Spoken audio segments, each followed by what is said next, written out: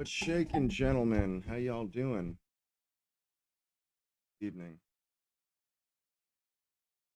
Auspicious Sunday.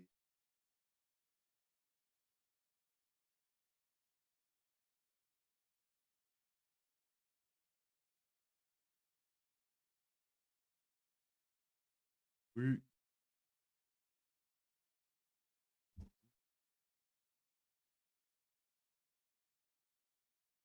Here we go. That'll work. I was gonna use AirPods there for a second, but couldn't hear my voice in them. So,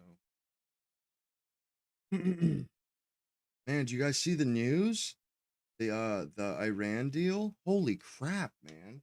It's like a miracle, dude. I mean, it's the ink is hasn't dried yet. I don't think they've signed anything yet, but I mean, it looks like an honest to goodness solution. Like we're gonna actually get out of this war without any more bloodshed. Like Trump is basically doing the JCPOA, which is incredible. He says it's not the JCPOA though, like specifically. He knows how bad that would look. Him ripping it up and then just to sign it 10, 12 years later, just to re-sign another one. Or basically the same deal. It's pretty much like exactly the same deal. It's a joke.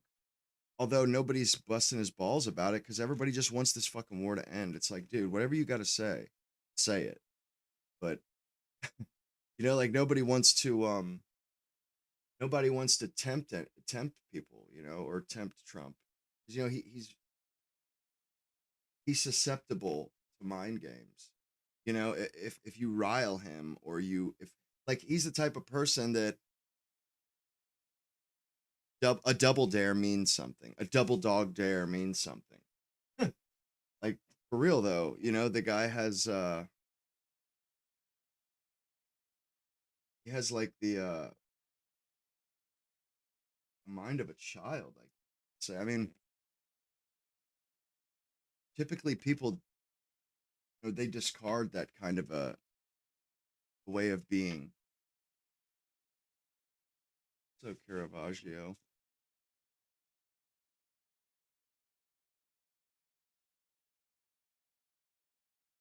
Yeah, the stuff with the ceasefire though, it's a big deal. It really is. You should, in the way that everybody's talking about it, they're like everybody's crossing their fingers. Beyond the so-called yellow line area, which they previously hadn't. And I don't think that that's an accident. It's to ignite tensions, to ignite and inflame things, potentially to get Hezbollah to start firing back at them, because they're angry about what's happening, and then they can say that entails. So, Dr. Parsi, thank you so much. Good morning, everybody. Happy Sunday morning. We appreciate Thank you. I was watching let's this go ahead and start earlier. off. Crystal, can we see the truth? It's like particularly, good coverage. They're all this guy. I think he's Iranian or something, but this show in particular, they've been on the cutting edge of this Iran war stuff.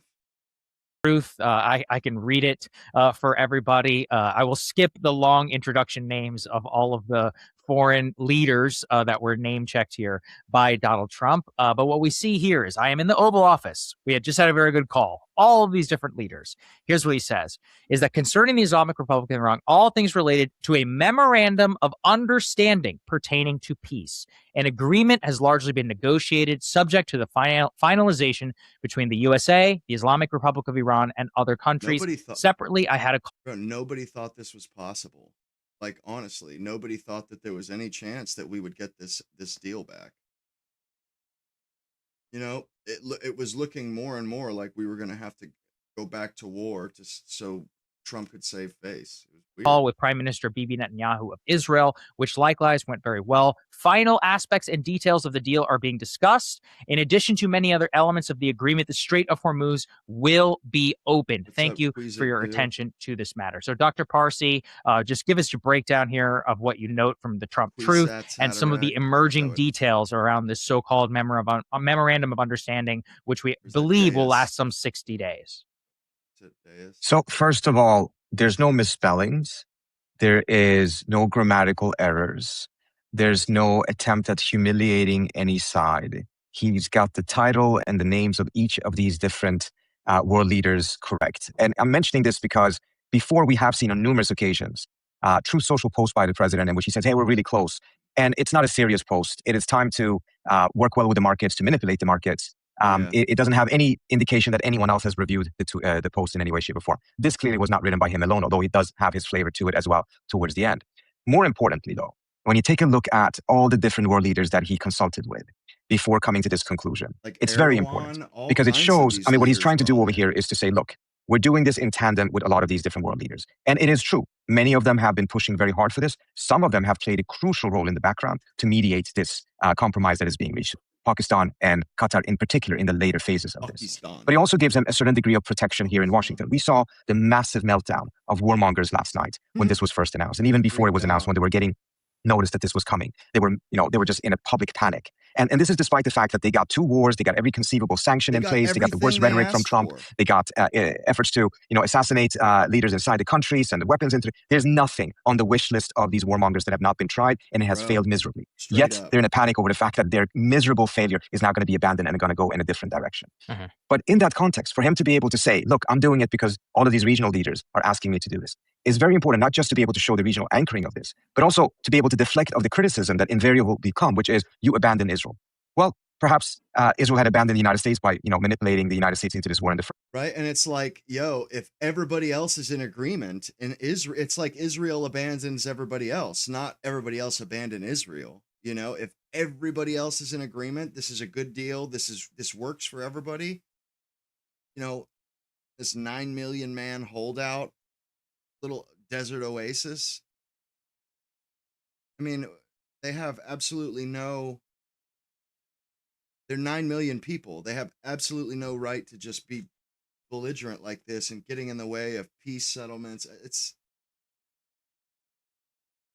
crazy, to be honest. But nevertheless, Israel is not the only country in the region that the United States has some form of a partnership with. And it cannot be the only country that counts. And he's there listing all of these different countries that are telling him to go in this direction, seek a peace, put an end to this conflict because it's devastating for the entire region and for the global economy. And for the world. So all of this, I think, in and of itself was showing this is much more serious than the previous instances. And then we do have confirmation both from some of these leaders in the region as well as from the Iranians that something is very imminent.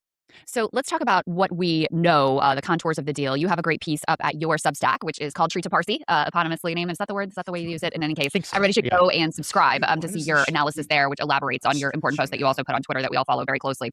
So in any case, you've got a great headline here: Warmongers in meltdown as Trump heralds Iran deal. And you talk about some of the reported details. You say the full details remain somewhat unclear, but according to reporting by Amwaj Media, much of which I've independently corroborated, the agreement entails a comprehensive cessation of hostilities, including in Lebanon, the gradual release of Iran's frozen assets, and an end to America's blockade of the blockade in the Strait of Hormuz. Maritime traffic through the strait would resume under joint Iranian and Omani oversight. Once these measures take effect, the parties would have an additional 30 days to negotiate a final agreement. That second stage accord is expected to address both the nuclear issue and the long-term status of the strait. Significant progress, however, already appears to have been made on the nuclear file, and as I understand it, broad principles for its resolution have largely been agreed upon. So both the Iranians and Trump saying that they are close to an agreement. We do not have official word yet. What are some of the sticky or thorny issues laid out in your piece here that could still derail progress? Well, I think the main problems are going to come in the second phase, because if we take a look at what this memorandum of understanding ultimately does, it really brings us back to where we were supposed to be when the first ceasefire was struck. It was supposed to be regional. Lebanon was supposed to be included. There was not supposed to be a blockade of the blockade. The strait was going to be open, but it will be under Iranian control for that moment. So we're going back to where we were supposed to be before FDD sold Trump on this idea of a blockade of the blockade, which then created all of these additional problems and further weakened the U.S.'s position. And then we have now, but on top of that, there's 2 other things.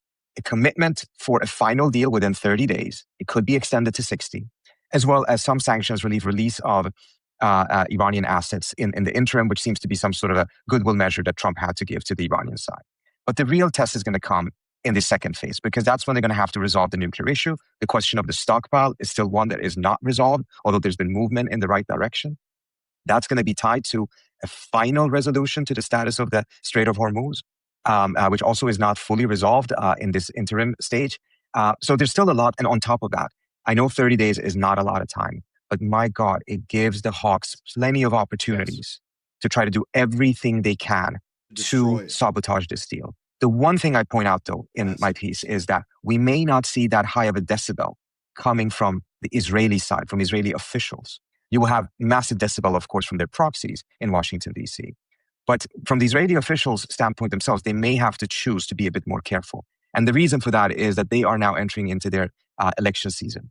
And Trump remains very popular in Israel, and as a result, can damage any politician in Israel that chooses to publicly confront Trump over this issue. Right. And I think this is what Trump was hinting at, was it 2 or 3 days ago, in which he kind of out of the blue started saying that he's seen the polls and he's at 99% in Israel, and that he actually could run for prime minister, and that he may actually run for prime minister in Israel later on. I think that was a warning sign to the Israelis. That's telling Israeli officials that I'm so popular, I can be the kingmaker in Israel, and you would be unwise to go after me over this issue. Yeah, thinking about that and the Israeli faction here, there's two things, right? So there's their lobby here in Washington, and we have a taste of that. Crystal, I know you have it in the rundown about the neocon freakout. Here we have the former Secretary of State, Mike Pompeo. The deal being floated seems straight out of the Wendy Sherman, Robert Malley, Ben Rhodes playbook. Pay the IRGC to build a WMD program and terrorize the world, not remotely America first. It's straightforward. Open the damned strait, deny Iran access to the money, take out enough Iranian capabilities so it cannot threaten our allies to the region. Damn, I really wish we thought of that. That maybe we'd even tried it.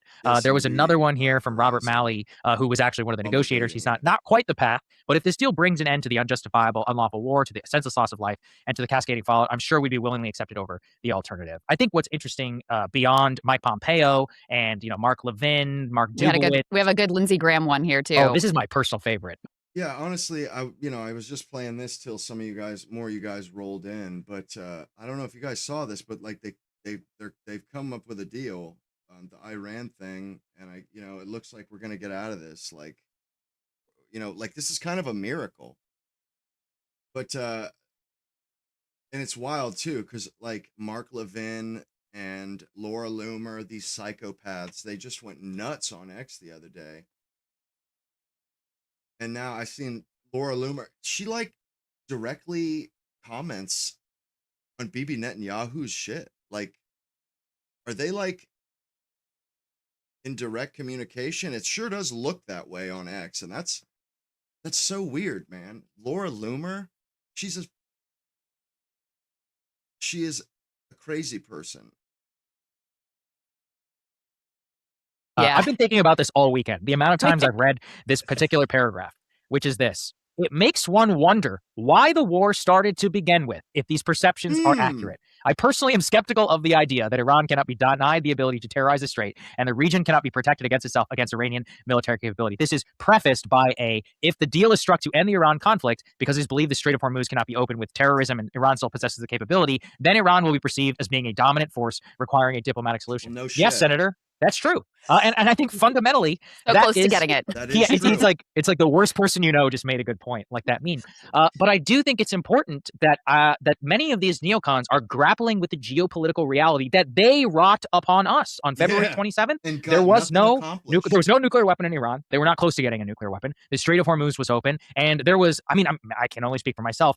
I would never have dreamed of the strategic humiliation of the United States that I'd be sitting here on May 24th. None of us but did. they are the people who chose that, as you said in your opening comments. We tried everything they wanted. We killed their leader. We sort of flooded the country with weapons. We bombed the hell out of them. Absent, a full-blown bombing of their nuclear power plant infrastructure and a ground invasion, we did everything, even a naval blockade. And we're basically at a point where you're going to get a deal, which easily could have also been obtained on February 27th, minus the Strait of Hormuz. So I just think that watching this rhetoric escalate in the domestic Israeli lobby side, what they're going to hammer home is what we just laid out here about the humiliation of the United States. What is your expectation that this rhetoric will not move Trump away from this sort of deal, even though he has all these regional allies who are whispering in his ear in a different direction?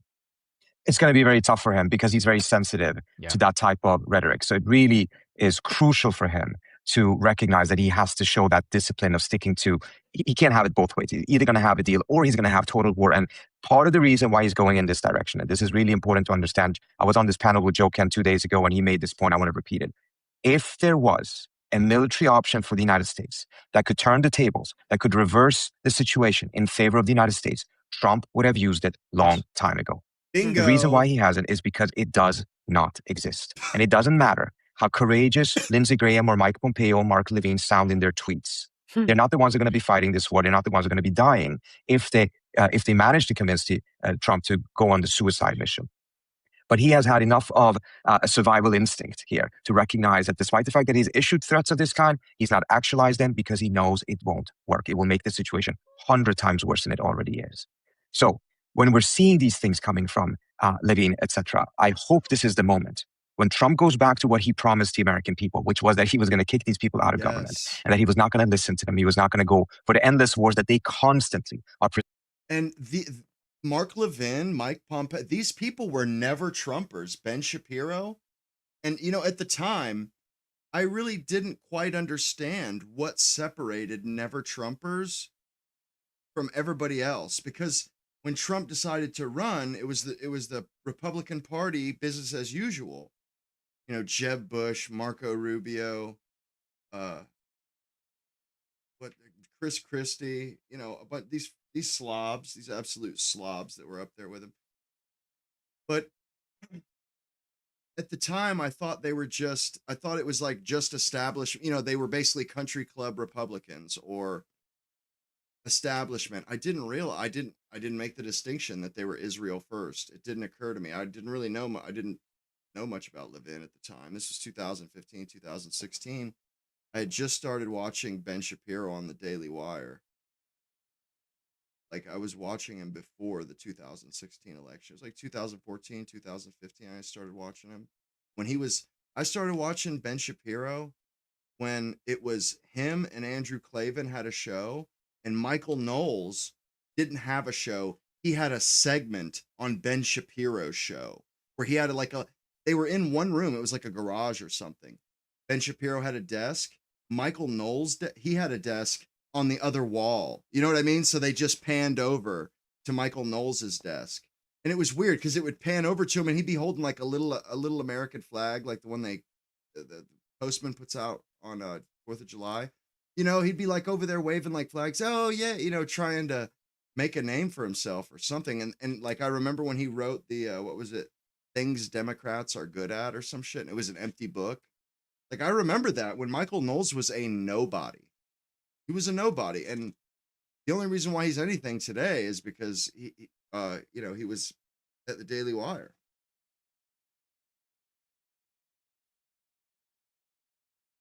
Well, the fact that these people, and Bill Kristol, he was like the leader.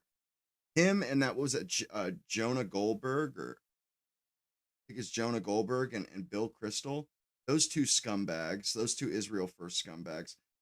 Yeah, they were like, never, I would die before voting for Trump, because he wasn't in cahoots with Israel. He was, he had campaigned against that.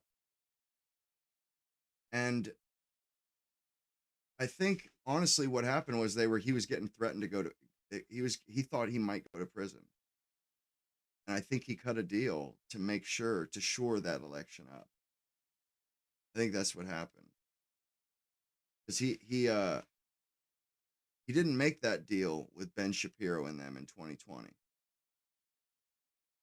It wasn't until 2024 or leading up to 2024 that that they all warmed up to him. And it wasn't even like they were Ron DeSantis advocates at first. And Michael Knowles was the only one that was a Trumper from the jump, or stuck with Trump. But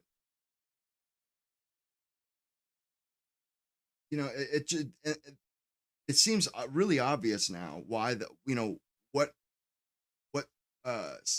those guys were protesting against when they were never Trumpers.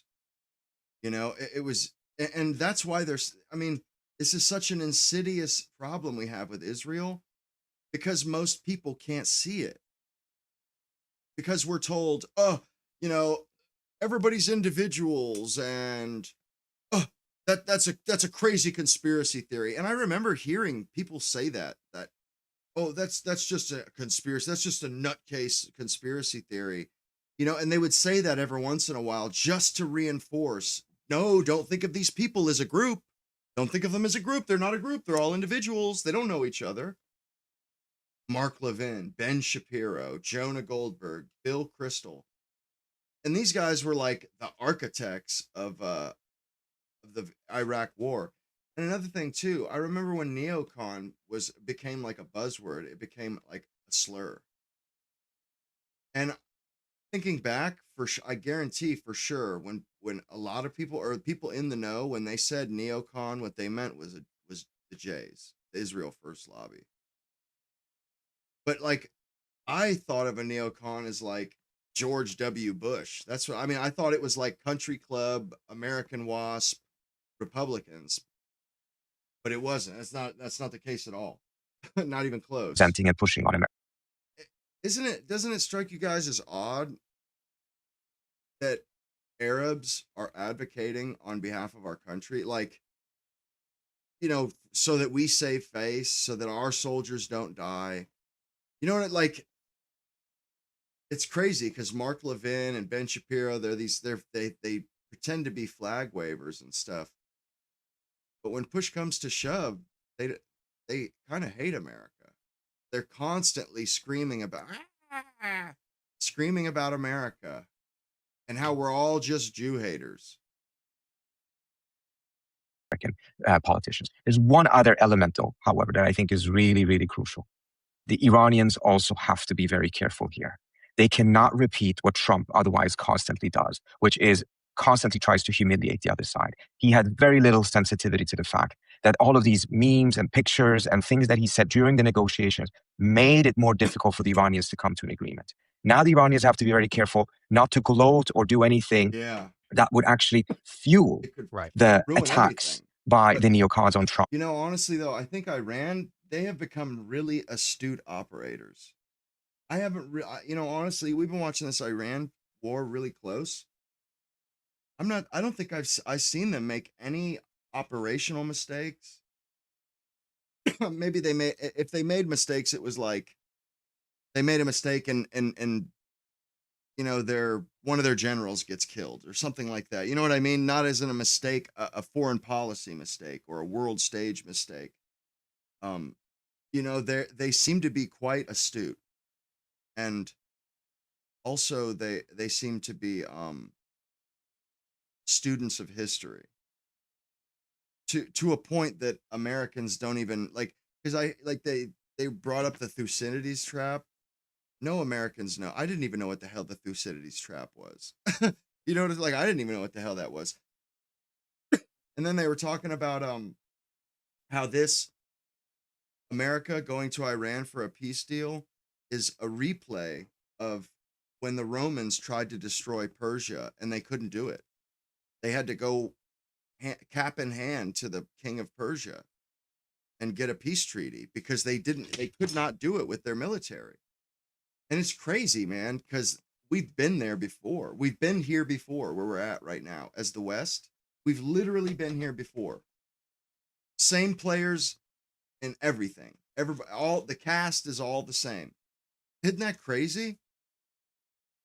And potentially undermine Trump's ability to deliver on his end of the bargain. And there was a tweet yesterday by the spokesperson of the foreign minister, in which he compared this to the ill-fated Roman attempt to conquer Persia back in, I think it was 280 something, in which they were defeated by the Sassanidian king Shapur II.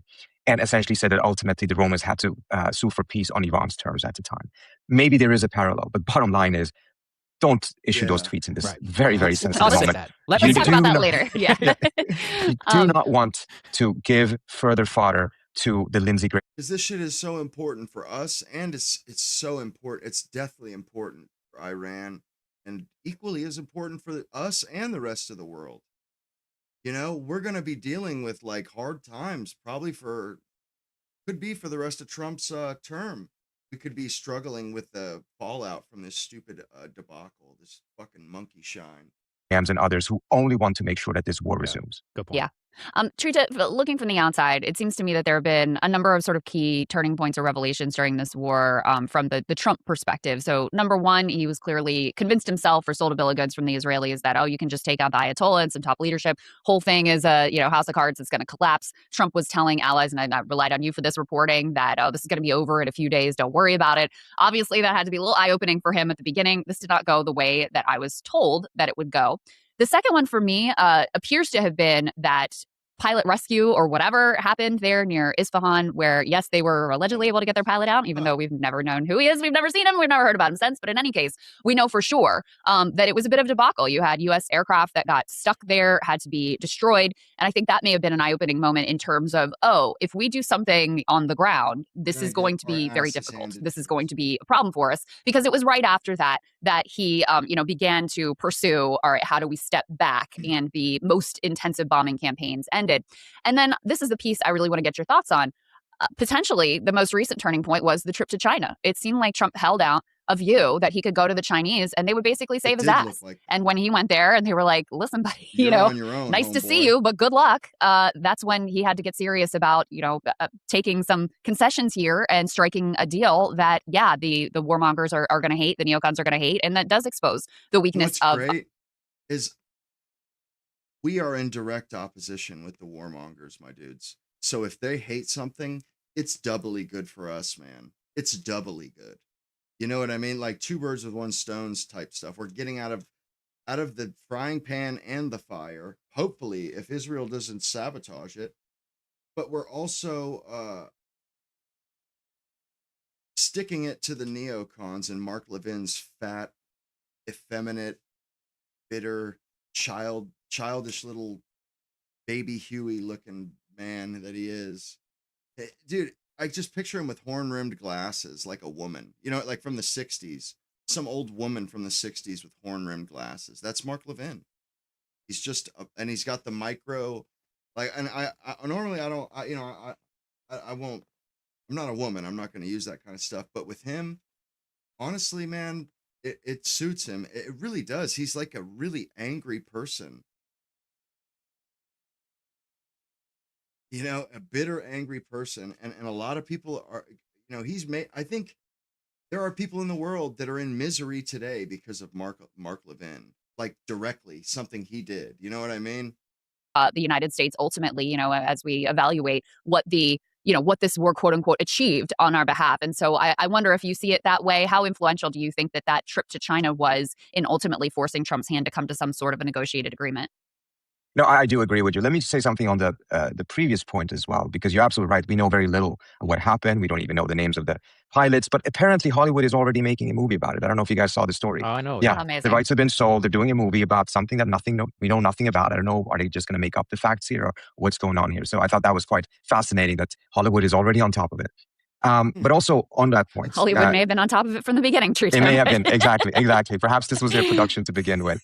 And, I've spoken to folks, this is speculative, I don't know the facts here, but I've spoken to folks on the military side on the US, and many of them have pointed to the fact that this appeared to have been a real effort to go inside of the country and do something to the nuclear facilities, that there was an attempt to either take or build quickly a runway and then manage to fly in a lot of soldiers. So you don't have to do the actual invasion from the south, which would have been impossible. Instead, you're leapfrogging it, you're going into the middle of the country. And it was a disaster. The United States lost more aircraft that weekend since the Vietnam War. And if you remember, it is about 2 days after that Trump first issues that civilizational threat and seems to have had a meltdown on par with Mark Levin right now on Truth Social. And then that evening, the ceasefire is announced.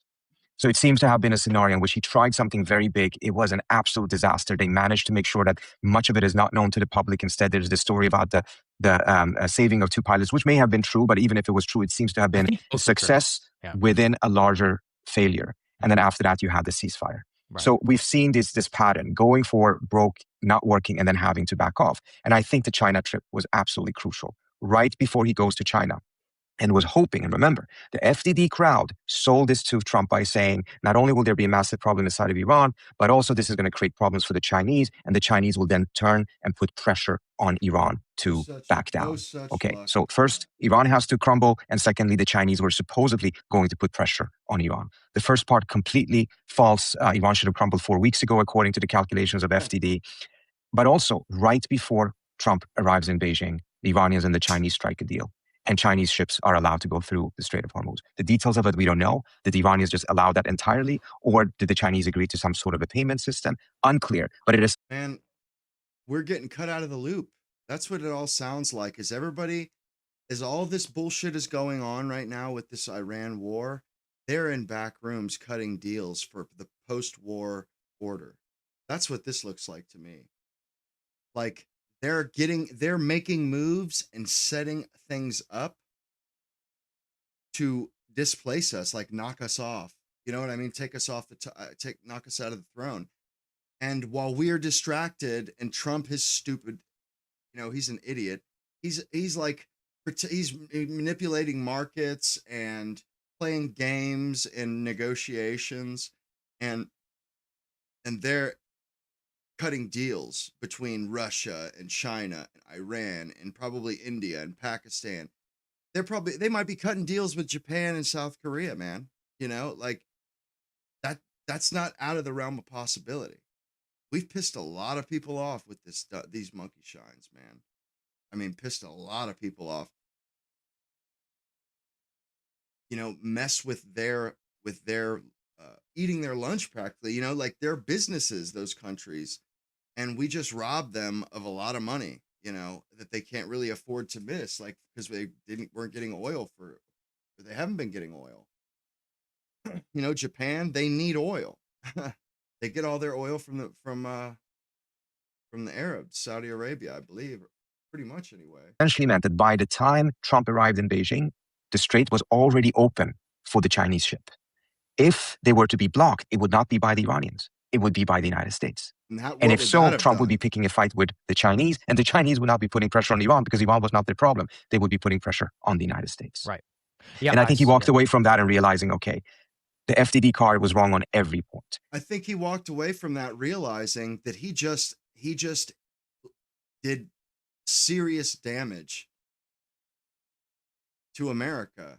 I think so. I mean, he's in touch with our allies about the Iran war. Like, he didn't tell them about it beforehand, but, he's talking to them.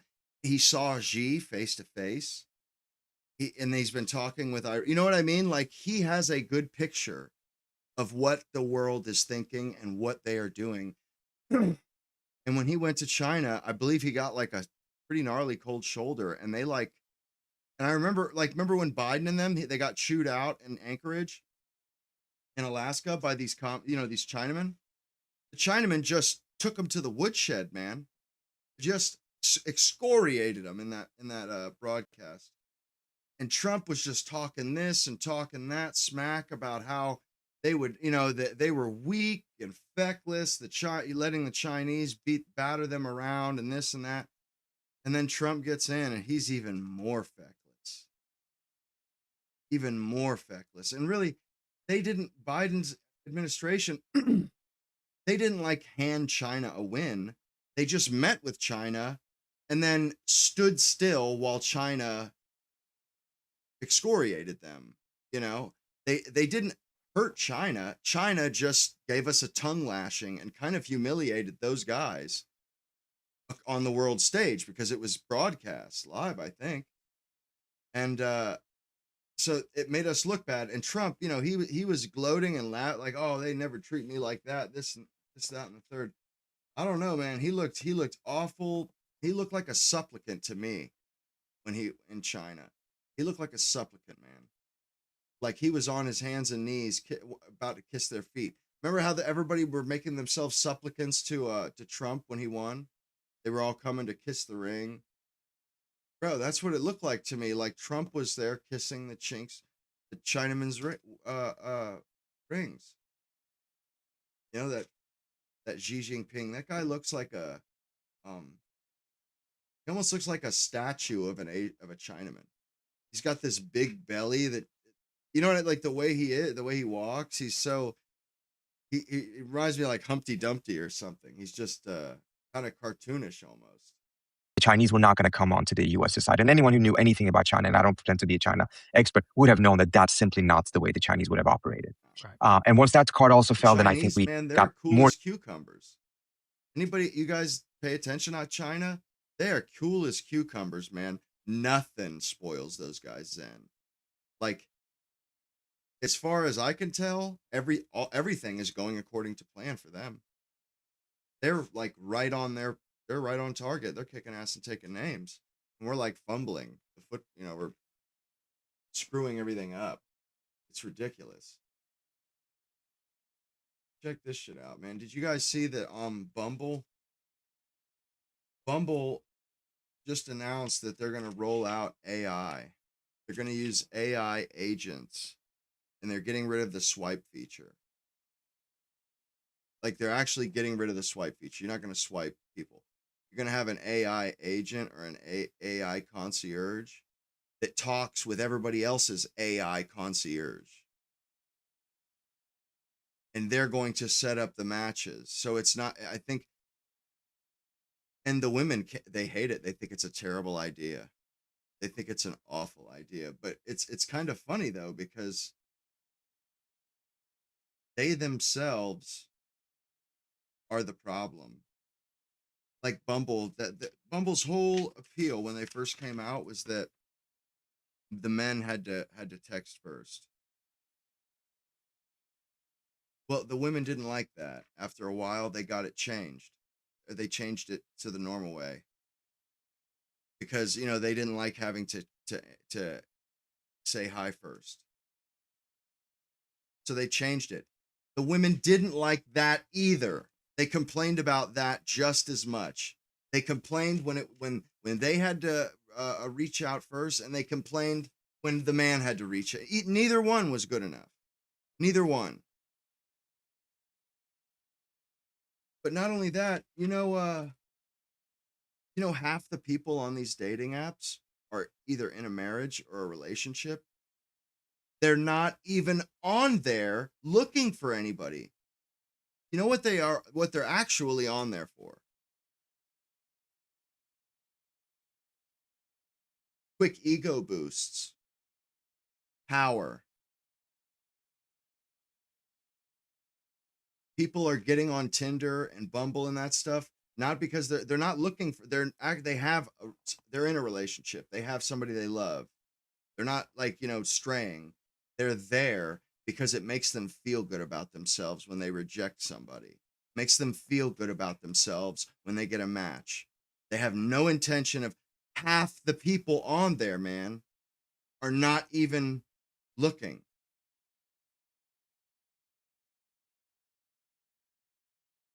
I mean, what does that do to the user experience for the people that actually want to meet somebody or match? That's pretty insane, isn't it? Like, that's crazy. And the fact of the matter is, these women, they get a kick. They get their jollies off by getting on there and rejecting people, matching, and then telling them they're not good enough.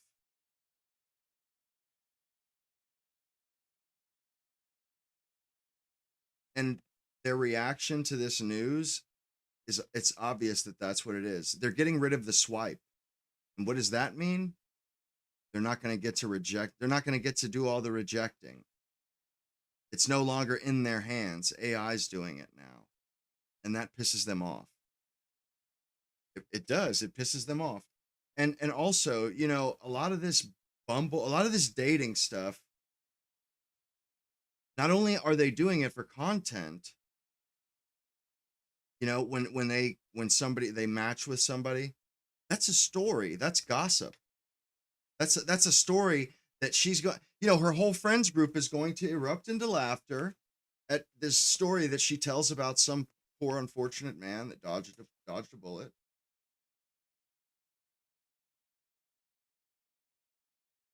And that's not going to happen anymore at all. At all. But what's crazy is, you know, the AI concierge thing, it makes sense, you know, honestly. And the men have no problem with it, you know, because, and especially if the AI works and actually helps with it and makes it to where, you know, it's not going to be perfect, of course, but makes it to where you actually, you know, might get matched up with somebody that it could potentially, because I have met a lot of people, like my brother, you know, he met his chick through Hinge. You know, I've met a lot of people. I remember when Tinder first came out, like the first few years, I remember I knew several people that had gotten married because they met their husband or their wife on Tinder. you know, and I used it when it first came out. It was very different. It was much better when it first came out. You know, like I got a lot of matches and you didn't have to pay for it. And like now I could do it for hours, and unless I've never paid for it, but unless you pay for it, you know, you don't get anything. You know what I'm saying? You don't get anything. And what's like, and honestly, I've always been lucky. I actually, the algorithm, it has always been okay for me. It's always kind of treated me fine, you know, like the women it put in front of me were usually attractive to me, you know, and really just recently I realized that the only like I've been getting away with not paying for it because I'm in demand. Because a lot of women swipe on me, they don't make me pay. You know, normally I remember when they first started putting limits on it, um, and also now they like that you can't see all the pictures. When I first came, I just got back on like a couple weeks ago or like last week and just kind of swiped maybe for like 10 minutes.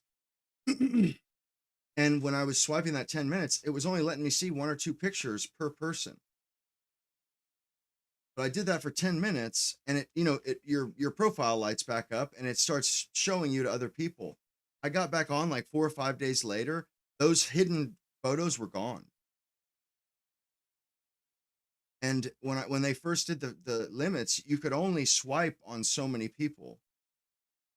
And I haven't hit the limit in years, you know, like, and I only hit the limit a few times they first did the limits. And since then, I don't know, like, I've just never had to pay for it. Which, I mean, it is what it is. But it's just funny. You kind of get an idea of how toxic everything is and how toxic these women are. The fact that 50% of the users of these dating apps aren't even on there looking for, they're not actually, they're on there just for shits and giggles.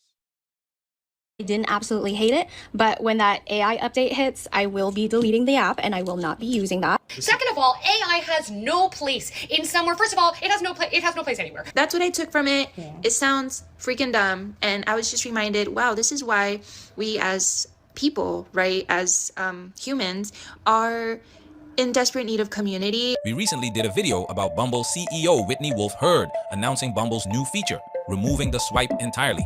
Let's get you up to speed real quick. The Bloomberg Tech Summit. Something too about this guy. I think he has a team. I don't know where he's from. He's got a weird accent, but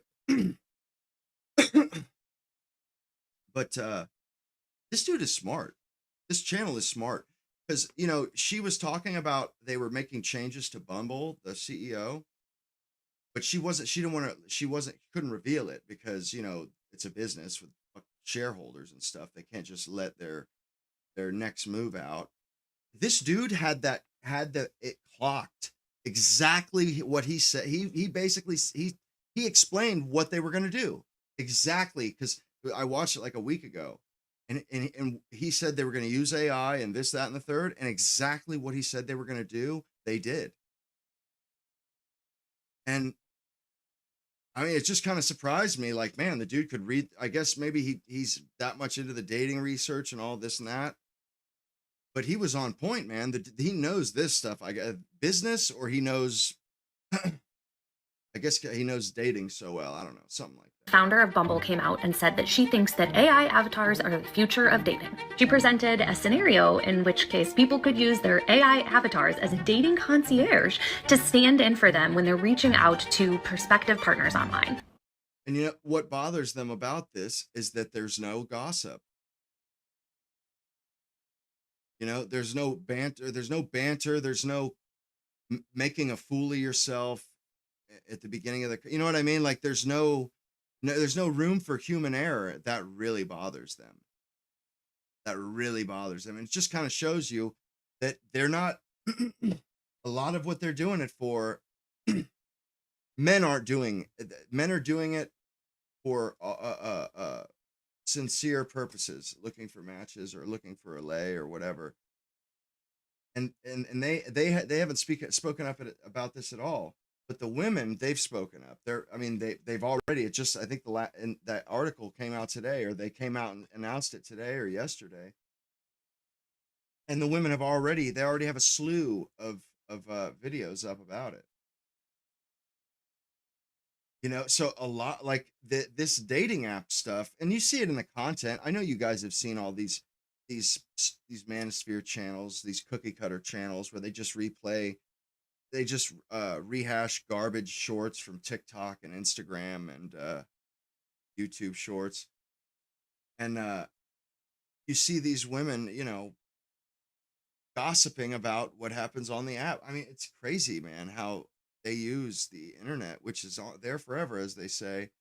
But women are so they're gossipers, you know, which that's, I mean, I don't even think that's necessarily like really even a bad thing. I think that's just a human thing, gossip. But they've taken it to a toxic level, doxing people and just bashing people who aren't there to defend themselves. But it's so important to them, you know, this gossip. They make content with it, or they try to make content with it, or the women. What I mean is the women, they put out these videos of them gossiping, and then, you know, then the red pill, they get a hold of all these. They make edits and montages and stuff. Now we all know the future is trending. You know, and I would like to do that, but honestly, I cannot stand shorts. I can't stand TikTok. It's disgusting to me. It's so offensive to me. TikTok, Instagram, YouTube shorts, it's all offensive to me. Like I'm not even kidding. I can't get through 10 minutes of it. If I tried, I couldn't get through 10 minutes of it. I don't know what it is, man. I just don't find it interesting. It's slop, dude. It's total slop, man. Toward AI companions taking over the dating market. And the key word here is AI wives, not husbands. Why? Because these women in today's highlights are going to show you exactly why women are going to have a fundamental problem with AI that men simply won't. Let's get into it. Ain't that a man? Yeah! To my fellow single friends, if you haven't heard, Bumble is adding a new AI update to their app in which your AI avatar talks to the other person's AI avatar. Your AI avatars converse, and then they decide whether... Why won't they even give it a chance? That lady that runs Bumble, or that invented it, started it up, she said we did. And you know, businesses, they don't do stuff willy-nilly. Bumble has they have the apps that people are dating with. They have literally the golden goose of information. They don't have to go run polls. They literally have access to the back end of these dating apps. They can see how much time people spend doing this or that, how much time they spend doing their profile photo, how much time they spend swiping, how much time they spend conversing. Like, they know what millions of people in the dating market are thinking, are doing, are saying. And they seem to think, because, and that woman, she even said, we tested this, we focus grouped this, you know, and she said it was hands down, every woman and man were like, this would be, if this does what you say it's going to do, I would absolutely use this. And, you know, Bumble and these other Tinder, the Match Group or whatever, these companies that are on the stock exchange, which is insane to me, but they're potentially looking at like destruction, like total wipeout if they don't fix what's going on, because people are like, I mean, they're in kind of panic mode trying to figure out how to get people back engaged in their apps. And she seems to think the woman that owns the company seems to think this is going to be kind of a silver bullet. Like, it really is that. And these women, they won't even give it a chance. That just seems kind of ridiculous to me. Like, what the hell? What do you have to lose? You know, they're discontented with everything. They hate dating and this and that. And as soon as somebody comes up with a new novel idea, what do? They bash it before they even try it. That's how these people are head cases, man. They're so feelings based. They're morons. They contradict themselves and shit. They say stuff that in the next sentence they contradict, but they never stop and even think. not you guys are a match so that you can actually meet each other. I think is the dumb. I suspect that anyone on the Bumble C-suite or board, they must have all been a lot older and already in relationships and never actually met a partner or participated in app dating. And you, ma'am, are a fucking retard. Honestly. If you think that they just, let's use AI, maybe that'd work. And then they just throw it out there. You don't think that they have data, that they've dollars and cents, that they have all the information that you wish you like that. Like, it's so absurd to me. Like, average people are just dumb, man. They're dumb. Like, objectively, bro, dumb. In order to make this decision and think it's a good idea. Hold on, let's talk about how decisions actually get made at the top, because this is not a guessing game. Men lie, women lie, but numbers don't lie. These changes at Bumble are driven by real user behavior on the platform. Data doesn't have feelings. Data doesn't have opinions. It just tells you what people are actually doing versus what they say they're doing. And your favorite content creators operate the exact same way. Take Poor Man Podcast Reacts as a perfect example. And look, no disrespect, this is just business, and he knows exactly what he's doing. He came to this channel, looked at what was performing, and started reacting to our top videos. And what happened? His videos did well. Why? Because his audience responds to our content. The numbers confirmed it, so he kept coming back. That is smart content strategy. No different from what any network executive does when they greenlight a show based on what audiences are already watching. This is by Manosphere Highlights Daily. It's a great channel, by the way. Manosphere Highlights. Great channel. Man, shout out to Manosphere Highlights Daily. Guys, if you like this content, please go over to Manosphere Highlights Daily after this video. And it's not just him. This dude over here pulled 5 of our videos back to back. Something from Ali Wong here and the Manosphere Highlights Daily. Let's get straight into it. This is the video from Manosphere Highlights Daily. This channel does good work. Manosphere Highlights Daily, they actually do good work. It is pretty entertaining. A lot of times, they usually have a pretty damn good take. And it's not like anybody else's take either. It's their unique take. And I'm assuming they're a team. So, you got to give it up. It's not easy. It is not easy being a visionary and crafting your own narratives and stuff. That's why Nick is so renowned and revered, because he does it so incredibly well. And it's something that's very hard to do. And everybody who creates content knows that. And he just, like, he does it off the dome too. It's pretty, I do a lot of my stuff is all extemporaneous, but I'm nowhere near as sharp and on point like Nick is, man. Like, he has impeccable recall. I have good recall too, but he's better spoken than I am. I don't mean like he has better vocabulary. The words that he uses habitually, I cuss all the time, and I need to brush up on that. But yeah, this guy's a good channel. Talks about, there's an actual show that just recently came out. Manosphere Highlights breaks down this movie called The Last American Virgin. 5 in a row. We could sit here and make an entire video just cataloging the creators who have built their numbers off. Yo, did y'all see that, bro? Oh man, did you see that chick with the nose, bro? Whoa, man. Well, I saw that one too. That chick got a nose job so she married some guy that she thought she was better than, because she had that huge beak, and she got a nose job and then left him almost immediately. She left him immediately. That's so sad. And it just shows you what these people are about, these women are about. It's pretty sad, man.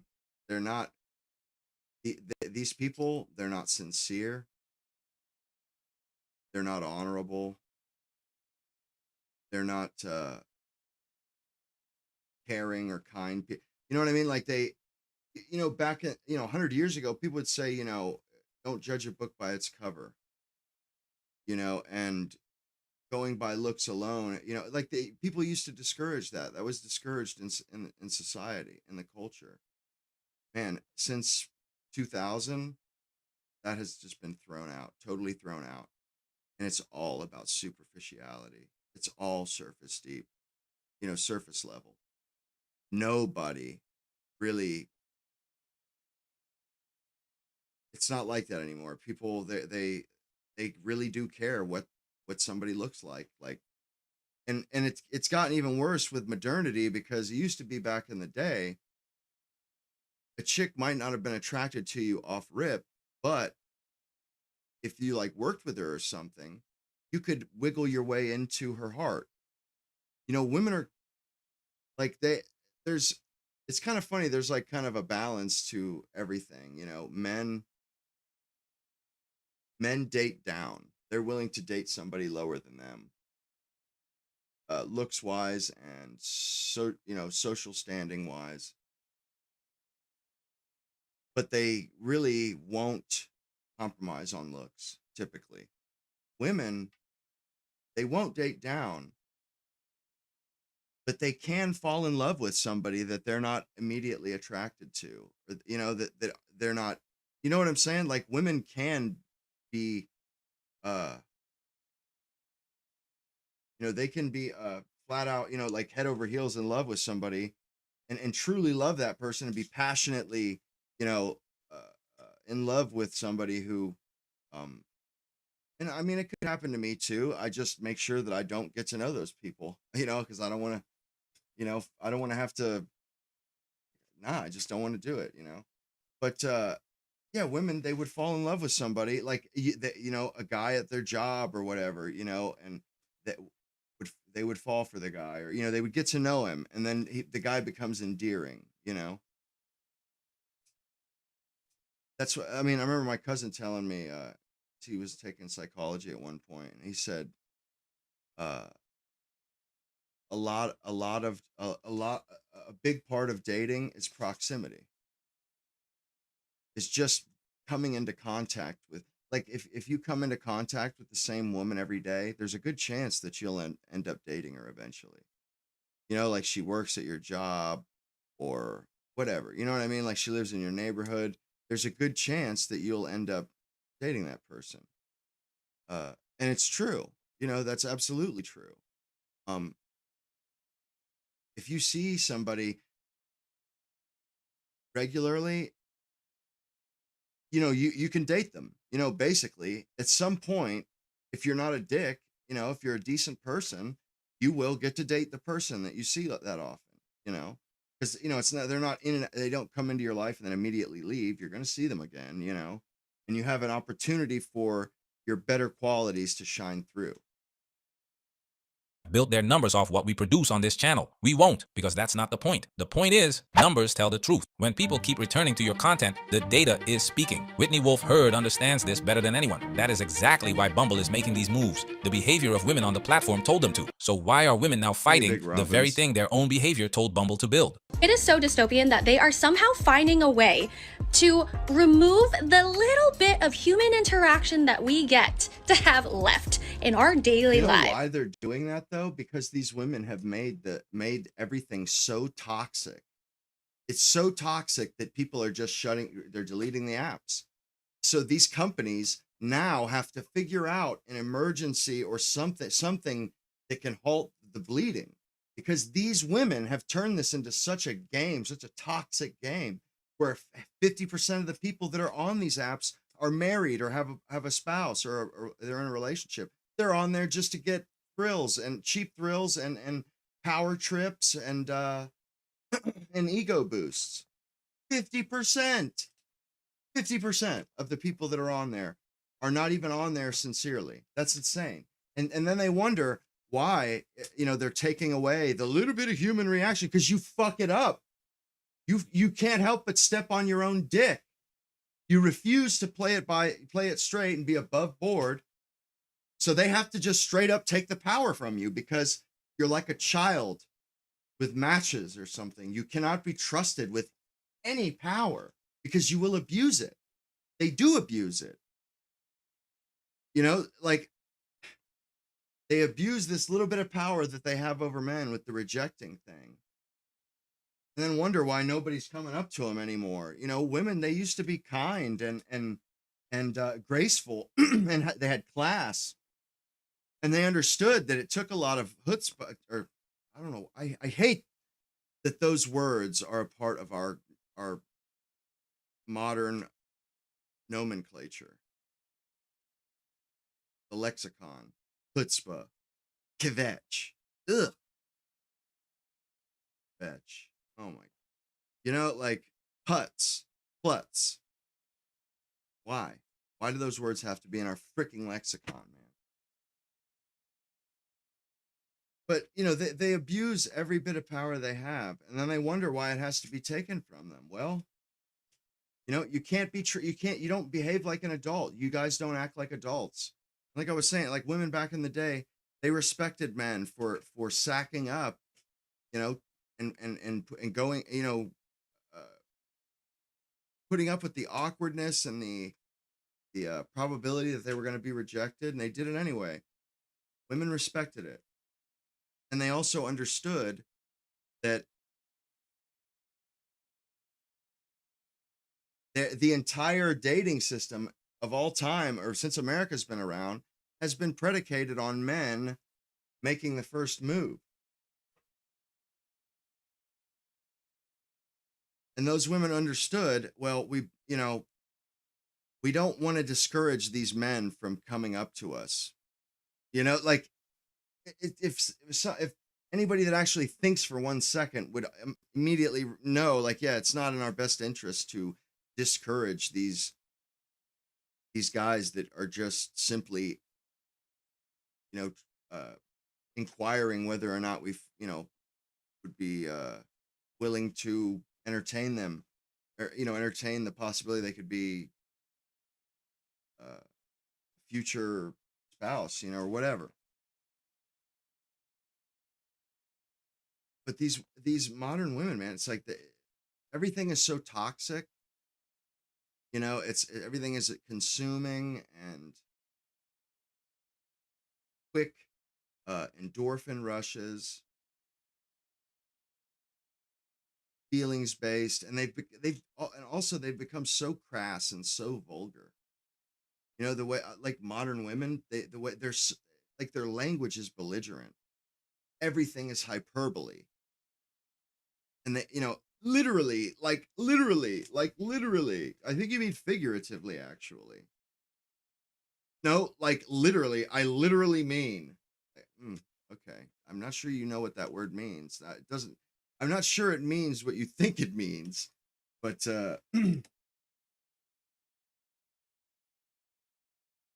yeah, it's like everything they touch it just turns to crap. It's crazy. And then they wonder, oh, they're taking this last bit of control that we have over the apps. Yeah, because you've made it unbearable. Nobody can stand it. Even you can't stand it. And like I said, Bumble gets creative and decides, you know, hell, we'll try something new. We'll try AI. And these women won't even give it a chance. Even though, oh, I'm so done with dating right now. I'm so done with the dating apps. But when somebody comes up with a new idea, they just flip out and bash it and attack it. It's like, well, then where the hell's your bright idea? Men do better? You know, and everybody is at an impasse or not an impasse here. And it's all because of women. Everybody is waiting on women. Like, what the hell is y'all's deal? You know, like they refuse to approach men. Men are waiting on them to start approaching men. For the most part, anyway. And the dating apps, these are companies, you know, and they're dependent, you know, whether they succeed or fail is whether or not people have a good experience with their apps. And half of these women that are on these apps already have a man. And they're just on there for the power trip. They're making it worse somehow. In a dynamic, in like a relationship where communication, human to human contact and communication and interaction is extremely important, if not the most. What is she talking about? She probably has 10 seconds of human interaction in a day. All her entire day, everything is on her phone. She's on her phone. Who the hell is she fooling here? She makes no human contact, any human interaction. It has nothing to do with that. It's an opportunity to bitch.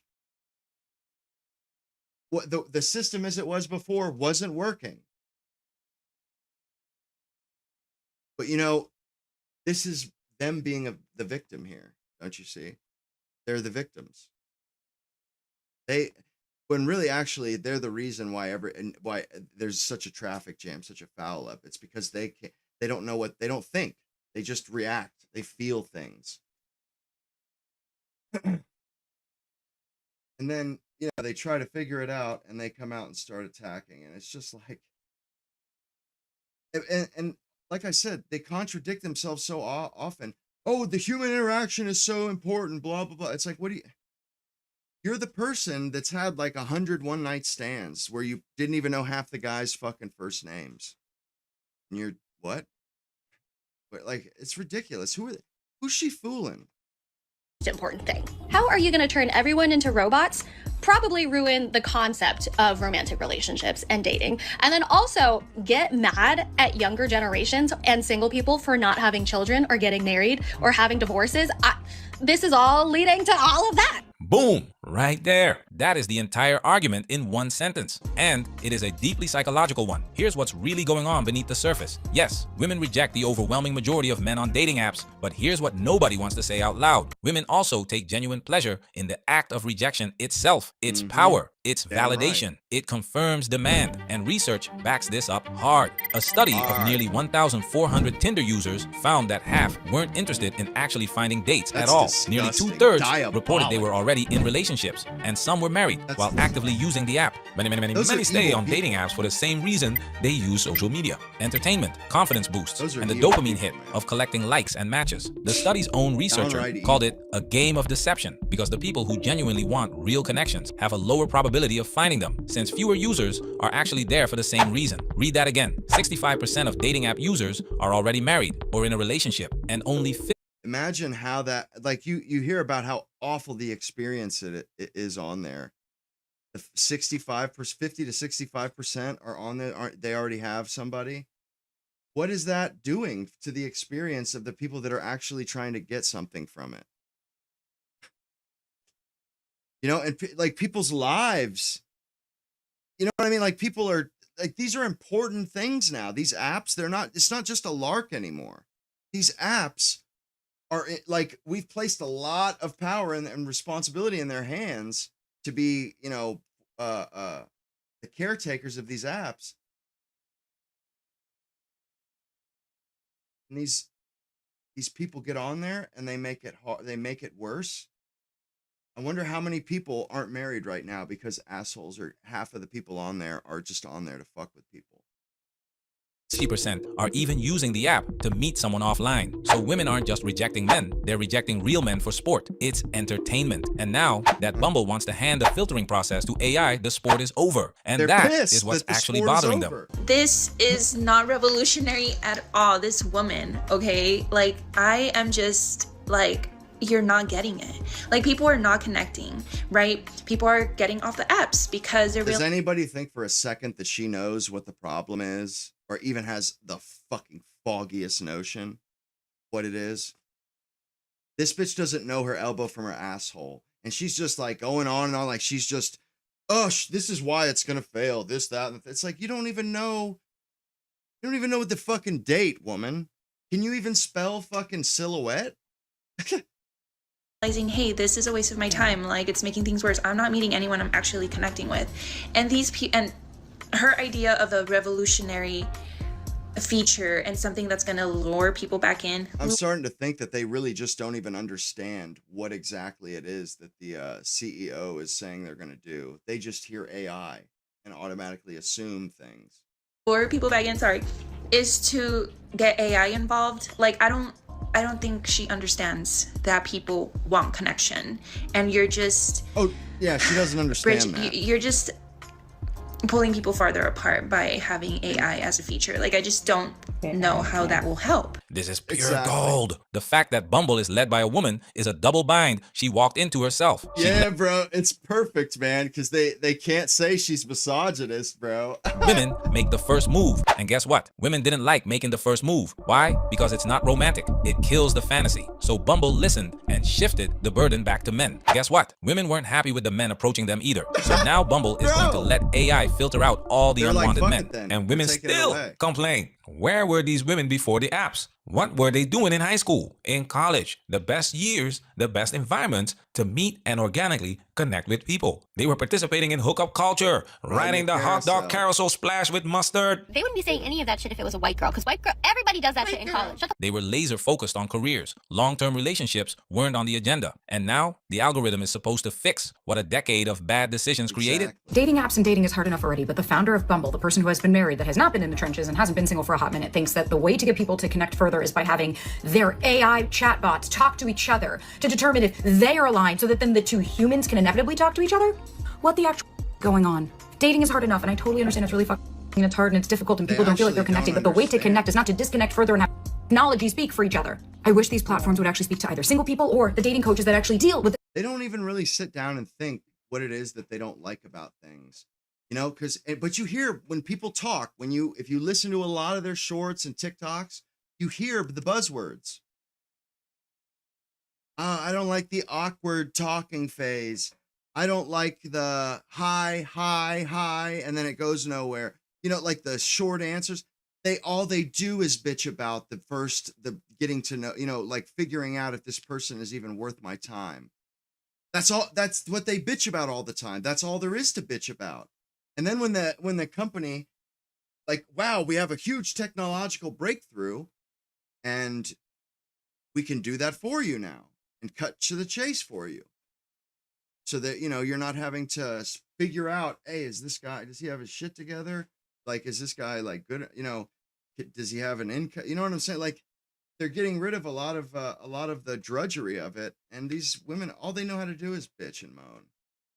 That's their fucking answer for everything, bitch and moan, because they're the victim. You see, they're victims. Single people with the burnout and the exhaustion of feeling like they're just bots and waste of time on apps. Yes. Dating coaches are in trouble because of features like this. And honestly, they've been taking losses for 2 decades straight. Why? Women's unrealistic expectations. No dating coach on earth can make a woman attracted to a man she has already dismissed. The apps can't do it either. What they can do is increase your odds. And that's the numbers game Whitney Wolf Herd tested. Check this out. We showed our new product to a group of what I would consider the target demo, young Gen Z women. Unanimously, every single woman said, this is it. I will use this. And this I will use. She sounds pretty damn for sure. And here is my prediction. Women will use this AI feature, but they will not brag about it. Not to their girlfriends, not on social media, not anywhere. Why? Because bragging requires a story. Girl, my AI concierge matched me with someone is not the story she wants to tell. The story she wants is the romantic collision, the meet cute, the chase, the man who chose her over everyone else. AI cannot manufacture that feeling.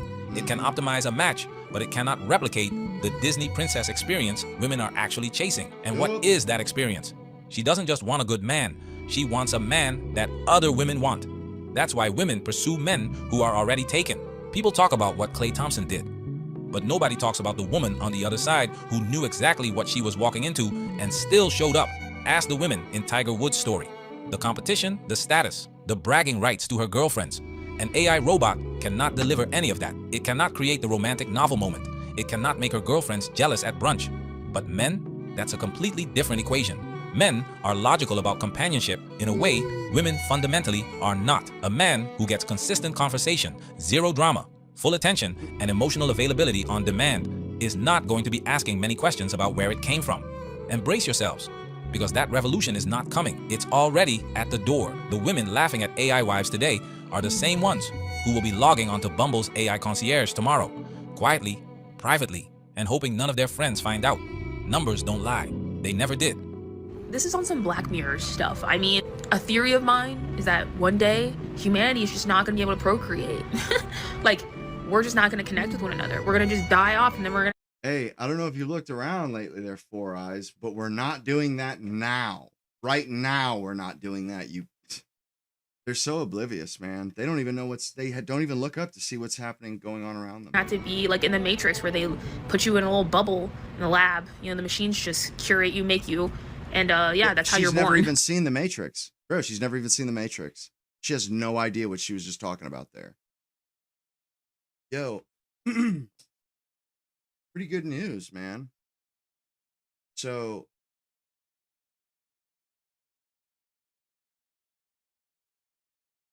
my dad and my mom are giving me and my brother their house. Like, yeah, they're giving us their house. So and my dad's he's moving in with his mother to take care of her. You know, because it's just him. My mom lives in Kentucky.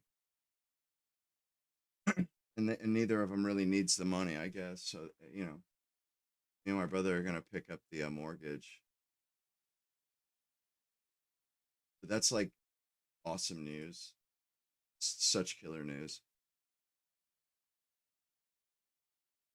And I was thinking about it too when I was talking to my parents about it. And I was thinking about it too. I was like, man, once that happens, like, I'll have, you know, it like almost immediate, like very shortly thereafter, I should be doing a lot better. Certainly. I mean, that's why I didn't, I wasn't trying to buy a house, not in this market. Kind of had a feeling this was going to happen too. So, I was just kind of hanging back, waiting in the wings. My little brother was too. He's been saving too for to buy a house potentially, but like, and we have designs on it. You know, like, this is the house we grew up in, and has so much potential, so much. You know, fixer upper for sure, but like a lot of potential. You know, it was killer news, man. Because I was just thinking, like, wow, and like, now I don't have, like, I have it pretty much made in the shade. You know, like,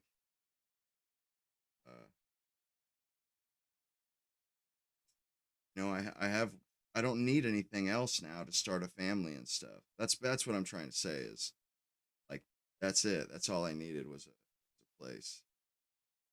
You know, so be good to go shortly.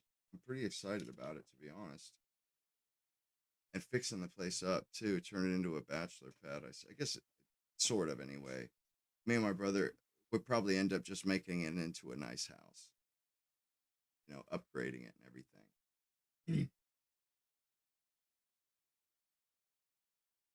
But yeah, that shit's gonna be dope, man.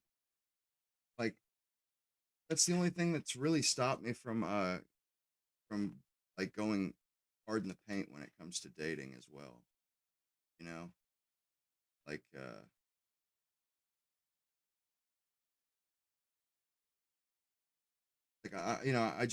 I'm not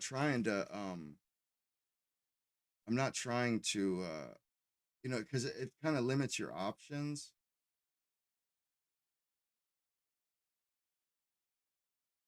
And also the potential woman that I get would be inferior for sure.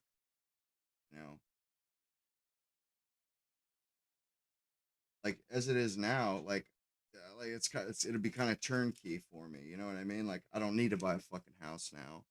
I have one. You know, and me and my brother were gonna pay it off too, like off rip, and then we'll just be paying the property taxes. It's pretty legit, pretty badass. Anyway, yeah, I thought that that was pretty interesting about the reaction of the women too, and it seems so overblown, and that's how I felt at first until I started to get what he was saying about how these women, they're pissed that something that they value as entertainment is gone. You know what I mean? Like they value, or they enjoyed rejecting guys. They enjoyed, getting the ego boost and the little bit of validation from getting a match, even though, you know what I mean? Like they enjoyed that, and it's gone now. Or it's going to be gone on all the dating apps eventually. This is where everything is going. Like everybody knows that it's only a matter of time before most things turn into AI, where the user interface is no longer, on your phone screen. It's just you talking to AI. That's how things are going to get that way.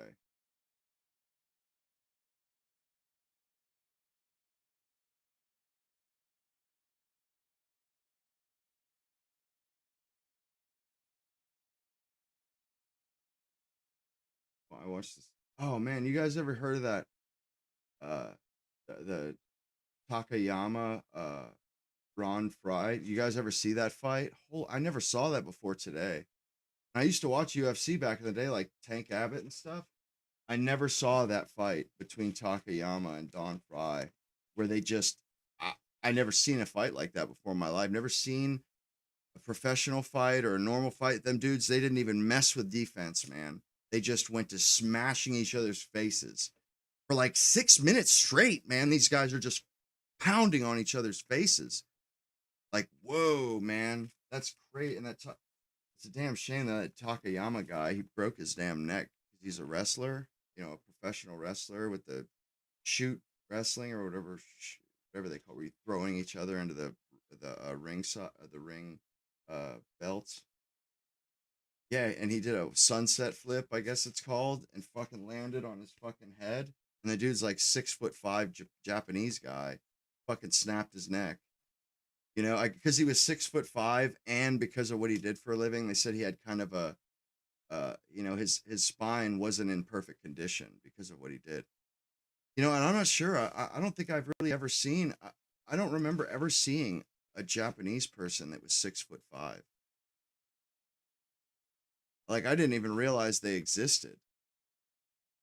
Because that's like, and the guy looks kind of weird too. If you see Takayama, he kind of looks a little weird. Actually, I think I saw it on X. Takayama. Yeah, Legendary Japan. I wasn't gonna play this, but I just saw it a second ago. I was thinking, damn, now I do want to play this. We'll watch that fight fights back in the day in Japan and stuff. They were the sickest fights around, man. It was like UFC on steroids. They didn't even have rounds at first. Pretty much anything went. You could fish hook people and shit. Like, and like I remember Fedor and stuff. Like, holy man, they had some monster Russian dudes that fought in this those punches they're throwing, they would knock normal people out. Those aren't like half-ass punches. Those guys are at top, they're like still fresh. Every one of those punches is probably like a freaking unbelievable. That was such an iconic hitting, you can't towards the body and get the knockout punch. Anybody who's into MMA remotely, except me, I guess, knows about this. Space ain't even beat up all that bad. But dude, man, those punches that they were just throwing there, that was crazy, man. Yeah, Tank Abbott, he was scary. He was the kind of guy where didn't matter how big or how tough you were, if he got it, he could take you out with one hit. Kind of like Tyson is like, the guy just had such a dangerous dynamite punch that, like Butterbean too, he was a wild card, and the guy literally will hop off the couch and show up to UFC and win it off the couch, man. Yes, he does. That mouse is. They lean on each other because it forces your enemy to hold you and him up. His it tires people out. The clinch, I didn't know that for a long time, but clinching, you'll see one of the guys is the bigger guy usually laying on the other one and just kind of laying his dead weight on the guy to wear the dude out. Isn't when there's a lot on the line with stuff, people, and every little edge they can think of. Clinching really does huge. You don't ever see UFC fighters that are that big anymore. You know, this is, you know, at some point muscle, it gets in the way and it makes you slower too. You're not as fast. But there's a reason why they don't get bulked up like that now, you know, but it made for good fights back then, but they wouldn't dare. There are fighters like Takayama that never even won a fight, and they're considered like great, like some of the greats, and they call them like no-win fighters or something like that, where they never actually won a fight, but they're known. Like, I mean, because what's taking place here, even though you don't win the fight, like, you know, who won and who lost, it really doesn't matter. It's the fact that they went toe-to-toe with each other like that. 2002, a lot of the knowledge that fighters have today was figured out in these fights. Like the strategies and how you defend against a full mount assault, you know? It took these fights where people didn't know how to defend against the full mount. They didn't know what the best way to, you know, they like the knowledge, the strategies, the doctrine, it wasn't around yet. These guys were out there blazing trails, showing everybody else what was going to work, what worked, and what worked and what didn't work. I mean, these guys are like cowboys, man. It's such a shame that Takayama broke his neck like that. And apparently, I think he has some movement of his legs. Like I seen a picture of him on a bicycle. It was a bicycle for rehabilitation. Bro, that is crazy. What the hell, man? Whoa. That dude is hurting, man. Who's hurting something? You don't see people like that anymore that have that really just a mean looking American, you know, with the mustache and stuff and just like cock diesel. Like, I mean, he looks like he's a straight off American Gladiator or something, or out of a Ron Jeremy film or something. Man, every one of those punches that guy rains down on him from up top there, those are like bombs hitting you, man. Those are like bombs hitting you. I mean, that guy's like a thoroughbred stallion. I mean, he's just huge, man. It's just pure testosterone, pure violence, dude. Like you get hurt. Wow. I didn't see that till today. I watched like the clip of it and then looked into it for a little bit and then watched it anymore. Yeah, that Takayama, man, I couldn't believe how rough I mean, neither of them had any defense. They didn't even try defense. They were like, yeah, we're not even doing that. Defense is not what we're doing here.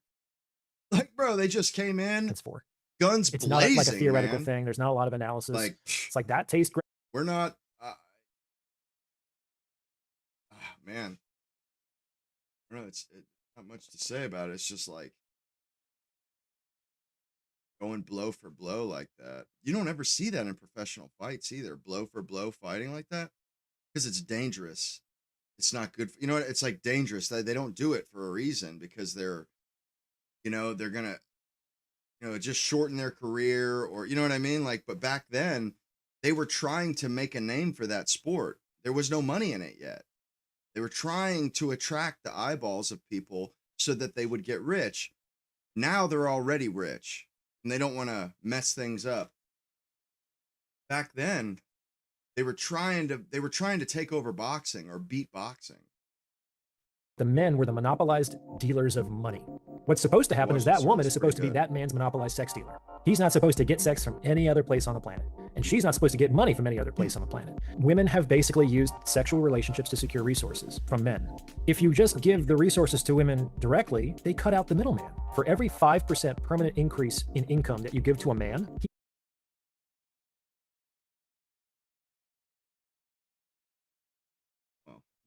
is 1% more likely to reproduce. For every 5% of income you give a man, he's 1% more likely to reproduce. That's crazy. For every 5% you give to a woman, she's 4% less likely to reproduce. That's a fact, Jack. That comes out of Denmark. She's 4% less likely to have children. When you give men money, you get babies. When you give women money, you don't get babies. We live in a stage where sex precedes commitment. Everything starts as a one-night stand. We want a mistress who's exciting and passionate, but we want a wife who's stable and reliable. Those two things are not the same thing. They're not even close to the same thing. There are 5 conversations that people should have because these correspond to the 5 main reasons people get divorced. You have to have some sense of how you're like presenting yourself. There's way more marketing in the sexual marketplace today than there was. I would absolutely never do that. I would never. I used to kind of dismiss Danica Patrick like out of hand. Like I didn't even give her a chance, but she's actually reasonably likable, you know? And I think she's kind of a country girl at heart. Like, there's no way that you go into like Or a first or anyway. second date situation and be like, so here's what I want. Here's what I'm looking for. Are you interested or not? It's like, I don't even know you. Like, I don't know that he was far more on like the sort of more old sort of traditional, I don't even, it's just like a antiquated way, I think, of partnership. I don't know. It's just like an old school way. Well, yeah, I What do you disagree. call that? What do you call that? Is there like a era for that where it's, you know, about like get married, have the kids? Is that like the 1950s sort of like? Well, it's everything from like, I don't know, 2000 BC to 1950s, you know, except that until the 1950s, this conversation was generally conducted between the people's parents. So I disagree with this, but Adam's a smart guy, so I can give him the benefit of the doubt. I like Adam too. I think he teaches really great stuff. I think it would be bad advice for a first date, but absolutely, once you decide that someone might be a candidate for a serious long-term relationship, and that's what you're looking for, I agree with him. You should have as many difficult conversations as possible. In particular, there are 5 conversations that people should have because these correspond to the 5 main reasons people get divorced. You need to have hard conversations about sex, about money, about kids and like where to raise them, about in-laws and the extended family, and religion and politics. Yeah. These are the 5 main reasons people get divorced. And opposites can be exciting and attractive, but they generally don't stay together. Similarities go the distance. But I've also had that conversation with a girl named Teal Swan, and like a conversation that we had inspired a video she did about the danger of sameness. Like sameness is not compatibility necessarily.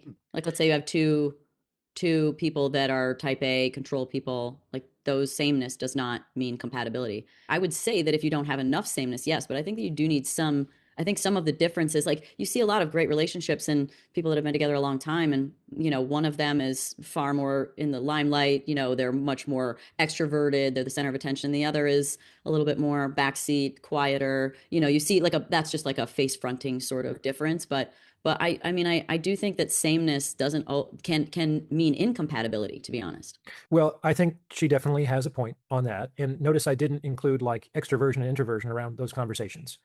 So I think that You she mean has big a point. 5. You mean those 5 topics. I use the 5 topics. And like, for example, if there's a really big difference between people's libidos, one person wants to have sex far more frequently than the other, that's going to be very difficult to know. I think it was copywritten, honestly. Like, I'm not sure, but no, I'm not going to watch another hour of it. I mean, I'll find out after this stream's over, but navigate. If one person thinks that money is for security and doesn't want that is one thing that I have figured out in my life. If, you know, everybody has their own preference for frequency of sex.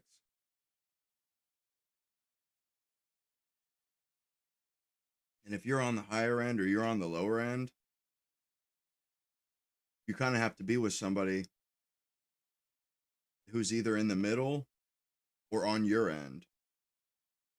You can't really do it. You can't really, it's not going to work. I dated a chick one time where that was the kind of the dynamic, and it puts all this unnecessary pressure on things.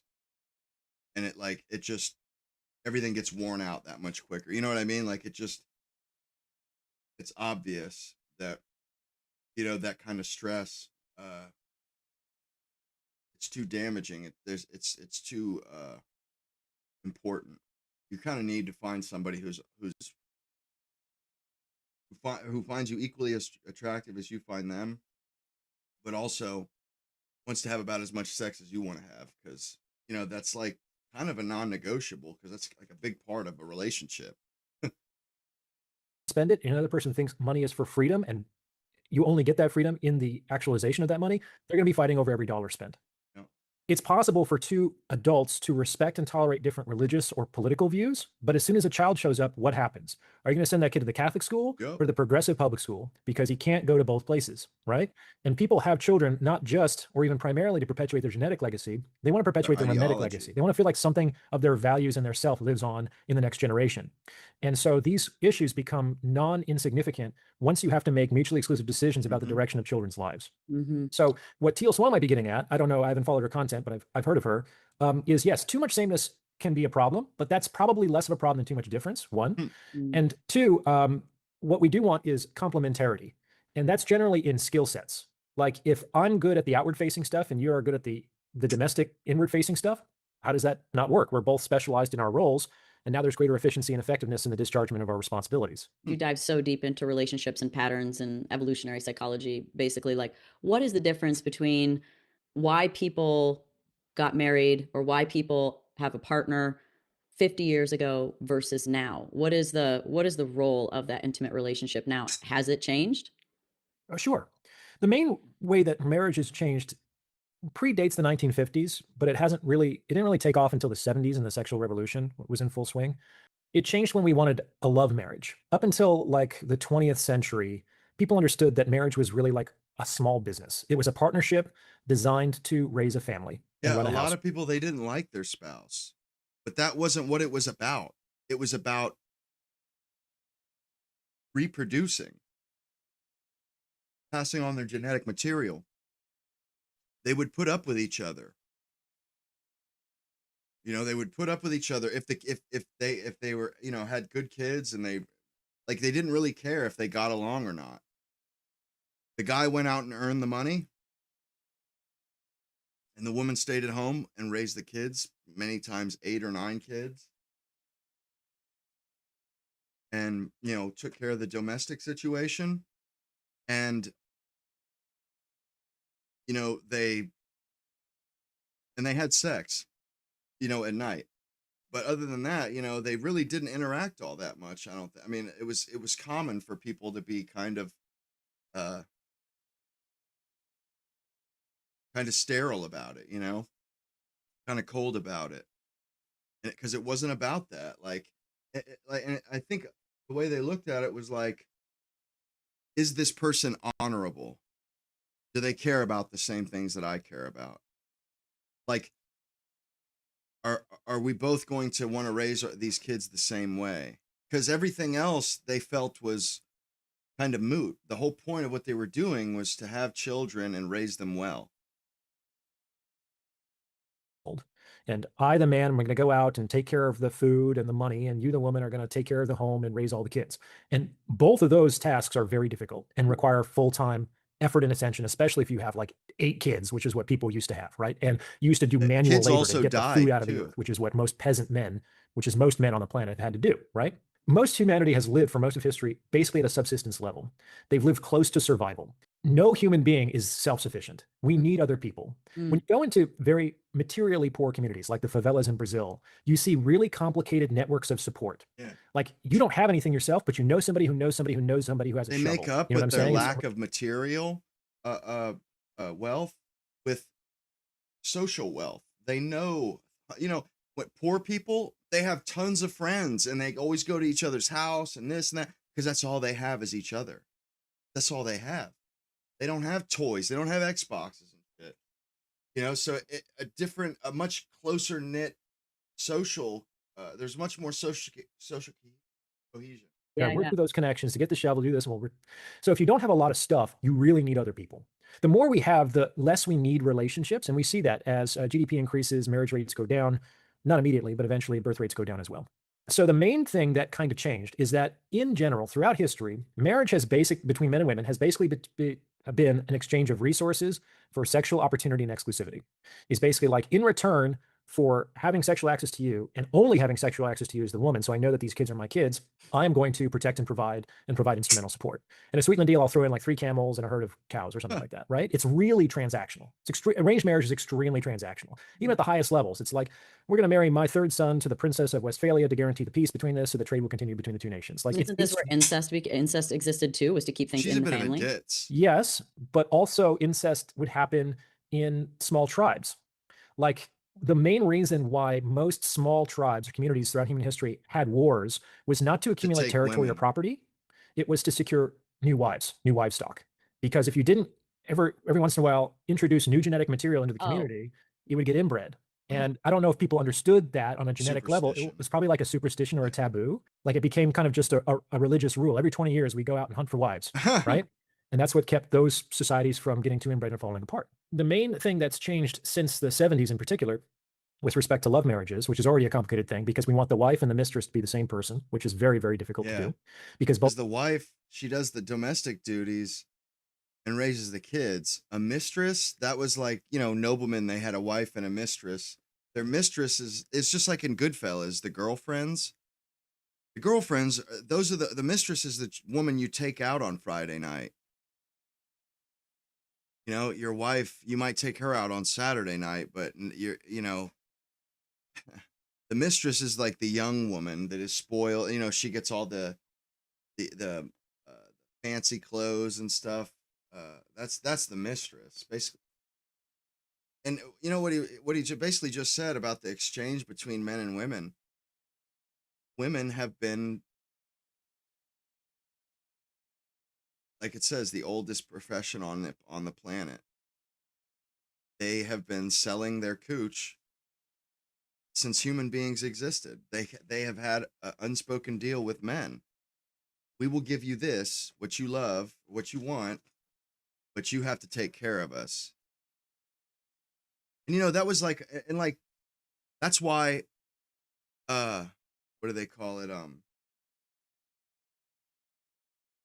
You know, for not putting out, that was grounds for divorce for most of history.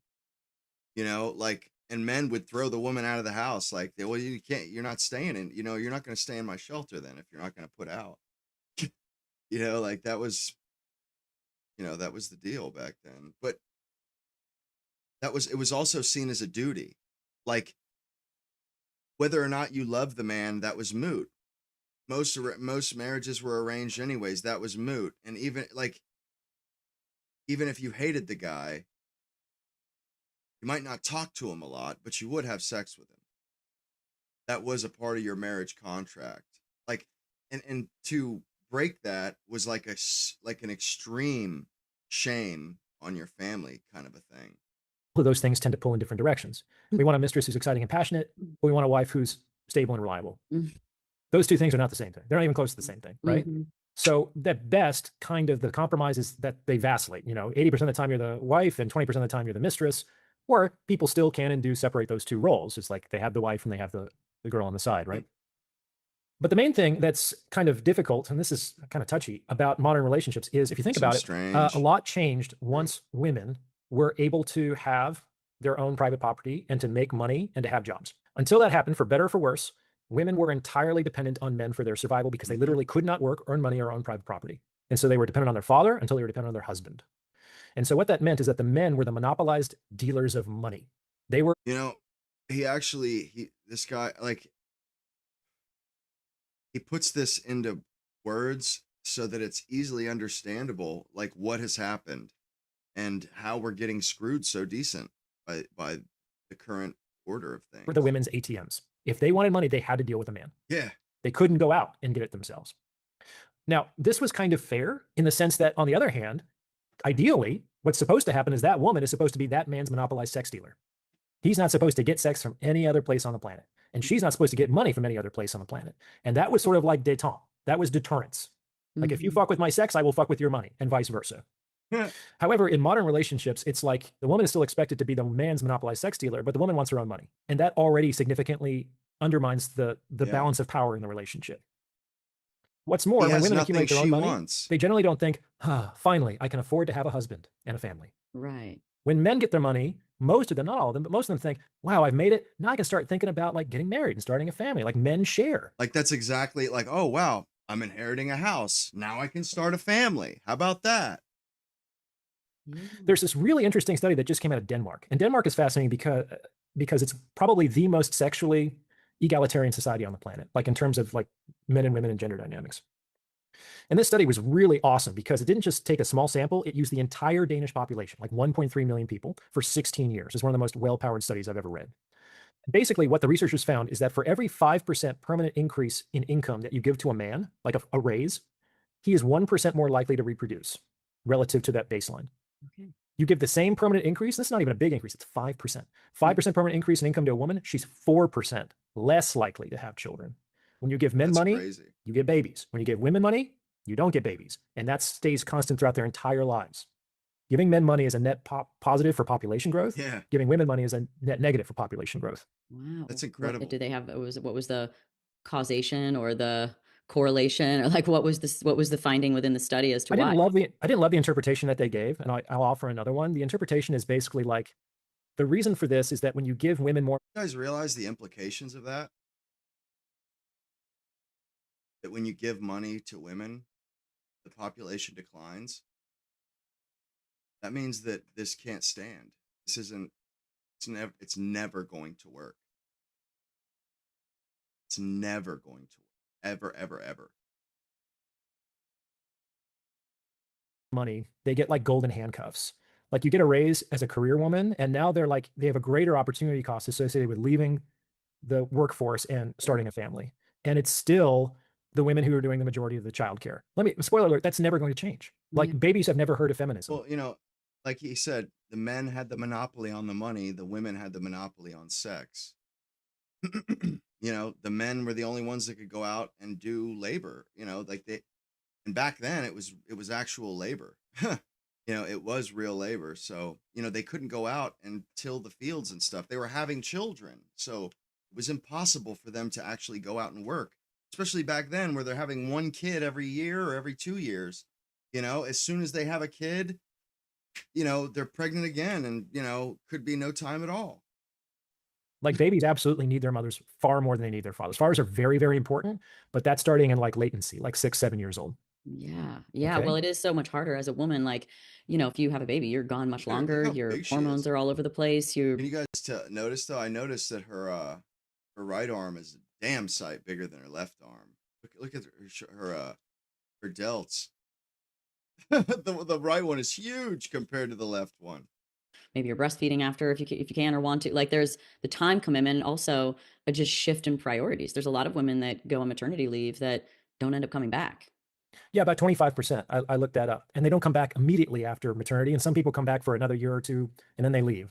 Yeah. Right. So generally women are in the workforce far fewer years over the lifespan than men are, which also creates a lot of downstream consequences when there's DEI and gender-based quotas early on in people's careers, right? So the interpretation that I have is a little bit different, which is that throughout human history, for better or for worse, women have basically used sexual relationships to secure resources from men.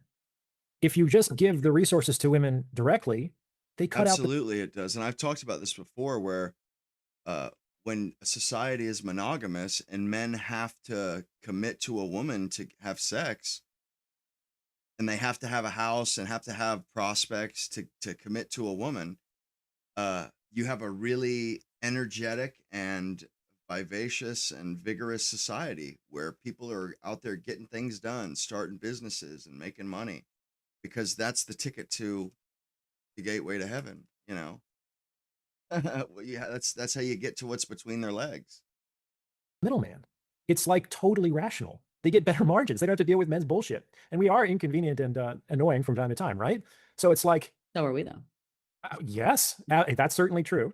But what I get at is when a man starts to make it, he thinks, finally I can get married and start a family. When a woman starts to make her own money, she thinks, I don't need a man. And that's where we are. That's exactly. So it's all about what you can afford. You know, when I watched this earlier today, I was just like, wow, fucking absolutely. That's so profound. I mean, like what he said, with men, they say, you know, they get to the point where they have enough money for a family, and they say, geez, now I can afford a family. A woman gets to that point and she says, now I don't have to have a husband. Now I don't need a man. So you see that how the incentives that are at play here, the forces at play.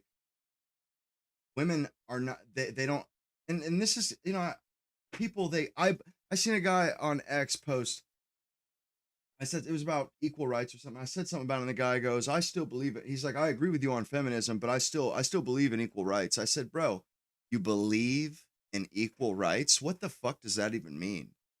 You know what I'm saying? You believe in equal rights, huh? You're gonna set up a gift holiday for him like Christmas too, and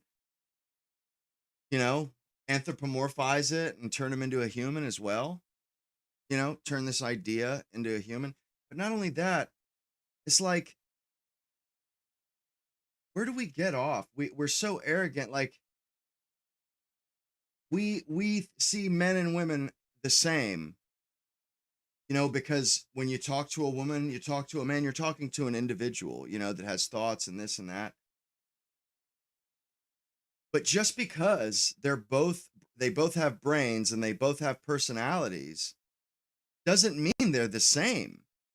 It doesn't mean they're the same. It doesn't mean that they're both equipped for everything. Everything one sex can handle, the other sex can handle equally as well. And it just seems kind of arrogant to me that women are being graded against men. Like, they're using the men's scale to grade women. And it's like, that's like using white people to grade black people. Isn't it kind of arrogant to just automatically assume that anybody can do what you do? Anybody can be as good as us? Isn't that kind of arrogant? Like, maybe they just don't have what it takes. Maybe there's nothing that can be done. But these liberals, they're so arrogant. They think, if I can do it, anybody can do it. This and that and blah, blah. And it's like these people, they're oblivious to reality, and they want to ignore it. But like the equal rights stuff, I think it's kind of a moot point. Honestly, it's like women, they have a purpose. It's an obvious purpose. They have, and they birth children, and then they rear those children, and they do this. At least they used to do this between like 15 and like 50, 15 to 50, they were having children. Damn, maybe one every year too, because a lot of kids died back then. Women had 10 kids and only one would survive. That happened. That happened a lot. And women didn't, and look back in history. There's no time in history until, I guess, right this second, but in the 60s, the 70s, the 50s, the 40s, the 30s, the 20s, the 1910s, the Victorian era, the suffragette era, never at any time in those time periods was the feminist population was over 20%. So out of all the women in America, only 20%, a minority, wanted equal rights. Only 20%. We literally, obviously, it's not a democracy. Women did not want it. They fucking marched against voting. They marched against a suffrage. They marched against all that stuff. They did. They didn't want it, and it got shoved down their throat. They were not given a choice in the matter. Basically, it was like you got grandfathered in. If you were born a certain year, you could live the old-fashioned traditional lifestyle. But if you were born, after World War II or thereabouts, you had to buy into this garbage. But these women, never in history have women felt that they needed what men have. Never in history did women want to be men. Did they set themselves up to even... They never wanted that. They never thought of it that way. They never saw the world that way. And why would they? Why would they? They don't want to, like, well, why would we want to do what men do? we have to raise the kids. Like, when would we have time to do all this stuff? We're literally we're pregnant half the year, like half our lives.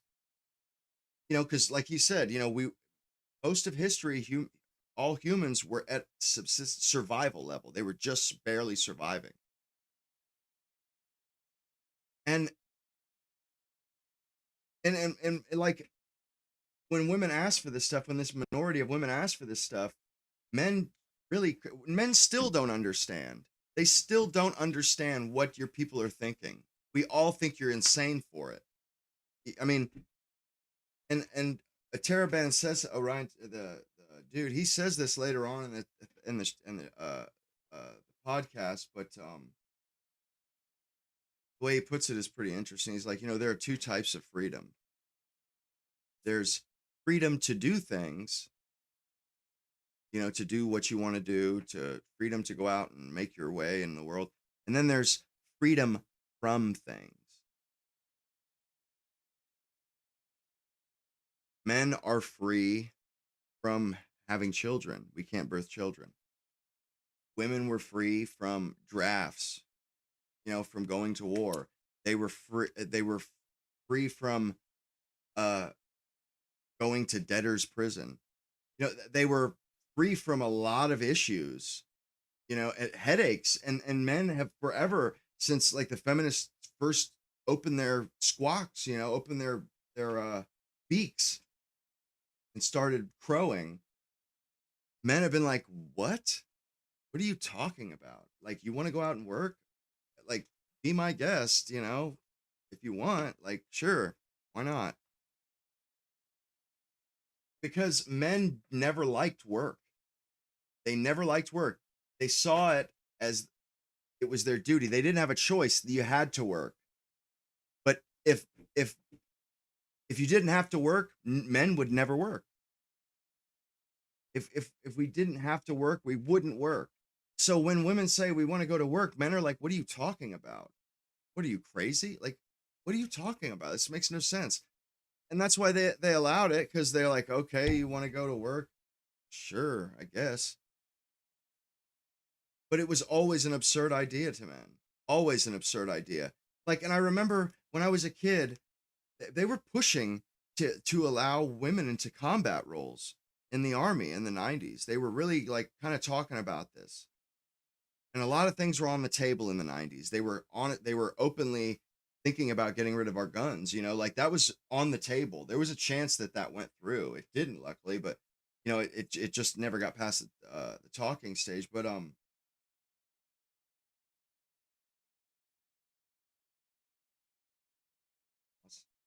my train of thought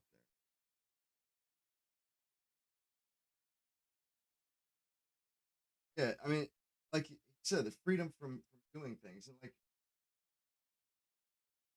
the fact that anybody would want to do something that and that they want to do something that other people do, but those people that do it only do it because their kids would starve to death if they didn't do it.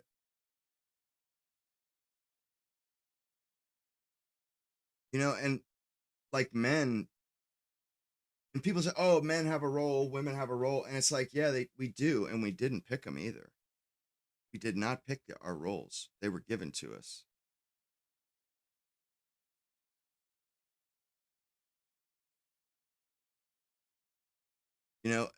It's I mean, it's crazy, honestly. Like that anybody, and I always maintain that, but with the combat thing, when we're pushing for this, or the feminists were pushing for this, and I remember my dad saying, I was like, why do women, or what's going on? Like, it was on the radio on the car ride home, and I brought it up or something, and he said, I remember him saying, he's feminist, or he didn't say feminist, but he's like, these people, they want to be more equal than everybody else. That's basically what he said. They want to be more equal than anybody else. And he goes, honestly, combat is the worst place God created. It's the worst. There is no other situation that can compare to war and combat. And and I remember him distinctly saying this. He goes, it is truly hell on earth like no other situation is. There is no other situation that is as bad and as evil and as like awful as war and combat. And he's like, all like what it does to men, it tears them, it destroys them, it twists them and destroys their personalities and stuff. He's like, and he said, why anybody would fight so that they could go, you know what I mean? Like would raise hell and try to make it so they can go be in those situations. He's like, there's some kind of, either they're crazy or it's just, it's a power thing. They're just exerting their force. Like, look, we can get whatever we want kind of a thing. And I think that's what he was getting at too, is, and because they didn't want women to get drafted. They just wanted to be able, if a woman wanted to go into combat, they wanted to make it to where nobody could tell her no. Because women, they can volunteer for combat nowadays. I believe they can anyway. They can volunteer for combat. But that doesn't mean that they get to go. You know what I mean? Like, and really it should be up to their squad. Although honestly, it shouldn't really be up to the squad because they're not there to make decisions. Grunts, dog faces, they're not there to choose things. They're there to be told what to do. And,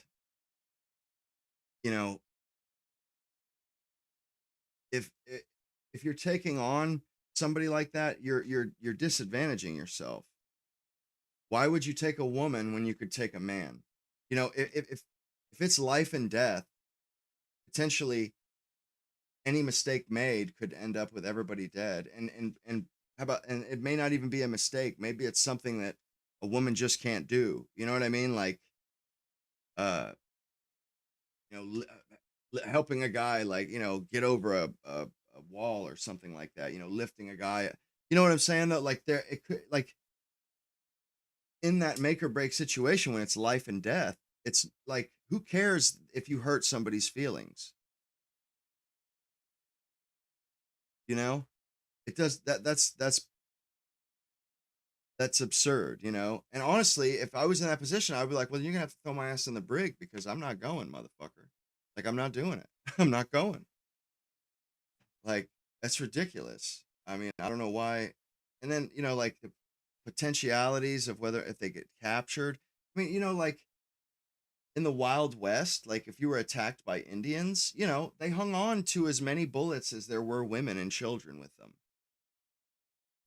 And they saved they'd saved maybe 6 bullets in their revolver. And then when they had basically lost the fight, or they had been beaten back to their last, their last resort, he would put the barrel up behind their ear and blow their brains out, because they were dying anyways, and they weren't going to be taken by, and he was, they weren't going to subject their women folk to that. I mean, it was called the fate worse than death, but things change, I suppose. But and like the fact that, like he said, when you give women money, populations decline. That right there seems to me like that's the crux. Everything else is moot. When you give women money, the human experiment goes extinct. It stops working. So those are mutually, like, it's water and oil. This is all an effort in futility, all this feminism and bullshit, this equal rights stuff. And I always had this suspicion that it's like, I don't think it's really up to us. We don't really get to decide these things. People are the way, like our instincts are the way they are. Our behaviors are the way they are. Whether we like it or not, I don't really think it's up to us, and this is how I know that's the case, because eventually the West will die. Eventually, and when the West dies, equal rights dies. It's that simple. And You know, it's not hard written into human beings that there's equal rights. And honestly, it's an idea that was just thought up like 2 seconds ago in the history of the world. But, you know, in the last couple centuries, it wasn't even an idea for, you know, like equal rights. People were slaves, you know, at these times when these thoughts were being had. But like that guy, he said, I believe in equal rights. It's like, well, explain that. What do you mean you believe in equal rights? You like what? You have faith that it will work? Because this is an experiment. Women having the right to vote, women having full-time jobs, it's an experiment. We don't even know if this works, if it can work. We don't have any evidence that says this will work and it will stay this way forever. As far as we know, this won't work. Like we have no clue. All we have is some data that some data's come in, and it's not looking good. It's not looking good. It doesn't look good for feminism. Put it that way. And I think people are extremely arrogant, and there's a lot of hubris in the fact that they seem to think that we're not animals.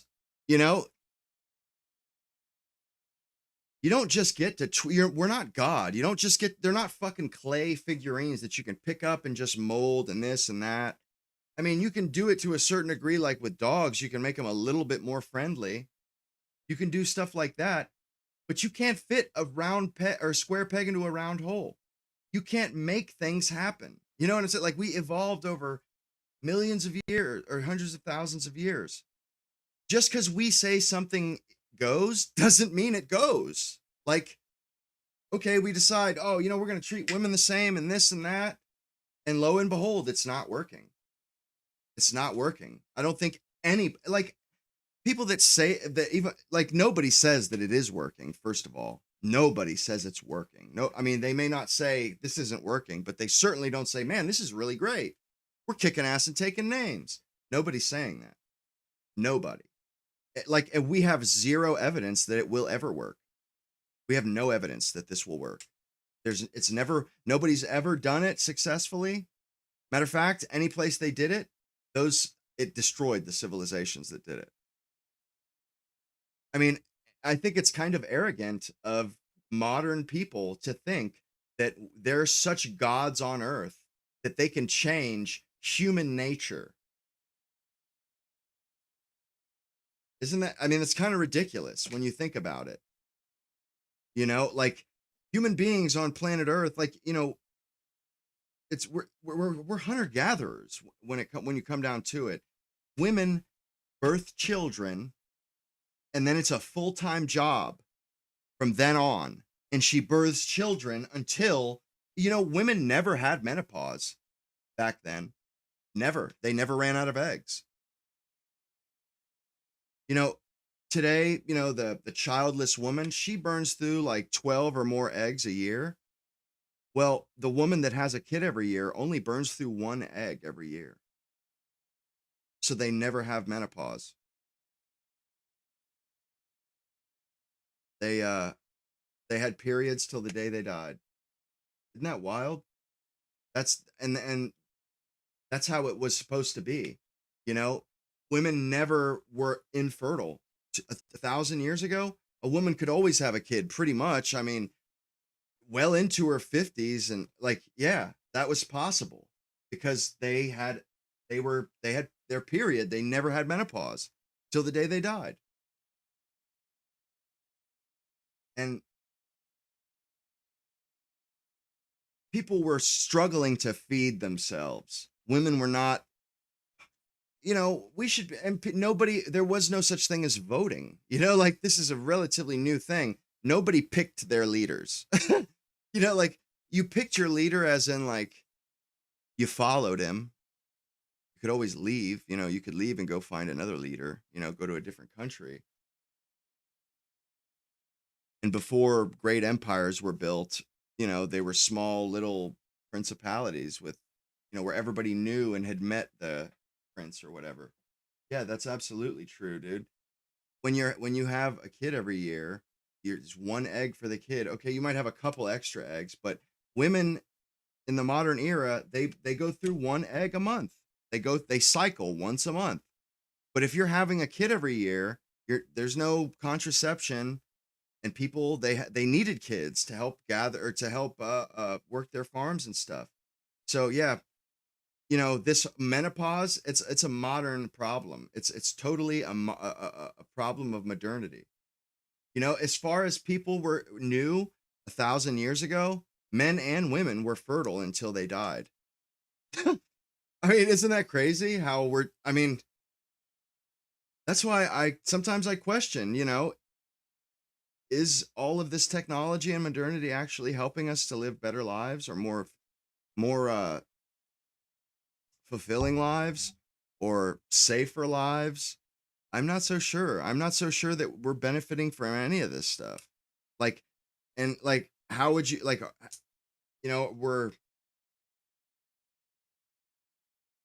if you're looking at it with happiness, I doubt it. We're not happier. Yeah, we can get around. We can fly all the way across the world in 2 days. But what does that matter if you're fucking miserable, or if you live in the Matrix, or 1984, or Brave New World, or if you're living in a dystopia, what good does the technology do you?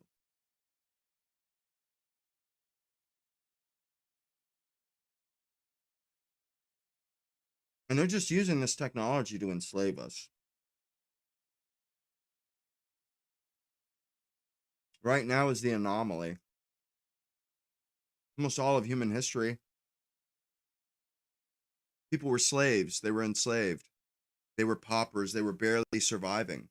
They're scrounging and begging and barely surviving. And then they're being attacked by Romans or by marauders or pirates.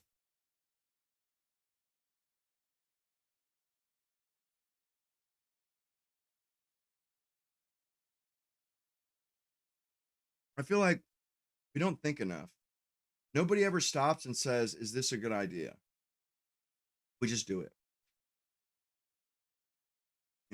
And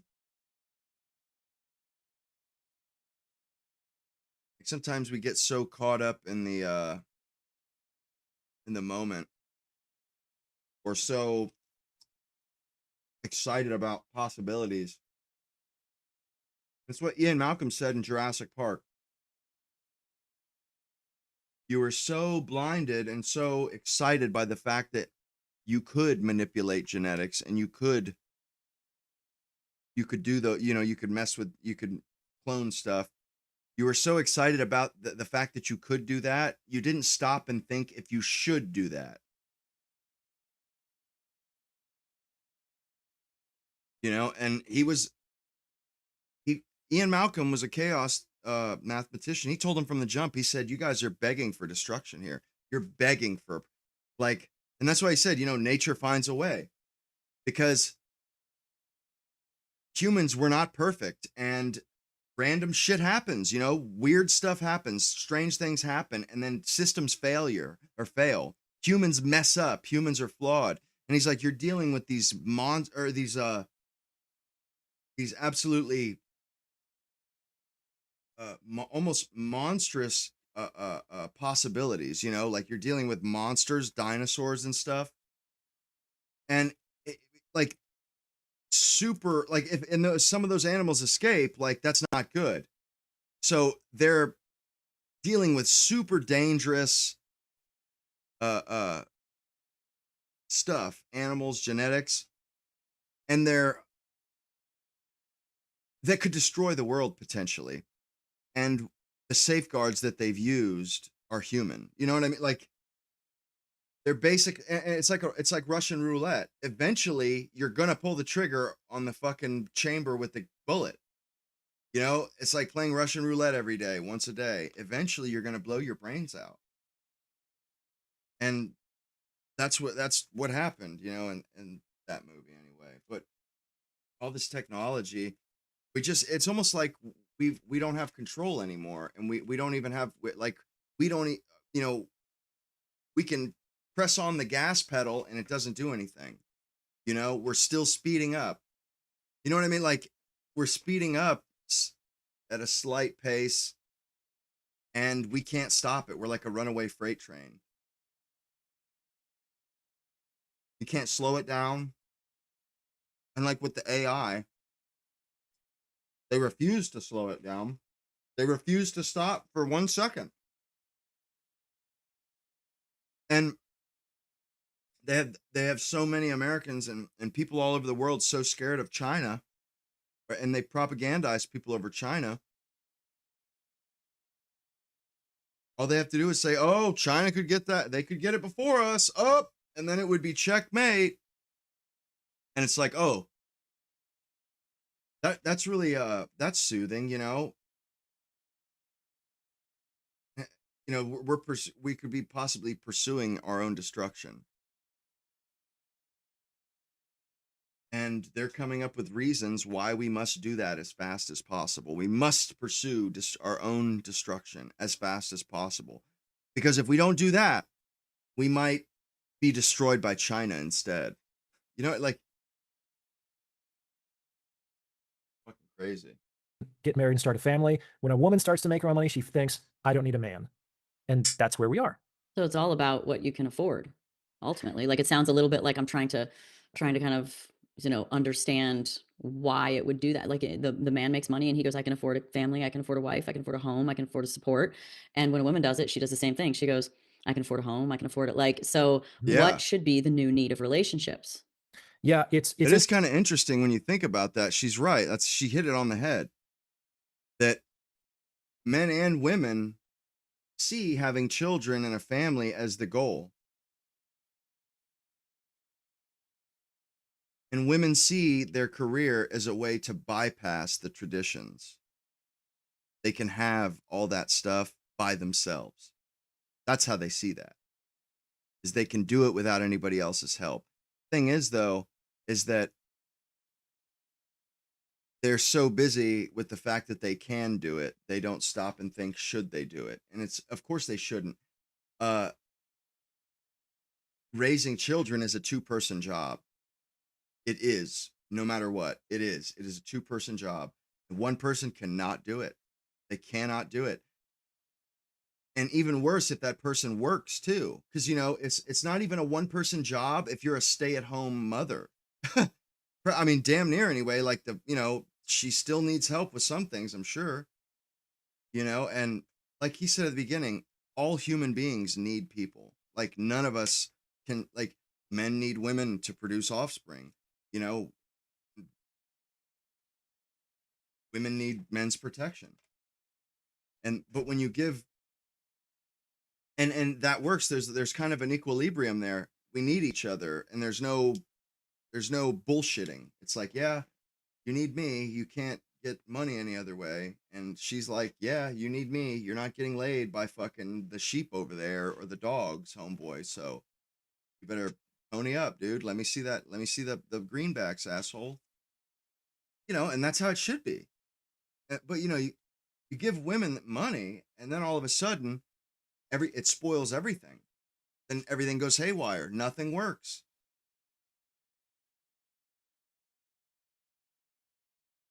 You know, and it's not like anybody directly is hurt by women having money. You know, it's not like it's you know what I'm saying? It's not a direct way to hurt men or anything like that, but it hurts society, and it has these knock-on effects. And they're just not worth it. I mean, it's like, because, and like, women having their own money, there's only one reason why they would need to have their own money. If they wanted to be, if they were just going to be alone and not have a man, then yeah, they would need their own money. But you know, they need a man for other things too. And like for raising kids, you know, like life, we're kind of meant to be together, like whether we like it or not. And I feel like a lot of the troubles that we're having are due to poor lack of knowledge, like poor education on dating and on good behavior. You know what I mean? Like, people 100 years ago when they grew up, they had their mom and dad as a role model. But not everybody has that today. You know, most people don't have both parents in the house. So they don't have, and they don't have, it's not a healthy household with healthy attitudes and behaviors. Everybody is damaged, and everybody is behaving in an unhealthy way. And I've seen households like that where the, you know, like I remember my cousin was dating this chick, and I remember she would always pick fights with my cousin, and he didn't understand what the problem, like what the deal was at first. He's a smart guy like me too, and she would just pick these random fights, and then it, like, if he didn't fight back, it was as though he didn't love her. That is how she reacted. And then he put two and two together. Her parents had fought and fought and fought and argued and argued and argued and screamed and screamed and screamed and called each other all the names in the books. That's what she thought love was. She thought people that loved each other argued and screamed and yelled and fought all day, okay? That's what I'm trying to say is we got a lot of people out there who don't actually know what the hell they're doing. They don't know what they're doing, but and nobody asks for help. And nobody dares offer help because, like, how dare you? This is the way I want things. You know, this is my you know what I mean? Like, and it's bad. It's not good. You know, all of a sudden, nothing works, and everybody's crazy. Everybody's nuts. Most people, I mean, I feel like the people that you see, the people that stand out, yeah, they typically, like that chick that my cousin dated, or no, actually his baby's mama. But like, I remember when, like, he was telling me about that and we came to that conclusion. I mean, I was just like awestruck, like, wow, that's way, like, deep, man. Like, that's what she thought love was. That's what people who loved each other did. They yelled at each other, like they argued, you know. And if you didn't argue, it meant that you didn't love her. If you weren't willing to argue back, like, you didn't think she was, or you didn't love her enough to fight for her. That's how she saw it, man. And I'm sure several of you are probably like, yeah, I know exactly. Yeah, I've seen that before, because it's not that uncommon. It's not that uncommon at all.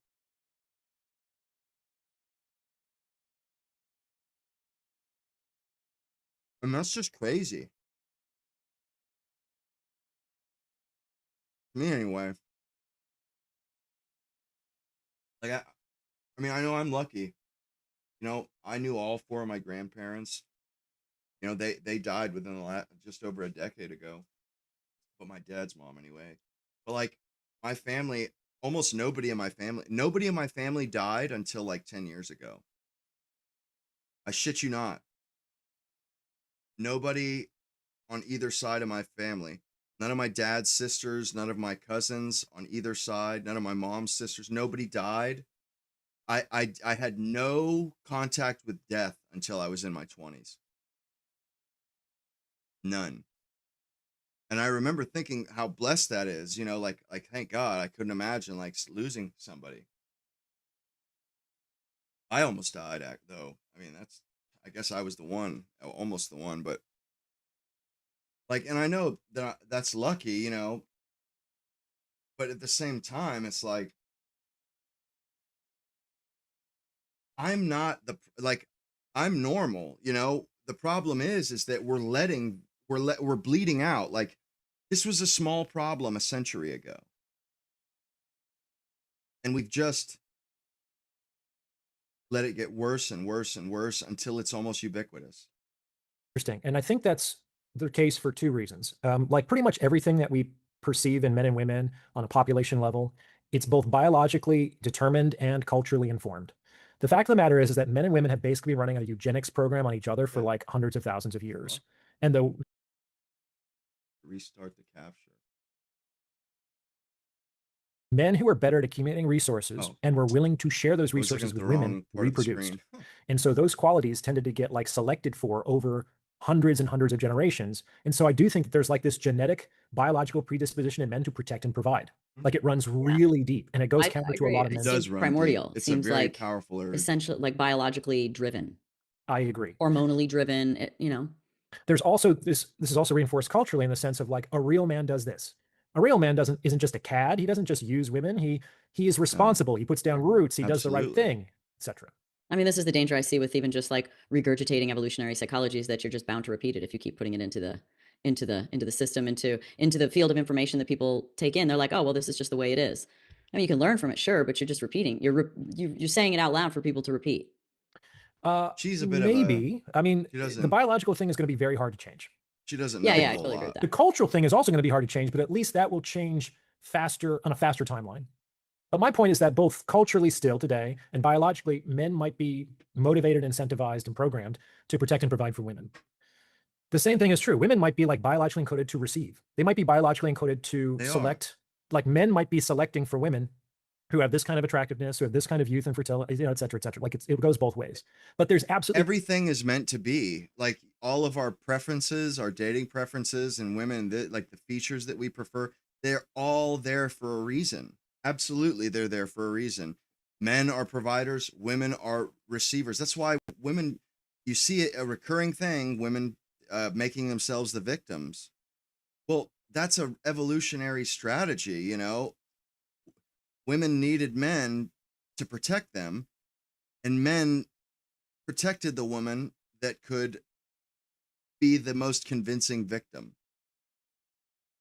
A woman's survival depended on whether or not she could persuade somebody else to protect her. Okay, so just, you know, think of it with that in mind.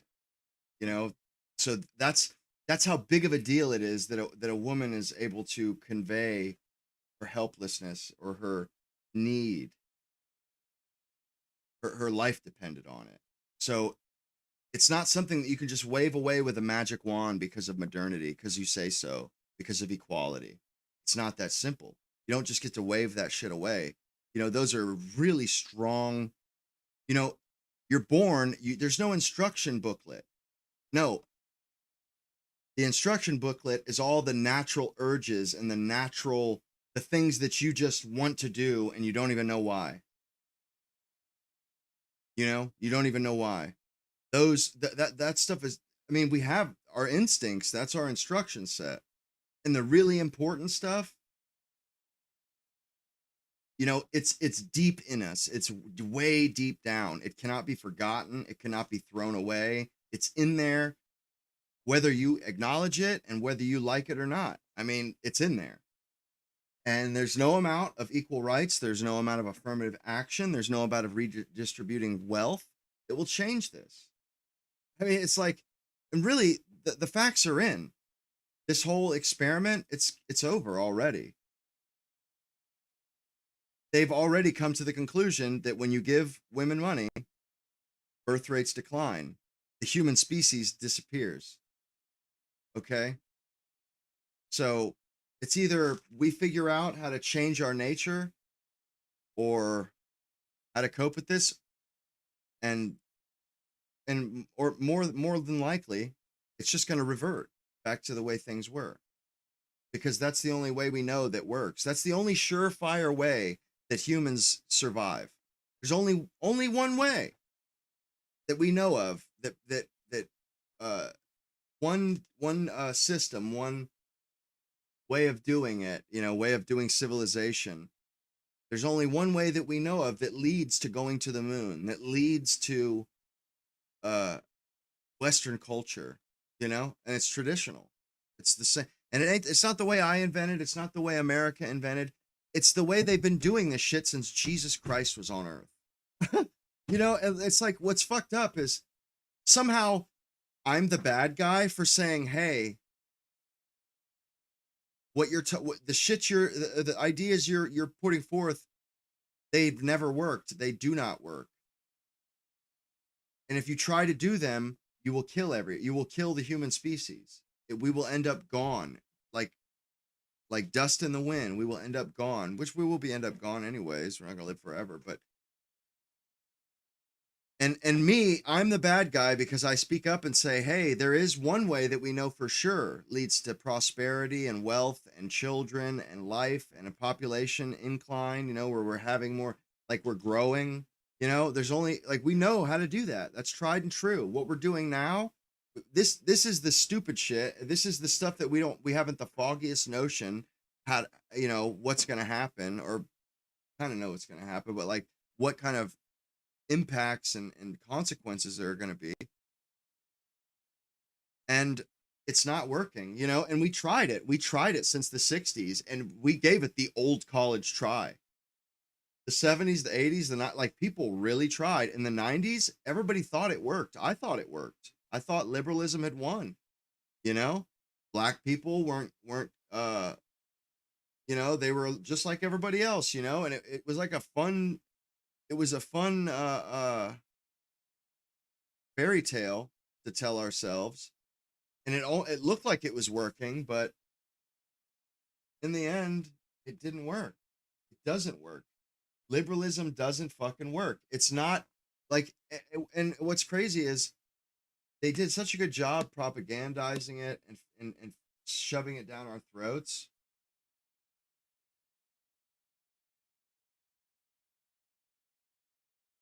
But it still didn't change the human default setting. You know what I mean? We have a default. There is a default for human beings. And I don't honestly think they actually thought they changed the human default setting. They convinced all the people who didn't know any better that they did.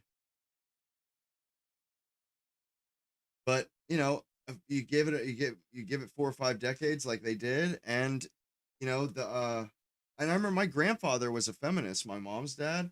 My mom was nothing but sisters,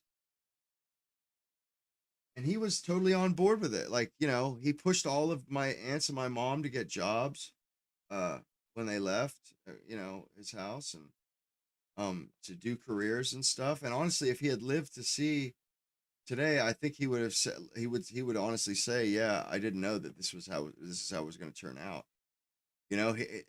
In the 60s, there was a lot, it was made a lot of promises.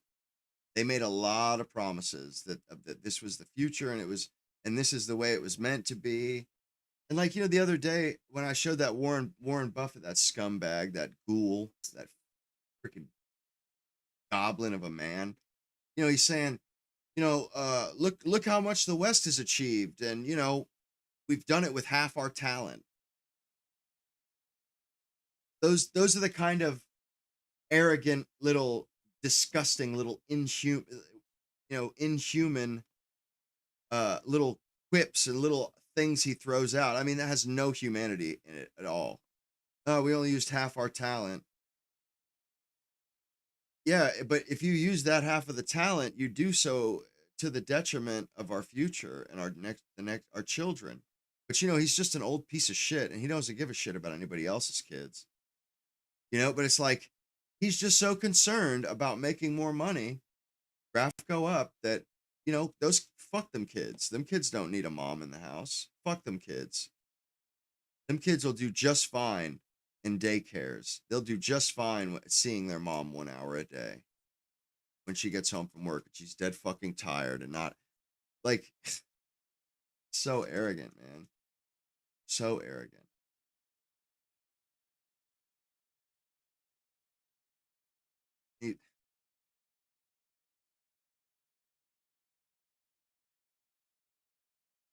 No culture on this planet that I'm aware of that supports women sharing their resources with men.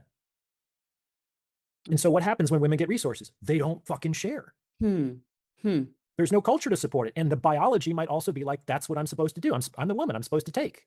It's interesting. It's like, there would be said like that women were more repressed, and there was a patriarchy, and there was sort of like a lack of opportunity and options and freedom or autonomy as women. But if we just look at like repression being a word that was commonly used, and you think if a woman is programmed to receive, let's say, like, and now she's somehow in this loop of like make more, do more, get like she's in some way, it's a new repression. It's a different repression now. If that's your biological drive. Yeah, because women aren't meant to be working like in cubicles and like wheeling and dealing or like doing customer service and this and that.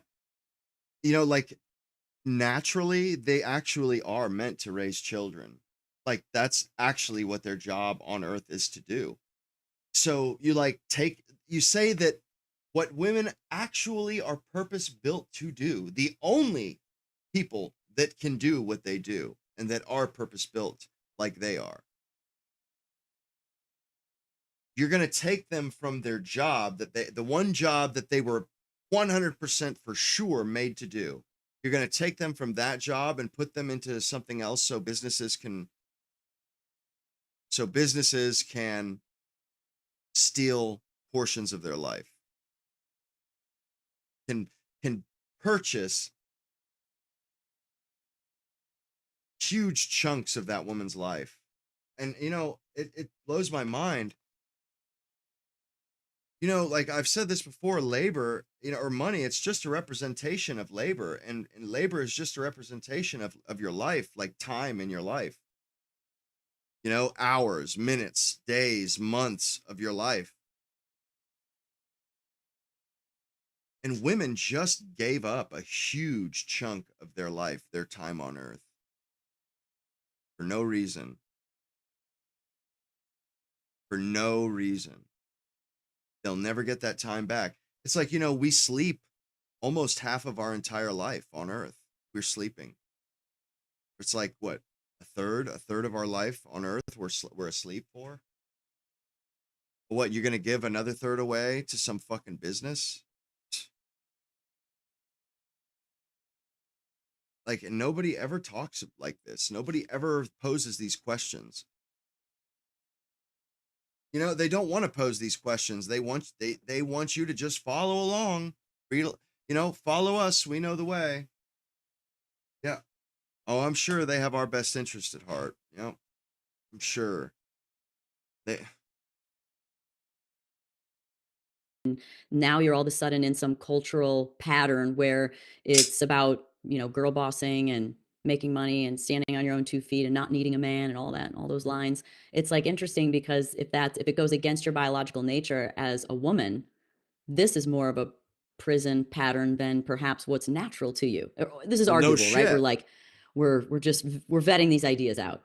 Well, sure, because without the man's provision, like, the woman has to provide so for good herself, at it. which might mean They're congratulations, silly, 40 years of working a fun, job. and lighthearted. Like men do not want to do that. They just do it because they have no other choice. And men and women, everyone basically works until they don't have to work anymore. That's why people are working, so they can retire so they don't have to fucking work. And if they made enough money earlier, most people would put in their papers pretty quickly, right? So the fighting for the right to work never has made much sense to men. Now, the issue here that modern women need to think about is that freedom has two meanings. There's freedom to do something, and there's freedom from something. Okay, so in the historical lens, in many respects a revisionist lens, but a historical lens, we say that's accurate. In the past, women didn't have the freedom to do many things. They couldn't vote, they couldn't hold jobs, etc. But they had freedom from all of this other bullshit. Like they were the protected class. They didn't have to grind. Save the women and children first, you know, like. Sure. Like, is there a culture that says that the higher earning woman should let the man go first? No. Right. There's absolutely no way. So we have this selective empowerment, this selective freedoms, the selective they autonomy, want to be more equal. which is very confusing and clearly privileges one gender over the other. Freedom to do something. So you do want to be able to, I get that. So what does that say about the human condition as far as what drives us? Like what is propelling our decision making in life? Well, most people are motivated in their decision making to avoid pain. And so that's kind of what we got. In the past, the pain that women, I think, were experiencing was, I can't do certain things, right? But then they are like, okay, you want that, go ahead. You want a job, you want a career, you want to support yourself, provide yourself. Guess what? You've solved one form of pain, but you may have introduced several new forms of pain into your life. Yep. And so now it's like, how do I get away from those? Well, I don't want to go back to that. And now we're in like, well, now we have this very strange situation where we kind of want the best of both worlds for the woman, which probably means the worst of both worlds for the men, which is probably not sustainable. Just like it can't be the worst of both worlds. Yeah, it's not working because men are like, yeah, you know, there's one thing when we had to do everything, but we got a loving wife that raised our children and stayed at home and took care of our children. And she was a virgin when we married her, or when I married her. You know, that was one thing. And then, you know, it's like, you don't even get that. They want to take that away from you too. So you do everything and you get a valueless woman who's been rode hard and put up wet, who's been treated like shit by everybody else that she met before you. You know, they and then they wonder why society is falling off a cliff. It doesn't work for half of the fucking population. Half of the population gets nothing for their trouble. For the women and the best of both worlds for the men. Yeah. I think the traditional way was actually closer to another balance or a détente, which is that, yeah, the men had the freedom to do something in the world, but they didn't have any freedom from something. They didn't have freedom from hardship, from war, from suffering. It's like the women didn't have freedom to do something, but they had freedom from other things because they didn't have to work. They were the protected class. They're not paying taxes and all that jazz, right? Very interesting. So where should we land? So where's the landing spot? Well, we're figuring that out. That's part of the frustrating and exciting part of living in back. 2026 is that everything is changing, everything is getting destabilized, and that crisis is also an opportunity. It is an opportunity. As I talk about at the end of my book, we're in a crisis for sure. You're the new one? Not the new one. The new one's a novel. We can talk about it later. The old one, The Value. I want to ask about this. I'm curious what resonated the most with people out of this book, but finish off with what you were about to say about writing the book and something about the end. Well, you know, right now we're in this crisis. Things are falling apart. And on the one hand, you got historical folks, often religious, often Christian, or often trad cons who are like, we just need to find Jesus and go back to the way things were. And for better or for worse, I don't think that's going to happen. I don't think the genie goes back to the bottle. Happening. But then you got like the black pillars and the nihilists who are just like, everything is going to fall apart and the world is fucked. And I don't think that that's true either. So I do think that things are falling apart. Maybe there's a reason certain things are falling apart, and we don't have to preserve something that can't stand the stressors of modern life, but we also don't have to let things fall apart completely. Like we might be able to save some things and let other things fall by the wayside because they're no longer relevant or meaningful to us. Like that's the opportunity that the last generation didn't have, and maybe the next generation won't. So I think that this is a really exciting time. And to be we're the alive. ones alive. So certainly not in making the decisions in this retweak. So we actually do have an opportunity to shape things in our benefit, or to, you know, to change things that we believe are injustices or whatever. You know what I mean? Like old injustices that should have been fixed long ago. I mean, we have the opportunity to do that stuff too, because we're the ones that are holding the baton when this change came about. But it's confusion and hardships. And I love that. I love that perspective. I remember saying that back in 2020 when everything started going down. I said that many times. I still say it today. What a time to be alive. Like, what a time to be alive. You're able to make, I mean, at this point in time, you're absolutely able to make your work life and your... The future is so uncertain and nobody really can predict shit because we're so far off the beaten path now. You know, we're down blazing trails and we're like, you know, we've gone way into the woods. You know what I'm saying? Like, so we're really kind of lost, and the only way out is through your intimate life. I mean, like the rise of polyamory and, you know, all kinds of various different arrangements within relationships are now like, you know, I'm not going to say they're super normal, but they're definitely more normalized. And, you know, you can decide whatever your life needs to look like. I think ultimately it ends up being a question of what are we trying to accomplish? Yeah, I think relationships should serve a purpose. If they shouldn't just be like, well, that's what my parents did, or this just feels good. Yeah. Like you don't work a job without a reason, my right? People who pee-pee don't need feels money don't go to good. work. It serves, and you need that money because you have Not certain true. expenses. Not true. What, you really? You don't think so? People that don't need money don't go to work. In general. I mean, I'm an example of, I don't need money, but I love working. Let's put it this way. They don't go to a job. Okay. Like they don't do anything they don't want to do. Yes. Yeah, that's fair. And you're right. High achieving, really organized people, they fall apart without directed intentional action. I last 3 weeks and then I'm like scratching my skin off. Like I need projects to work on, but I choose my own projects and I do things in my own time, in my own way. And that keeps me sane. It's the matrix of the freedom part. It's like to do and have to do sort of stuff. It's like you can't, now you get to choose, right? Yes. And freedom I think from, you know, monetary restrictions, and you can do what you want. So like that's the other side of it, which is that like human beings, men and women, are really bad at absolute freedom. Like freedom is actually terrifying, Not It's a good. horizon that extends featurelessly in all directions. Why? Why does freedom terrify us?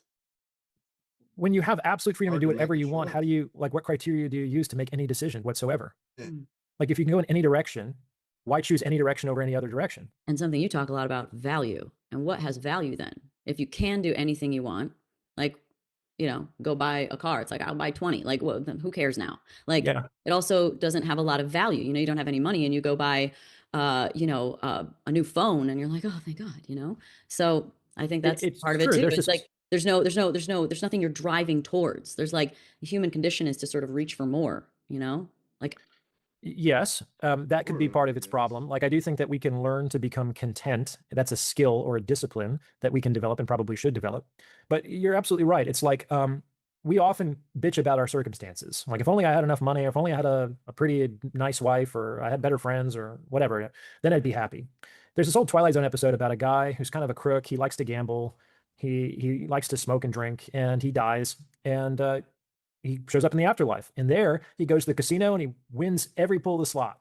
And he gets a royal flush every time they deal his hand. And the women just throw themselves at him all the time. And he takes it, he can do it for like 3 weeks. And then he begs like the spiritual being to take him out. And he says, you can't. Well, this is hell. Hell could be getting everything that you want. Yeah. and if hell is getting everything you want, what does that say about us as humans and what makes us happy? It's like the flip side. It's like we need something to shoot for, but We when need a you little get bit everything, of there's adversity. it's lackluster. I personally Without adversity and without struggle, life is meaningless, actually. If there's no problem for you to overcome or no adversity for you to overcome, life is meaningless. Think of a movie where nothing is accomplished and no problem is solved. But do you even want to watch that movie? I don't. I would not watch. I mean, that's the whole point of a movie, is to see human beings, rise above adversity. think that we need purpose by being collaborative and creative. You know, I think that's why I keep working, is to go to reach to collaborate, to create. I think our creative nature is something that is inherent within our life force energy. I think so. But that's, I I think, mean, a look little at you. You wrote a novel this time. You decided to go take a left turn and go from writing, I don't know, would you call it, is this self-help? Like, is it like education, you know? self-help nonfiction. Yeah, yeah. But then, you know, now you wrote it's totally different. Total left turn. I have freedom. And this is something that I've wanted to do for 25 years, and I finally felt like I was mature and ready enough to complete the task. So I was happy to do it. I do think that creativity is very important to me. Like, I used to be an actor, as you know. I've made a lot of didn't know plays that. and productions in my lifetime. I think that my YouTube channel is a source of creativity as well. I try to write original content to disseminate. Like, I want to come up with my own ideas, and I write everything. I don't use AI, and I try to make something new that will force people to shift their perspectives mentally. That's my challenge, and that's what keeps me kind of sharp and engaged with the world. So creation is really important to me. I think it's more important than people generally believe. I agree. I didn't realize how important it was to me either until, I was older, until I was in my 30s. I actually, it's kind of what keeps me sane. I like what he's saying. We're in this process of, like, most people are just consuming. They're just consuming. Yeah, According to a recent report I read, the average American is now consuming media content 11 hours a day. Holy 11 hours a day, which is 2/3. It's like it's 7 hours a day, but I don't think that include. I looked it up after I saw this. What I saw said 7. Although his might be newer, maybe, and I know it doesn't include screens at work. It doesn't include certain screens, so it should be higher, honestly. Of their waking life. That's insane. I mean, if you look at screen time on your phone, for some, it's frightening. Sure. That's And we're not insane. even talking about screen time, because Yeah, they're right, using exactly, the yeah. screen for work too, right? Sure. But they're also they're generally consuming content through a screen or through their headphones, etc. Crazy. But the point is that too much consumption with no consummate production is sort of like just eating and never being able to shit. Can you imagine how uncomfortable that would be? It's like, the creation is where you kind of process your experience and what you've learned, you make sense of it, and then you get rid of it. You like expel it. And I think that that's healthy. It's like an inflow and outflow of ideas. Like, you take things in, your own experience and the thoughts of others, you integrate and process them, and then you shit it back out in some sort of content that might be useful to you and hopefully to other people. I was thinking about something that Charlie Kirk said when I interviewed him. probably a couple of 2 years ago, and we were talking about colleges and we were talking about universities and how the institution, it's called, I think he called it deconstruction, where they basically take ideas and they break it apart, but they don't put them back together again. When you look at colleges and universities, it's extremely left, it's extremely liberal. It's like they don't create, right? They're not even making kids. And what's interesting is apart. I was just having a debate with a woman yesterday, and she got to the point where, like, she was arguing that women are inherently valuable. Why are they inherently valuable? Because they make life, and only they can make the babies. And I said, but women aren't having the babies. Yeah. Mm. And this woman had never been married or had a single child, and she was arguing that that was where her inherent worth lied, right? So either that she's unconsciously hypocritical, and she's prioritized things that were of less value over things that were in her own estimation. I mean, we have a kind of a more serious issue at hand, right? So it's like, if that truly is the source of women's value, Why are they doing? according to women, like that's the argument that they are the prize because they can do this, why aren't they having the babies? That's like a man saying, well, I'm valuable because of my strength, and never using it to open the pickle jar. Like, what good is that fucking strength if it's actually not being put into practice for the service of others? What good is of divine feminine if you don't divinely create?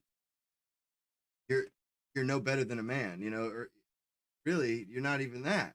You know, you're like modern women, they're like useless as tits on a boar hog.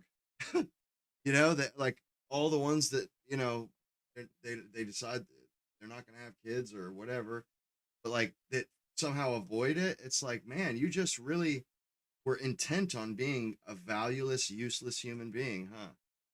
That's how it feels to me anyway. They offer nothing to anybody. They don't even offer life to their own offspring. They don't offer anything to any other human being on the planet. It's all, what can you do for me? I'm not going to have a kid because that would take from me. And I only think of me. I mean, that's how these women were essentially raised and told to think about life. You know, you are the most important thing. You know, you put you first. And I'm pretty sure, well, maybe the feminists did mean it, you know, like when people say that, they don't mean, yeah, don't put yourself first and over birthing your own children. Like, don't kill your children. And it's for petty shit too. Oh, I don't want stretch marks. You know, over petty shit like that. You know, and to think that some of these women that have turned down having children because of for fear that they would their body would change. The profound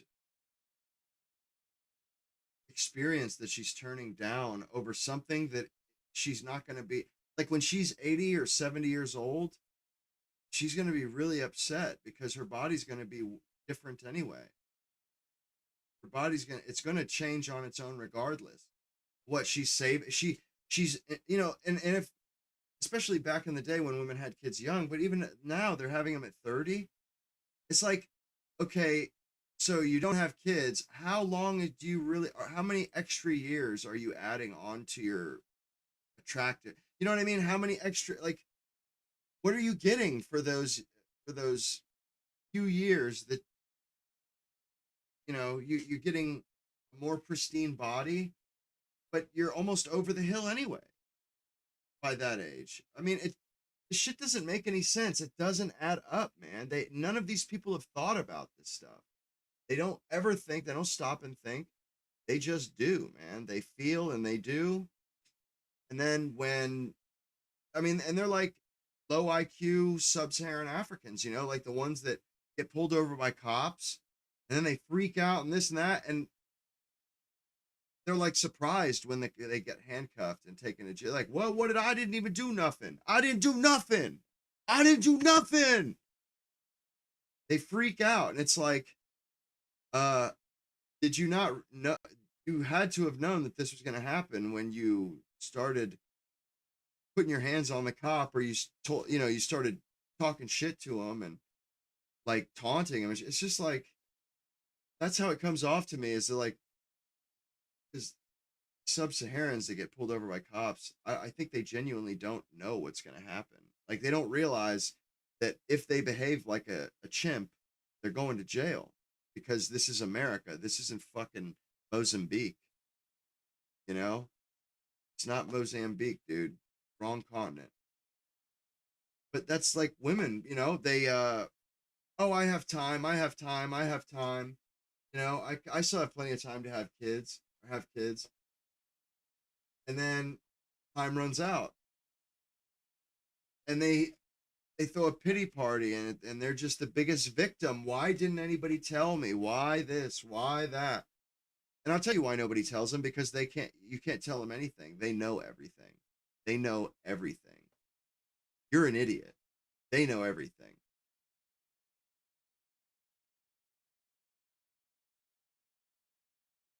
You know, and it's a damn shame too, because it's obvious to me. Like when I see these, like my first girlfriend, I mean, I could have told her exactly how the rest of her life was going to go, and exactly what I predicted to her was going to happen to her. I told her too. I even said, "Bitch, you're going to catch something. You're going to end up with herpes or some shit." Yeah, she caught herpes. Yeah. I told her, I said, "You keep doing this," because I just seen she just, after me, she was like, every time I saw her, she was a different guy. I was like, you know, this isn't smart. You know, she was just so arrogant though. So, and she was, you know, she was a J, super arrogant. Just thought life would be grand. She thought life was going to be like it was for her at 20 all the way through. That's what she thought. Honestly. And a lot of them, and you know, they've been spared reality. You know, their parents take care of them, and all the other adults that they bump into and talk to throughout their life, they all say, "You go, yes, queen, you go, queen, you go." Their dad says, "You can be anything you want to be. You can be an astronaut, you can be this, you can be that, you can have it all. You can you can have a family, you can have a career," which that's bullshit. That is such bullshit. People that people that just have their career barely have enough time for that career. You know, barely have enough time for that career. So it's total bullshit, you know. And if you do, I mean, my mom, she did a lot of work at home. I mean, she, you know, would cook, and she did it all, like, she did it because she wanted to do it. You know what I mean? Like, and that's what pisses me off about the unpaid labor argument. It's like, you know, it's not like, uh, it like if my mom hadn't been there, the house would have never been that clean. It would have, our standard of clean, my brother's and my dad's, is not my mom's standard of clean. We didn't care. Like, she could have not cleaned it that as much as she did, and that would have been fine for us. So she did that extra mile for herself. For herself, you know what I mean? Like, that was how she wanted it done. You know, so that's, it's not quite, it's not like it's slavery or something. Nobody forced my mom to do that. She did it. She wanted to do it. You know? Yeah, she did. I mean, but she didn't have it. She didn't have it all. Not even close, man. Not even close. I mean, she went with me on a couple of field trips. You know, like, and honestly, I remember as a young kid, really, like, it bothered me that I, like, when I wasn't, like, because my mom took time off. She had my little brother when I was like 4, and she took like a year off for maternity for him. So I really didn't know, like, I spent a lot of time with her. Then when I went to school, it was like being thrown in ice water. You know what I mean? It was a huge shock. And then she wouldn't get home till, like, we get home at like 4. She would get home at like dark, like 6, 7 o'clock at night. I swear, and like, I didn't get to see her very much at all when I was a young kid. And and that really bothered me. It really bothered me. And I remember pretty much my entire, like, all the way through elementary school, I struggled with it, you know, the fact that I just didn't get to see that much of her. You know, and I didn't like it either. Yeah, and she wore her stupid dry clean suits and her fucking pumps to work every day, and, you know, she got to feel good and tough and, you know, this and that. and even now she looks back and says, man, I don't know what I was thinking. I could have stayed home and been, and you know, she's like, I don't know why. I just, yeah, everybody else was doing it. And I'm thinking, yeah, you know, and that's, my parents, they just kind of, they didn't really think too much before a lot of, you know, they just kind of did what people did and got on with life. But like, only the rich people and people that are really intelligent are deliberate, have the intent and the deliberateness to you know, to actually think things through before they happen. You know, and my mom, and she says now, she's like, shit, she's like, we could have easily made do. Or, I mean, she's like, I would have made do if, I mean, and she's like, if I had to do over again, yeah, I wouldn't have worked. I would have just stayed at home. We wouldn't have paid for, after school or daycare, none of that bullshit. She's like, I barely made enough to cover a lot of that stuff. And she worked full time, you know, in an office, like, and still barely. And that's what, like, the culture, it's got this inertia to it, but it's so bad, you know, it, like the normal things that the culture instills are awful. And it's like this one size fits all bullshit, you know. People aren't like encouraged to think things through and map things out and come up with a plan, you know, figure out what it is they even want out of life. Like, people, how many people, I bet you half of you in here, more than half of you, have never sat down and written down what you wanted out of life. Like, put it into words on paper in front of you. How many of you have done that? Any of you? I mean, shit, man, come on now. I would imagine very few people have. But, like, that's a smart thing to do.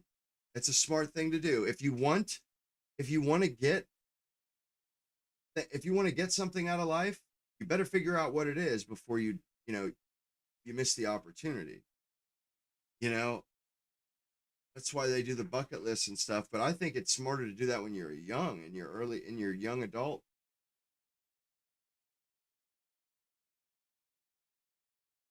Yeah. Well, of course, you know, honest work is good, exploitation is bad. But, you know, most everything in the modern, like working at a title insurance company, that's exploitation, man. My mom wasn't fucking happy doing that shit. You know, like, the only thing, like, she liked the people she worked around because she's a woman. She's, you know, people person. But I know, my parents considered, like, because all my dad's, our family had farm for over a century. It was like a historic building and stuff. And my grandfather broke up the parcel and gave each one of my dad's sisters a chunk of land to build a house on, and it would have gave my dad one, but they took like 12 grand so they could buy a Toyota Camry. And my parents fucking regret that shit to this day, that they didn't pack their shit and go up to live with my family. They're like, yeah, it was fucking bonehead. You know, Central Florida, it's a fucking shithole. It's a rat race. My family, they live out in cornfields, like near Grand Rapids, just beautiful country, small community that my family, like, every time I visit there, everybody in the whole city already knows who I am, knows who all of my relatives are, knows my grandfather's name, knows my you know, like, they know more about me than most people where I live know about me, you know, like, and I've never even met them before. Like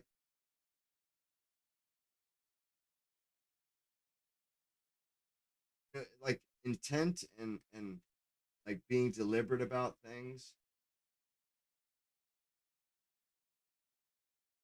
Like, I think you get more out of life, you know, if you think about what you want to get out of life and think about how you can accomplish getting it out of life. You know, you're more, if you make a plan, you're more likely to succeed. You're more likely to accomplish those goals. Just food for thought.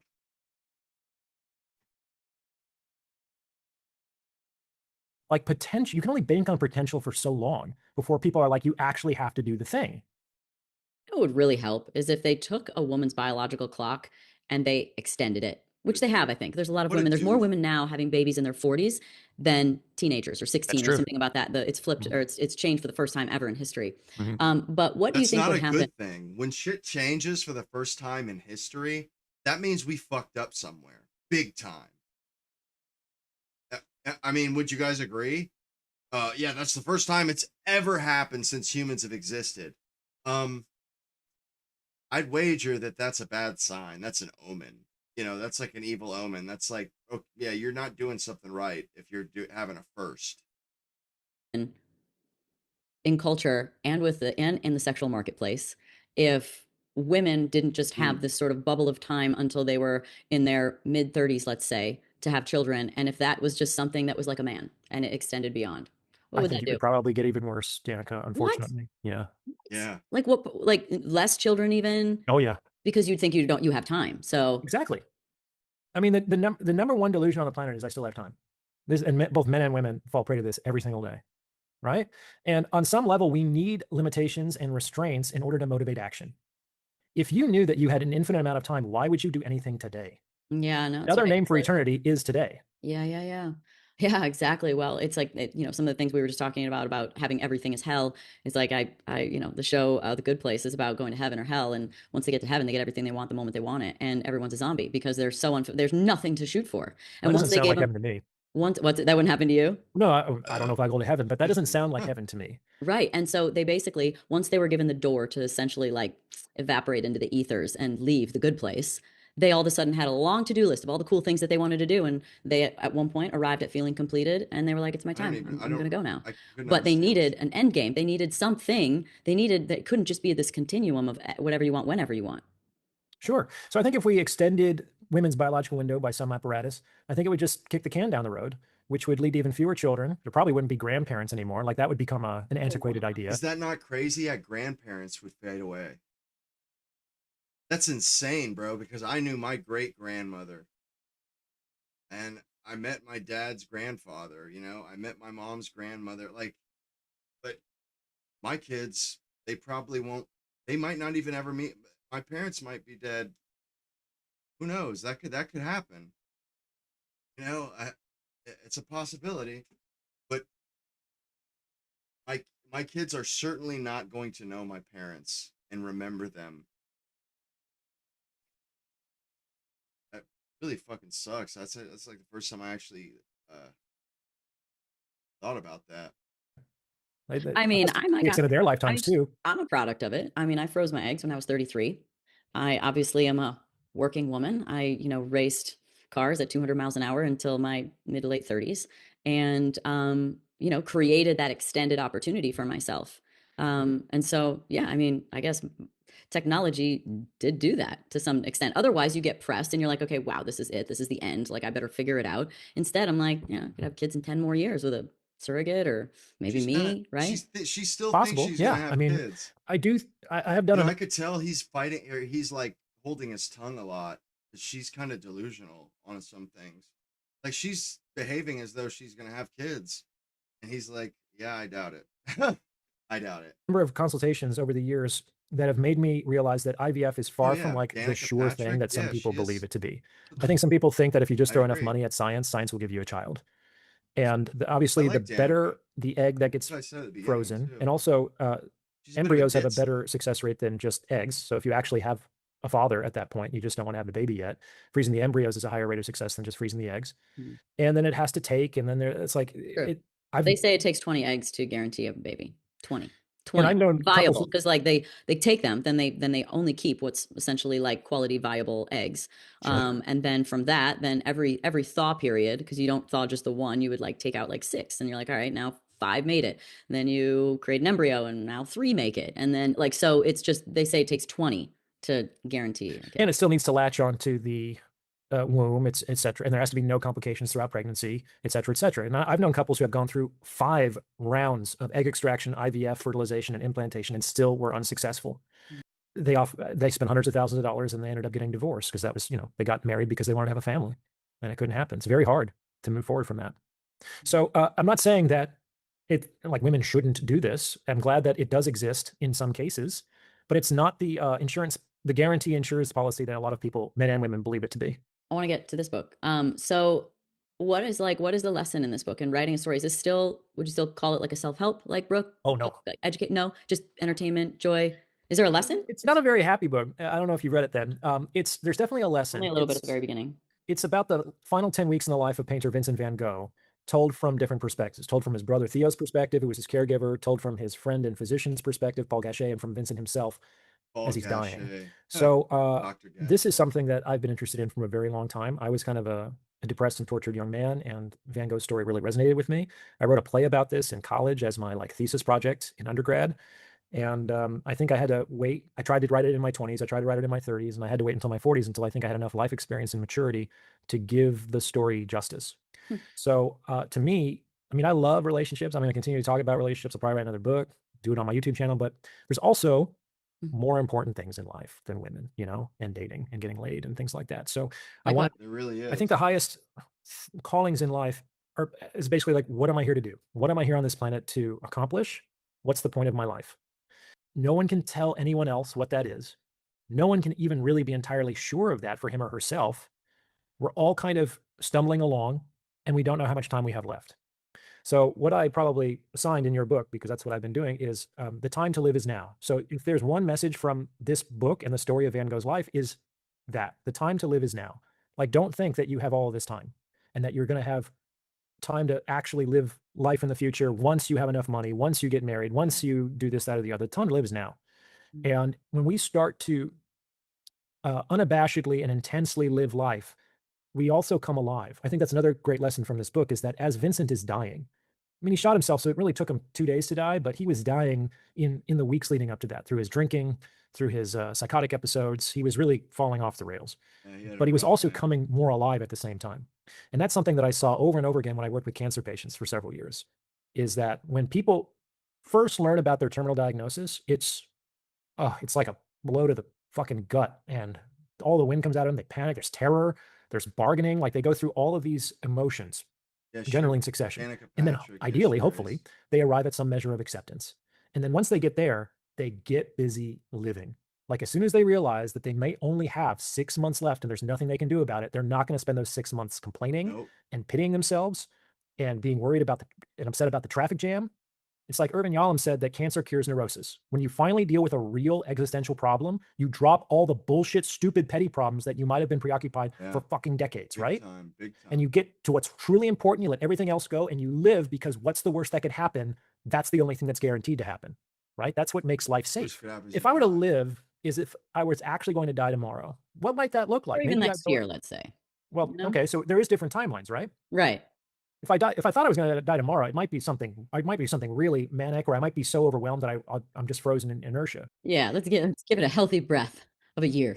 A year. I mean, I think that's a good thought experiment for people to have. When I worked with those patients. Oh, wow. Every year. That's what you should do every year. That's a New Year's tradition. Every year you write down, what would I do if I died this time next year? What would I want to make sure I did this year? Yeah. Screw a bucket list for life. Like, make it every year. And it's not necessarily Actually what would do I do. it. Like, I want to do a hot air balloon ride in Cappadocia. I want to. That does sound fun. It does sound fun, but like, ultimately, the things of our life, like the things that we remember the most, are generally not those vacations. They're emotionally powerful moments with people who matter to us. I was going to say, it's feelings. It's not things you do. Well, that's why people pay all this money, because they actually want to feel something. And the richer they get, and the more they have these experiences, the more they have to pay, and the more extreme they have to get to feel anything. Oh yeah, because you're desensitized for sure. Like, the jet's not that big of a deal. It's like, No, but what how if do you the handle that? helicopter met me at the jet, and then Well, how have you handled that, Danica? Because like you said, you used to race cars 200 miles an hour. Mm-hmm. How do you get your jollies these days? I mean, I always like to do things that just stretch me, that make me feel a little out of my element. Dude, Like what a a weird little, choice of like words. that little Let's bit do of things that fear and stretch me, excitement you know of what I mean? like curiosity, something that you're curious about, but Stretch also me? like I'm Wow, like a that fish was out kind of of water, but vulgar. I'll figure it out. And it's like in that discomfort, I come alive. So you've shifted a little bit. So it's not about like chasing adrenaline. Well, in the car, there was discomfort all the time. Sure. All the time. That was the name of the game. And I thought I hated it, because it's like, that's what you're going towards, discomfort all the time. It's like, how fast can I go before I crash? And that's how little they think. I mean, like, she didn't even realize what she loved about racing until she'd been doing it for a long time. She didn't realize that it was the adrenaline and the sense that You know, you're not actually in control, but you feel like you're in control of something that's out of control. I mean, if you've ever seen Days of Thunder with Tom Cruise, same thing. I realize that that's actually when I come alive. So, even just doing the podcast when I started doing it, 6 years ago or 7 years ago, and still to today, I still I worked on what the heck I was I've talked to you before. I know you, I know what you do and what you're all about, but I still research and everyone I do that because I want to make sure I'm prepared. I want to make sure I don't waste your time. I want to have interesting conversations and talk about new things. So that's always something that can continuously stimulate me because I'm always feeling like I'm just a little out of my element. If I was talking to a race car driver, I probably wouldn't need that much preparation, but I'm always talking to someone different. But politics was a new realm for me. I don't know anything about, I didn't know anything about politics until a lot of danger as soon as you step into that cage. Yeah, I know. I'm sure I'm on some kind of list now for my phone, the amount of people that I know and the places that I go now, but, or public speaking, in various different capacities, whether it was speaking at a Trump rally or whether it's going and doing public speaking engagements on my own. And then also I would say I've shifted more into creating, that wasn't something that I did so much while I was racing. I did a little bit, but I bet you do. I just have ideas for companies and things I want to do. But I'd say, and also healthy amount of things that I do now too, are go have those sort of bucket list experiences, go do things that I've never done before, go to Burning Man and, go to, Burning Man, Egypt and see really? the pyramids. And so I consistently go on adventures. Whack. That sounds cool. Yeah. Nothing so- against the pyramids. I'd like to see them myself one day. That's I have good. a slightly different take that isn't opposed to anything you just said, but might be more complementary, which is that as good as those peak experiences or adventures might be, no matter who you are, you will probably still have more average Tuesdays than adventures and peak experiences. Oh yeah. So maybe one way to think about your life is how can I perfect an average Tuesday? Because I'm going to have 10,000 of those and I might go to the pyramids once, you know what I mean? And so we see that life can be a sustainable, repeatable process. And that's what I try to optimize for in my life today is how can I have the best possible average Tuesday? And generally that means that I do a few hours of work helping people. I spend an hour or two on my health. I go to the gym or I walk around. I spend a couple hours creating.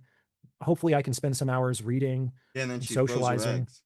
There's good food. She still thinks she's gonna have It's kids, all kind too. of chill and relaxed. It's I could live that day 10,000 times and feel very fortunate, right?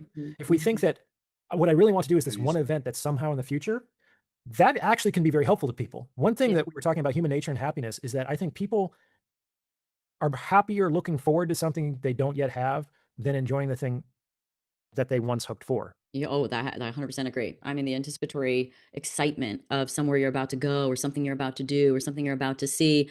And I would in fact say that it's either that is more exciting than the thing that you do. Because even when you look back at things you do, they actually almost seem more interesting sometimes than when you're actually in it.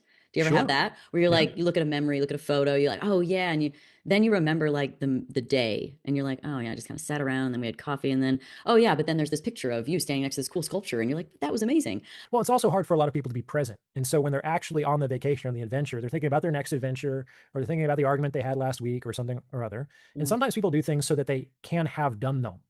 They don't actually enjoy the process of doing them. Sometimes they do, sometimes they don't. But they want to then be able to have the memory, either for themselves or to be able to tell other people that they did that. So not knocking it, that's just what people do. But sometimes people can have all kinds of adventurous, exciting, interesting adventures and things going on in their life, but because they're not present, they're just kind of waiting for them to have happened so that then they can enjoy the memory, which is fine. It's fine to enjoy memories, but why not get a double action on that one? Why not enjoy it while it's happening and be present and then be able to look back when the time presents itself?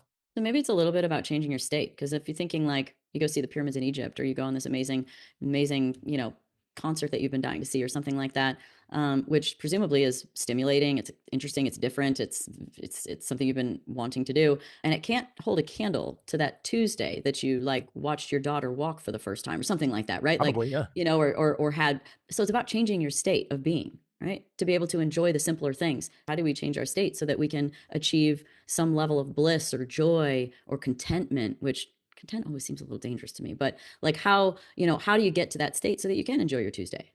I think contentment is one of the best states that we can strive for. Do you think that contentment is the same thing as complacency? Is Yeah, that maybe I'm confusing the definitions a little bit. It's hard to do. I made an episode about this where I basically describe contentment as the art of being fully half full. That sounds kind of paradoxical. Okay. But a Yes. half full Yeah, glass is fully half full. Yeah. You understand? Yeah. That's what contentment is. It doesn't mean that you have everything. It's that you accept that what you have is enough in and of itself. And that's not incompatible with striving for more or striving in a goal-oriented direction. And it's actually kind of fun. I mean, I've done so many consultations with very successful people, and they talk about, man, I just feel lost in life. I'm kind of burnt out. I've lost my sense of purpose. I can afford everything. I can do anything I want. And I say, well, when are you most happy? Well, it's going to sound really weird, but I miss the days when I was 25 and I was living in that crummy studio apartment and I had this dream and That's I what was everybody grinding and I had says. all this life and this brightness about the future. And I didn't have anything. I could barely afford rent, but it's like the world was my oyster nonetheless because I was like free. The reason why getting what we want is hell is because we have inappropriate expectations about the satisfaction of our desire.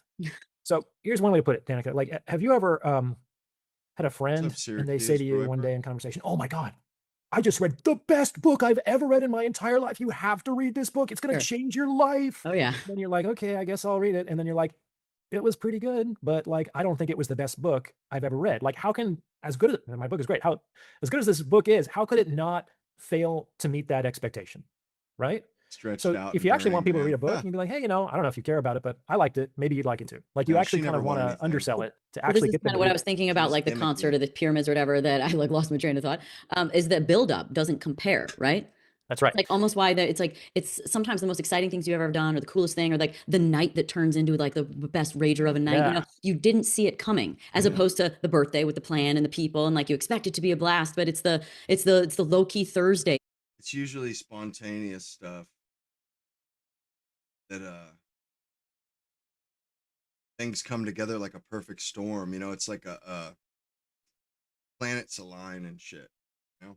That turned into, oh my God, that was a blast. How did that happen? You know? Yeah, And 10 years later, 20 years later, we're talking about that epic night out that no one had like an agenda for, that just unfolded in its yeah, own yeah. direction. And it wasn't the environment. It was the shitty Irish bar or whatever the old Dive stories usually bar. are. That's But right. yeah, it's like the anticipatory nature of it builds it up more than it could be. I mean, I experienced this within like the realm of fame. It's like, you know, I always say like, God, I hope if I just don't disappoint someone when they meet me, like I feel like I've made it. Like about the best I can do, because people's Right. expectation levels and the buildup that they create is so, well, it's uniquely yours, right? And so no one is exactly that usually. I tell people as a therapist and a consultant that I facilitate disappointment. And I facilitate disappointment by helping people get what they want. And when they get what they want, they almost always are disappointed, which is good because now there's one less place to look. Because until you get what you want, True. you're not going to be dissuaded by anybody else saying that it's not it. That's like a rich person saying money isn't everything. Most people are like, "Oh yeah, buddy, that's nice that you think that. I could probably use $1 million or $1 billion. I'd figure out how to make it work." They're right. Money isn't everything. Or you hear the big players, you know, the guys who have slept with 10,000 women. Sex isn't everything. It's like, yeah, tell that to the guy who hasn't gotten laid in 3 years. You know what I'm saying? So it's like sometimes people have to get what they want in order to realize it's not the thing. Fair The enough. grass is always greener The other till thing you is get to about this is I think it's important for people to what I call find their beer commercial. So when I was younger, I thought that basically my definition of happiness would be like playing beach volleyball with a couple of Coronas and a few beautiful women on a chill Mexican beach. Like that's as good as it got. That's the idea of paradise. Mexico, That wasn't mine. That was really? just an idea that was implanted in me by marketing, right? Corona. The Sure. issue is that I since learned that I could basically chill on a beach for about 2 days before I start going crazy. Like it is not my heaven. It is not my paradise. Right. Like cruises My are- beer I commercial don't is like understand being in cruises some either, dusty, myself. forgotten izakaya somewhere in Japan. I don't speak the language. I'm getting drunk on cheap sake and reading continental philosophy, and everyone else is leaving me alone. Like, I think I could do that indefinitely. That sounds amazing. 10 years ago, my beer commercial was struggling with a 60-pound pack down the Pacific Crest Trail or climbing a mountain in the rain by myself. You know what I'm saying? It's like, that was my idea of joy. That was my idea of heaven. How do you discover your beer commercial? I think you have to do trial and error. The first thing you have to do what you think for you most are. people is be disappointed in the beer commercial. Mm-hmm. Like whatever idea of heaven you have in your mind was probably put there by your culture, which means that it's not going to work for you to the extent that you're not a conventional person. For some conventional people, absolutely drinking beer on a beach with some hot ladies doesn't get better than that. Fine with me. You know, I'm not saying that one is not better than the other. You have to find the commercial that works for you, right? Right, So right. either try your best to get it, and if it works, great, you did it. So you're Right. saying that for Anytime anybody is satisfied, like something like that, hey, I'm happy for him. You know, I'm happy for him because you know, I hope that happens to me one day. You know what I mean? And everybody has their different idea of heaven, I guess, heaven on earth or whatever. And you know, just to see somebody else reach theirs, to me, that's a good thing. That means people actually reach their, their moment of nirvana. Yeah, like people actually reach that. You know what I'm saying? It's not like you'll never get there. No, people get there. Just when I see people get there, it's like, well, at least they prove that it can be done. It can be done. It's kind of like people getting out of jail and shit. It's like, well, prove one thing, you can actually get out of this fucking place. First part where you're like, everybody, when people get what they want, they realize it's not really what they want. So you're saying, don't fix that. Do that. Actually do that. And see if it actually works. For some people, especially conventional people, it will work. Fan-fucking-tastic. For a lot of people, it's going to be like, no, this isn't it. Great. Now I don't have to spend 40 years hoping that when I finally retire, I can do this. It's like the whole point about getting what you want, you kind of want to do that quickly so that you can be disappointed faster. Because the real tragedy is not being disappointed. The real tragedy is waiting for 40 years and then being disappointed. Not being able to. So like figure that out is wrong first. And then it's like, oh shit, well, I don't know what my beer commercial is. No one's going to tell you.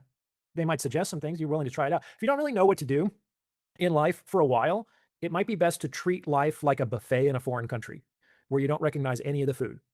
So what would you do? You'd probably go around and take a little bit of everything. And you'd have to make a taste of it. You have to test it out. You have to put it inside of you. And then once you do that, it's actually really easy to know what to go back for seconds for. It's not like a theoretical thing. There's not a lot of analysis. It's like, that tastes great. I'm never going to eat that again, right? But you actually have to make a taste of it, which means you have to try it out. So if you don't know what to do, try a bunch of shit out. Don't have contemporary investigation. Don't say, I'd never love line dancing, or shooting a gun. That sounds terrible. Or moving to a different city. That's where those type of people live. It's like, that's not going to help you. Like you're in a foreign country. You don't know what this food tastes like. You don't know what's sweet and sour, nutritious and junky. You need to grow some balls and try some stuff. Yeah, but people have a lot of hesitation around, well, what if it's wrong? It's like, good. Like you have to see failure as just information. It's like one less place to look. Yeah. Which narrows your focus. Damn, that was the name of the game in racing. I mean, that's what we just tried a million things on test days. You try all these different setup changes. And yeah, okay, it definitely helps to do the things that work more because you go faster. But you absolutely cross stuff off the list when you realize it didn't do anything or it was worse. It was like, that was still good information. And that's great because in this example, if you try something out on testing, it doesn't work. You don't say, well, it should work on the car. It's like what really matters is, did it fucking work or not? You leave behind the shoulds and the should nots. Yeah. And it's what really actually moves the needle. That's important. Since you talk so much about men and women's value in the marketplace, I was wondering if you could help us out with what increases each one's value in the marketplace and what is out of your control. Everything that's out of your control has to do with the person sitting across from you. It's like the cat decides what milk is good. That's the phrase that I say over and over again. It's not for me to say, I'm such a high value man. Any woman would be lucky to have me. It's like, it's for the specific women I'm dealing with to decide whether that's true or not. And I can't. I thought that women getting old was like something that you couldn't change, and that makes you less valuable. Well, you can't control aging. As my dad says, it's better than the alternative, because if you're not aging, what are you, right? So we're all aging. And certainly there are some women who do look better as they age. Like I don't know if this is necessarily your situation, Danica, but I call them ugly ducklings, which is like some women blossom at different rates. Oh yeah. My boyfriend just said my 16-year-old or 14-year-old photo that popped up on the screen was like, you look better in your 20s. I'm like, better now too. Like it's and it's pretty rare though for women to look better in their 50s and in their 20s. Like just in general, I'm just putting it out there. But with cosmetics and certainly the money to put behind healthy lifestyles and staying. Oh, have you seen those pictures of like some women just have great genes and they age incredibly well. They still have attractive features to young men and men. Also, same thing, young women find that like I'm actually kind of in this really weird place right now where 50-year-old women hitting on me, and I have 18-year-old women hitting on me,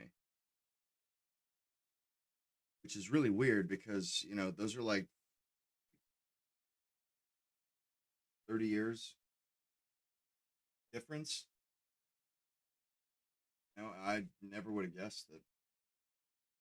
Oh, that would have been the same woman in two different pictures, one without any work done and the other with work done. It's like, you're not ugly, you're just poor. I mean, something like that. And it's not completely untrue. What I think is more important than like having money for eye fillers or more boyfriend. That's kind of some sad. sort of like salmon sperm injection in your face. I think they do that in Korea. It's just having enough money so that you're not so stressed out. Like the thing that Salmon ages everybody sperm. fast is stress. And the more money you have, the less stress you should have, because you can solve a lot of problems in life with money if you have it. Not And more if you money, more don't- problems. Yeah, my problem is I grab pay some? too much tax, which is like a much better problem than how do I afford Oh, for both sure. getting a new tire on my car and paying for gas. For sure. Right. So there's always problems, but some problems are better to take have than some others, over I the think. Right. yes. Okay, we're up. Lesser Now we of need two to get evils. what are we going to do to increase? What does a man do and what does a woman do to increase their value? Well, again, I'm going to talk in generalizations, and ultimately people enter into relationships not with statistics, but with specific individuals. So that's like the little caveat. But in general, men become more attractive in women's eyes when they are physically fit. Like the best thing a guy can do is get as close to 15% body fat as possible. He doesn't have to have a six pack, but he should be lean. Like 40% of American adults at least are overweight. That's just really high, right? So we don't need this much food. It's causing all these kinds of health problems in our society, and we're not looking good. We're You can consumers, learn we how to gotta dress better. A consume. lot of guys, if they're not gay, don't have any kind of sense of style. So like that's the easiest way for a man to raise his attraction by 1 point in a weekend is like go out with your sister or with a gay friend or hire a stylist and get like 3 good outfits. Throw $800 at the problem, right? Mm-hmm. Or if you don't have that, go thrifting with a really cool person who can throw together an outfit, right? And that's now your look. Totally. I think that it's generally better for a man to be established in life. Like if you can't be high status, then at least you have to be on a trajectory towards that. That's why women will still marry and get engaged to men in law school and medical school. Like they have a plan. Yeah. They're clearly on a trajectory to a secure high earning position. That's attractive. We also have to, though, say that what women look for in a short-term relationship isn't always exactly what they look for in a long-term relationship. The money and the status might not be important for a short-term relationship. Sure. I mean, I'm thinking about that crazy hot matrix videos. Those are great. That's such an was a old one. Have you seen that? Crazy hot Yeah, matrix. yeah, but It was those are so for good. those are for women. What I'm saying is I know, but there's another one for the men too. It's just much Oh, is simpler. there? It's basically just money. Money. It's like once you reach a certain financial amount, then it remains no longer important how attractive you are. I mean, it's certainly true. I mean, when you talk about all of these people who've been arrested in the last 10 years for all kinds of sexual improprieties, they're generally not very attractive, right? That said, if you're lucky enough to be 6'4" with chiseled symmetrical features and a washboard set of abs, you could probably be a drug dealing dropout who lives in his parents' basement, and you're There gonna are have, those videos too. It's like 6 foot. How much money you make? Where do you live? 6'4". You got a record? No big deal. I talked to He's women right though. who have told me, Danica, they honestly can't tell if a guy is cute or just tall. It's like the height seems to hijack women's brains, and they're just like, especially if you're above 6'3", it's almost like they can't think straight. And I've seen in my opinion, pretty mid guys, especially with their face. My older brother, he's 6'2". I don't know how the fuck he lucked out like that. And almost him and my cousin are the only two that are that tall. Everybody else is 5'10", shorter, or about 5'10". But man, you guys think that I never was pulled as many women as him. Like him being 6, I mean,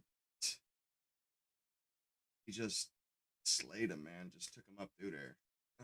Kind of the way that they hold All themselves, up through but there. they're 6'4"? 6'4", and they have beautiful women on their arms. Wouldn't I mean, have it's like a piston it's. nor a window to I'm throw it out of. 5'11", so I'm slightly above Didn't average, matter. but not quite at Didn't that matter. 6 foot threshold, which is kind of tough and kind of good at the same time. It's like 49% of women set their height filter at 6 feet. I was going to say it only is a problem for the apps, right?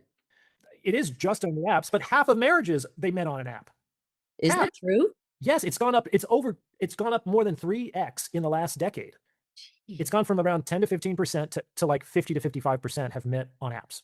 Well, I guess when a certain percentage of people get on apps, which is a lot of people get on apps, and then it ends up just being like, it's not like, I feel like apps used to be like, I can't find anyone and I want to get married and I'm really got to figure it out. Now it just seems like a meeting place. It's like, oh, who's where, interested? Oh, you're hot, cool. It's almost like finding someone on Instagram, right? Like you drop into their Instagram DMs. is the it's best like, dating app in the world. I do think that regardless of the intentions, most apps are actually casual sex funnels when they're used correctly. Pretty much. And it's very difficult to date out of the habit. for marriage in that medium. Yeah. do you think this is part of the problem too It in is. modern dating? It's just like, I mean, it's everywhere. There's pros and cons to everything. It's like, I personally am glad that I don't live 100 years ago in some small town that I'll never leave, and I have a choice of 3 women of marrying age. It's like, I like having selection and options. But yes, having too many options can paralyze people's choices and distort their perception because they believe they have infinite options. Yes. Maybe we're really finding more true love now than ever before. I don't think so. I mean, it's possible. It's possible, but no, I don't. I don't. The amount that people, even people that are together or married, the amount they talk to each other. You know, like people 100 years ago, they probably talked more in one day than we do in a month. Honestly, you know, like when people are spending between 7 and 11 hours a day staring at screens. I doubt even married people really know or really love each other like people used to. Like they probably don't even know each other all that well, like compared to historically. You know, like I bet love is not even nearly the same thing that it used to be. And honestly, I don't think it is because like I used to feel different and think differently about love. You know, and it was a much deeper thing back then. Now it's like and it's I guess because it's so rare, people don't even talk about it anymore. You don't ever hear anybody refer to that when they talk about people when they're talking about dating people or married. You don't even hear that anymore. Hear it spoken of. So it's almost just become kind of it's kind of it's become obsolete culturally. You know, it's faded away. It's no longer you know, it's just an outdated concept of Western culture. Because I mean, am I wrong here? Because I can't remember the last time I heard somebody saying, "Man, I really love him," though. You know what I mean? Like, yeah, times change, people change, you know, culture changes. By that, no, unfortunately. Why? Well, another aspect of the apps is that it's definitely shifted dating in a visual attraction direction, both for men and women. Women have always had that to some extent. It's become much more important for men to be hot. Like those old predators who got arrested, they were always 60 or 70. That's a different generation. It's like you got to be hot to get laid. Like women, 85% of women are swiping on the same 15% of men. Yeah. And it's not What's because crazy they are. is, you know, you can like if you pass that test, you can get away with just about. You can pretty much get away with damn near everything but murder. It's like seriously. I mean, and you see people that make it into a joke or they document what they could say to women, and the women will still go on a date with them. And like I've seen it too, like where some chick would rub you the wrong way, or it wouldn't go, something didn't go right, and you know, and they always take that opportunity to just totally rip your fucking your heart out. You know what I mean? And just attack, just destroy you. You know, oh, you did something wrong, or you texted me at the wrong time, or whatever, and then they just destroy you. But like, I remember doing, you know, or telling women to go fuck, you know, go fuck yourself, like fuck off. You know what I mean? And then a week later, 2 weeks later, they come crawling back, and then they're texting me. I'm like, what the fuck? Like, what do you know, like, what are you talking to me for? Like, you know, at the time I didn't even realize is because they found me attractive. Like, I was like, what are you talking to me for? Like, it didn't work. You know, one of us blew it. Didn't work. But you can get away with a lot, man. Like, I mean, you could pretty much. It's crazy, man. Honestly, I've seen. Honestly, what I've seen personally wasn't really all that much. Just like fouling up a conversation or something like that. But then you see what other people do. You know, I've seen guys that they open a conversation on a dating app with, you know, I want you to shit on my chest. Like, I'm not even joking. Like stuff like that raunchy, like foul shit. Or just come out and say, you know, just come be upfront with it and just, you know, proposition them right there. You know, or at the beginning of the night, basically tell them, yeah, this is just a one night thing for me. Beginning of the night, and then they still end up back at one of each other's place. It's just like, it's ridiculous, man. Like, what is it that makes them some things are so picky, they get the ick if you cough, if you cover your mouth when you cough, but you can say the most degenerate or the meanest stuff, totally get away with it, man. It's crazy. It's kind of absurd when you think about it. Like, how can they? There's almost no rhyme or reason to it.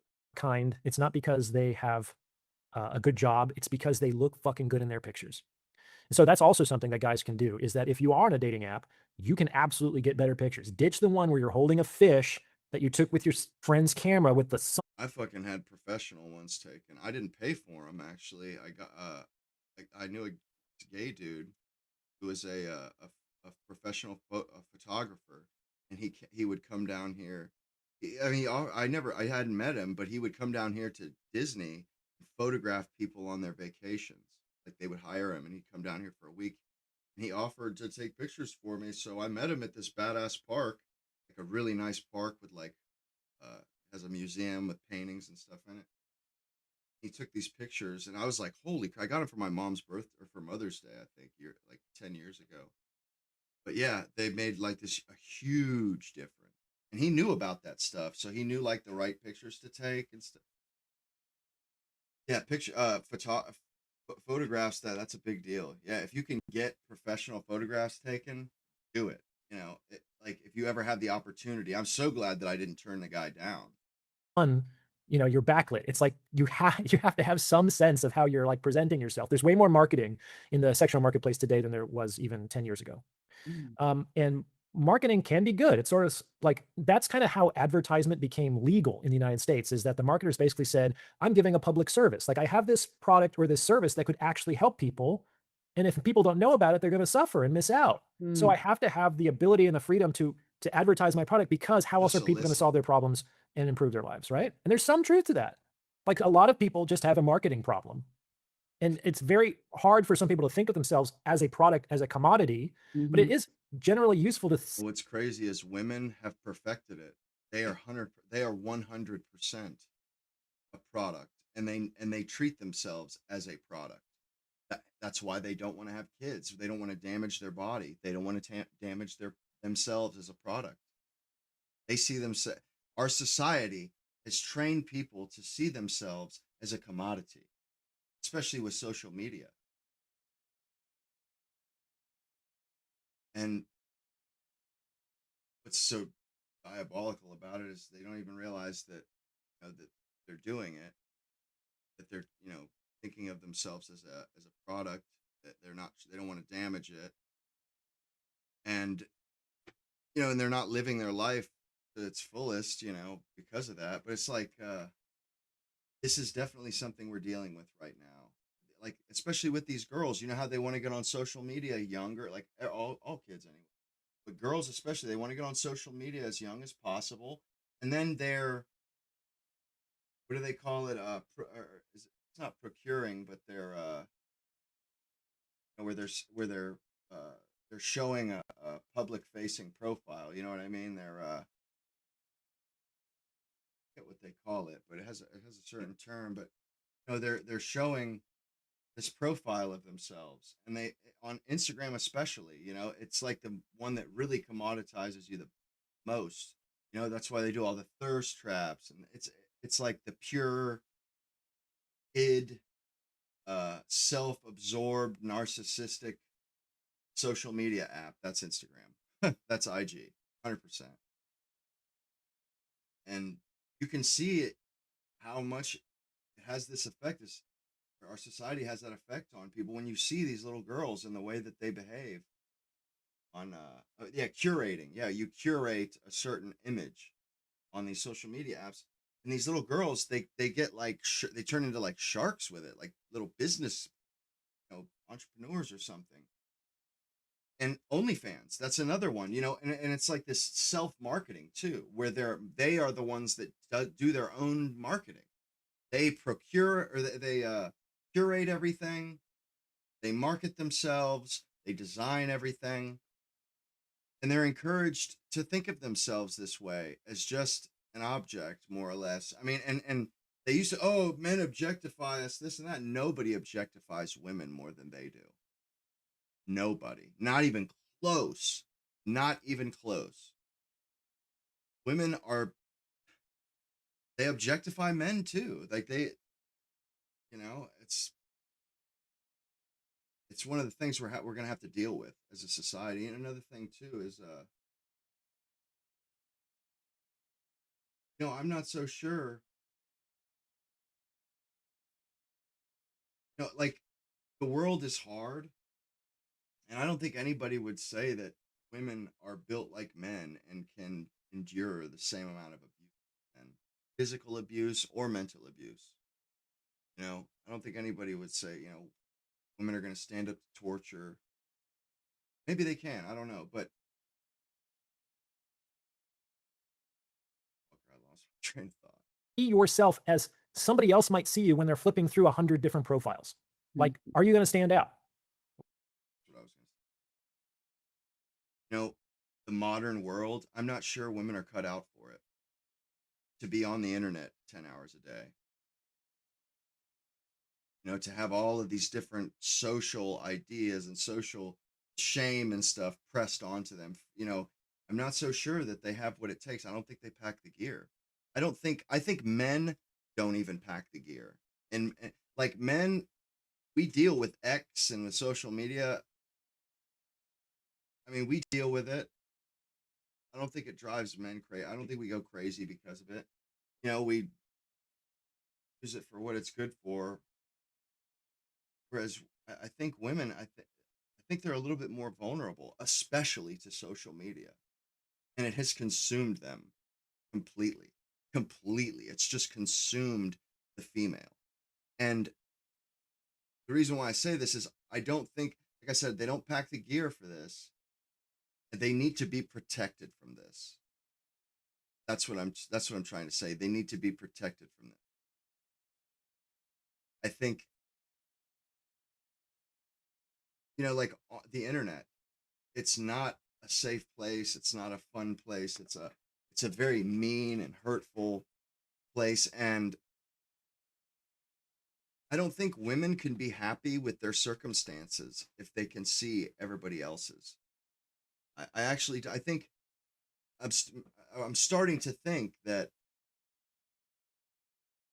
that their world needs to be limited to like a house. You know what I mean? Like like how things used to be historically. And I think that's when women are the happiest, when their world, they have, and historically the house would be their domain. And, where the man, he didn't tell them what to do, they clean it to their, how much they want to clean it. But when their world is the house, the kids, the neighborhood, I think that's when they're happiest, and that's when they're in their element, and that's when they flourish. I don't think they can find contentment or fulfillment if they're constantly seeing everything else. I think fear of I hear women saying that, like I heard a woman say in a video, like, these men that, that have no fear of missing out, no FOMO, and no there's another one similar to FOMO, fear of missing out, and another one. She was saying, yeah, men, these certain, I guess, incels or something, they don't have these problems. Whereas I think women struggle with the FOMO thing a lot. And that's why, like these things go viral, and then they waves of people doing the challenges and shit.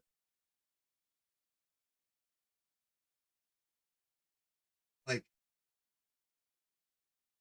this won't go on forever. You know what I mean? Like, let's say, and if technology holds out and it continues for hundreds of years, we have internet and stuff. Like, I think it's eating women alive. Honestly, I think it's destroying them. Like, truly. I mean, we can see it. They're like unraveling.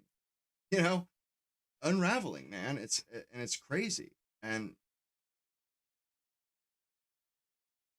we're gonna have to figure out how to deal with that. You know what I'm saying? Like we're gonna either they have to, they're not gonna be, it's not gonna be free for all, where they just get on and just consume as much social media as they want. I'm not so sure that I don't think it's good for them. I don't think it's good for anybody. I think it's especially not good for them. I don't think it's good for kids either. And it's like, we let people get on the internet and do the social media stuff. We might get down the road 10 or 20 years, oh yeah, YOLO. Exactly. It is YOLO and FOMO. How the monk? Damn, dude, you got a J-Boss. He's got a pretty good at problem solving, it seems. Or he's just like me and just knows a lot of useless trivia. But it's eating them alive, and it's like it can't stand. What if this stuff causes brain damage? Like, you know what I mean? Like, we have no idea the kind of stuff we're doing. Like psychology and stuff is like not even really a science, and like the first psychologists only they came about in the last century or two. That's how little we know about the human mind. And this may be doing untold amounts of damage to people. We have no idea yet. We have no clue. We don't even know how to measure that stuff. How we would test for that stuff. We have no idea. And that's another reason why the equal rights thing and all that stuff seems ridiculous to me. We don't even have hard numbers on anything yet. We have no hard numbers. People talk, oh, I believe in equal rights and this and that, and they behave as though this is an unmitigated good, as it's a gift from God. It's only good. There are no drawbacks to equal rights, ladies and gentlemen. Zero drawbacks. It is an unmitigated good, and we're the ones that discovered it. Millions of humans have lived for 100,000 years before us. None of them, and we're just the ones that, we're so smart, like, I don't think so, man. I think that we're just so arrogant and foolish we think that we're gods and that we can change and fix. And, we're so used to adapting. Animals, they adapt to their environment. We're so used to adapting our environment to suit our needs. We think we can do that to ourselves, to our own brains. We do that. I mean, we do it to dogs and stuff. They breed dogs to get them, like they did that to a fox recently. In Russia, they did that where they domesticated foxes. Straight up, they domesticated foxes. Or they're on the road to domestication. They've been selectively breeding them for years, decades. But we don't know all that much. But man, like the way people talk about equal rights like it's an unmitigated good. It's like, have you even ever thought, like, what kind of a fucking idiot thinks that there are no drawbacks to people having rights? You know what I mean? Like, with rights, that comes responsibilities. It comes with its own set of problems and, its own circumstances. And people, they hear these slogans, equal rights for equal pay and blah, blah, blah, and this and that, and they sound great, and they feel good when you say them too, but do they ruin lives? Do they make people happier? Is the society better off? Is the culture better off? Because I correct me if I'm wrong, but I have not seen any evidence, no evidence whatsoever, that equal rights makes women happier, that feminism made women happier. As a matter of fact, it made them more miserable. None of these things that were supposedly progress, don't you know?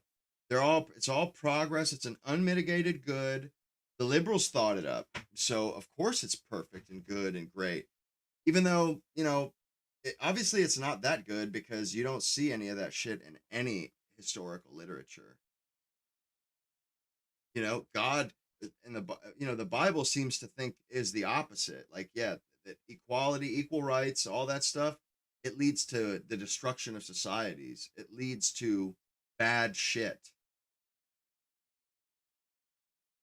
like I've said before, in the Bible, it straight up says how you can tell when God is angered with a culture or a people or a nation is because he puts women in charge,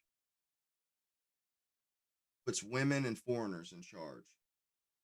It says that in the Bible too, damn near verbatim, that God's wrath, God's judgment takes the form of women in charge and shit. So these ancient civilizations, they knew that this isn't good for people. This doesn't, and you know, they called a spade a spade. They didn't hold a gun to everybody's face and say, "Isn't it good? Isn't it good? Aren't you happy that there are equal rights?" They just looked at their women, or you know, they looked at the situation and said, "Are people happier, or are they better off or worse off? They're worse off. Yeah, we're not doing that again." And you know, we're only going through all of this stuff because we've made these great technological leaps, and our elites and intellectuals got a wild hair up their ass, and you know, because they went to the moon or because they invented the airplane, the telephone, uh, the internal combustion engine. They think that they are smarter than the people that came before. We must be smarter. We went to the moon. We must be smarter. We invented electricity, or we invented the modern use of it anyway. You know, like we started, and that's when the progressive movement started in the mid 1800s, when all of these inventions and all of mankind started getting a big head, because you know, we learned all about natural law and all about this and all about that, stood on the shoulders of those geniuses like Nicholas Copernicus and Sir Isaac Newton. Because we knew so much about the world around us, all of a sudden people think, well, we know stuff that everybody who designed cultures or who led cities and led nations and empires, we've learned stuff that they didn't know. You know, we have the benefit of knowledge. We have the benefit of modern science. We can do it. We can make this stuff work. That's what communism is. Communism and progressivism, they all came about at the same time, because human beings were high on their own supply. You know, they had just come off a string of great discoveries and great inventions. And because, you know, inventing a gun, that's very different from engineering a society. Very different. The Russians learned that out the hard way. You can build a Kalashnikov, but that doesn't mean you can literally micromanage a massive society and culture, multiple cultures, a massive empire. It's absurd. It's absurd. The only reason why capitalism works is because it's natural. It's not really an idea. It's like people, free trade. That's what it is. And it's kind of like the natural state of human beings, the default state, you know, to buy and sell shit from each other. That's why it works, because it's kind of natural. It comes naturally to us, and it plays off of greed and stuff. And, you know, and it also has forces to ensure incentives for people to treat each other with respect and dignity, you know, because you want them to buy your shit. But we got a really big head, and man, we have just folly after folly, my dudes. Folly after folly, man. Ever since the Civil War, my dudes, we've just been stepping on our own dick. Every step we take, it's like is on our nutsack, or we're just we can't seem to get out of our own way. You know, that's how it feels to me anyway. We can't seem to get out of our own way. We're so concerned about reinventing the fucking wheel and shit that we don't just enjoy our lives. We got to keep pushing, keep going. Like, people could have just, at the end of the Victorian era in the early 1900s, they could have stopped right then and there and then just optimized for happiness. Just optimize, go for happiness. Okay, we got cars, got this, you know what I mean? Like, we have indoor plumbing, go for happiness. Capitalism is a decent thing. It's not an unmitigated good, though. Capitalism destroys cultures, destroys societies. It destroys them in pursuit of the profit motive. Nationalism stands against free marketism. Free marketism is not good. I mean, the free market doesn't solve everything. It doesn't fix everything. It doesn't. Just doesn't. Because, and you know, there are perverse incentives with that too. That's the whole nationalist platform is to protect culture, to protect tradition, to protect a people. Whereas capitalism is the opposite. It sells off culture and tradition and ethnicity and belonging to a people. It sells all that stuff off in pursuit of the profit motive. Because if they can get cheaper laborers from another country that are brown or a different color, the free market says, fuck your people, fuck white people. These people are cheaper. You can make more money. Get rid of the white people. That's what capitalism does. So, you know, if you like if you like being a European, if you like belonging to a civilization, then you stand in opposition of capitalism, my dude. You stand in opposition of the free market. It's not an unmitigated good, man, and it will devour everything you hold dear. For the almighty shekel, dollar, pounds fucking sterling, or pounds fucking sterling, rubles, rupees. How do you see yourself in another person's eyes? It's harder for people to listen to their own recording. Why You know what I mean? wouldn't someone try and look their best though? Like, what is the psychology behind that? There are plenty of people, even girls too, where they just like the whole like kind of don't give a shit, like don't even try, no makeup, you know, I like love that. you know, I pajamas at love the women airport. that It's don't wear like why don't people try? What is that? Why That wouldn't happens. They I might think wear some eyeliner when they go out or when they're dressed up, but other than that, they don't wear any makeup. All my girlfriends were always like that.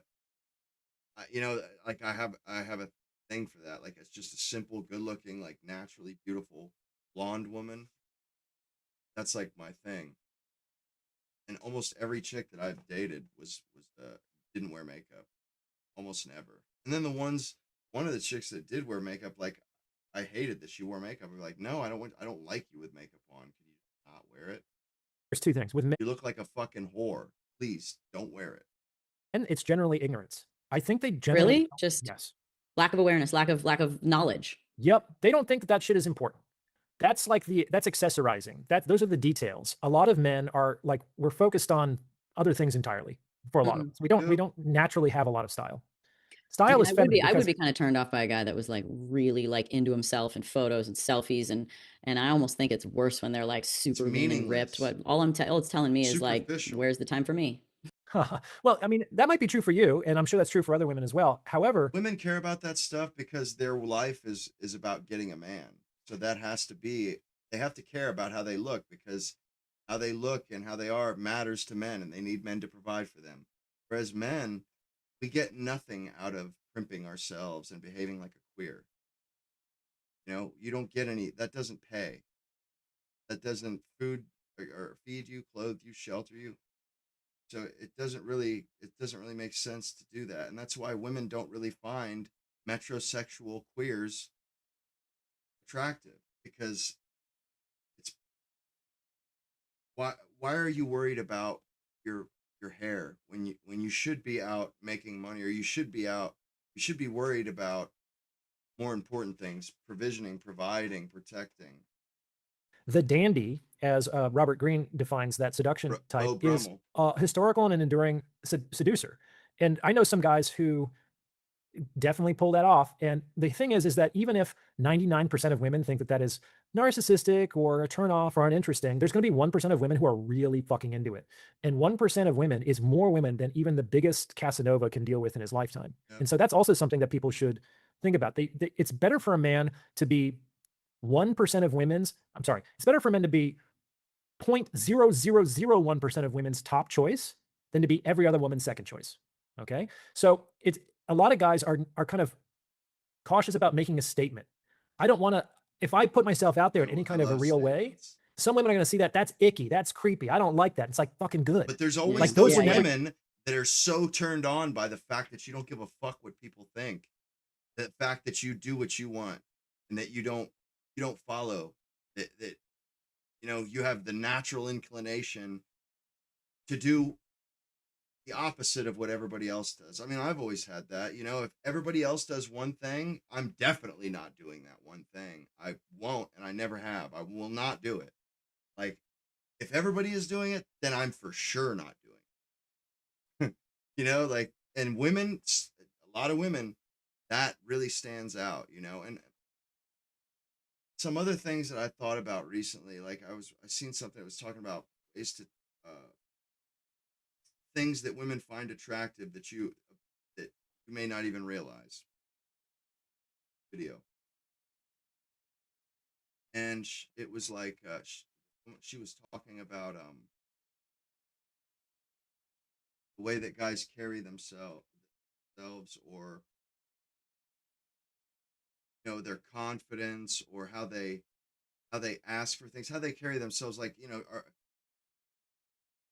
are you confident? Do you act with sureness? Do you know?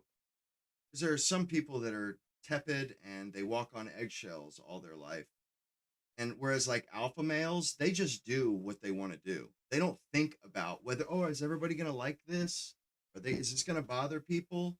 No, they don't do that. They want to do something and they do it. They don't give a fuck what other people think. Women find that incredibly attractive. Incredibly attractive. Or like, or something as simple as not being on your phone all the time, being present. You know, when you're in around people and you're not on your phone, like I didn't realize that for a long, but you know, I was thinking about it, and you know, situations I've been in, that says to women that you listen and that you care what they have to say, you value them, you know, you're giving them your undivided attention. That's unbelievably attractive to women, especially in this day and age where you can't get anybody's attention. Everybody's looking down at their phone all the time. I barely use my phone. I still like having conversations, and I still give people my undivided attention. I feel like I owe it to them. You know, it's like you're an asshole if you're looking at your phone while somebody's talking to you. But there are a lot of things like that. You know, just being calm around people. You know what I mean? Like, or you know, it's just being in a crowd or around, like waiting in line at a pharmacy. You know, there's 3 or 4 or 5 people around you. You know, and your behavior says a lot about you. And women pick up on the smallest cues, man. Stuff that maybe we don't pick up on, but women are paying attention to that stuff. Like, and they're judging. Is this guy? Is he afraid of the people around him? You know what I mean? Or does he look comfortable? Because, you know, because they're thinking, is this guy a pussy? Is he confident? Is he on edge? Does he feel threatened in this environment? You know what I'm saying? Like, this stuff matters to women. That could potentially be life or death for them. So it's very important. You know, and there's so much more to attraction than just looks. You know, so much more. And more like, and for men, there's more to it than just looks, of course. Like, there's the air that women have, and you know, how they carry themselves and whatnot. But like with women, they're trying to judge you as a person. They're trying to figure out as much as they can about you. And they're almost like Sherlock Holmes. They really can figure out a lot about you by how you interact with people around you. You know what I'm saying? Like, by how you behave in public.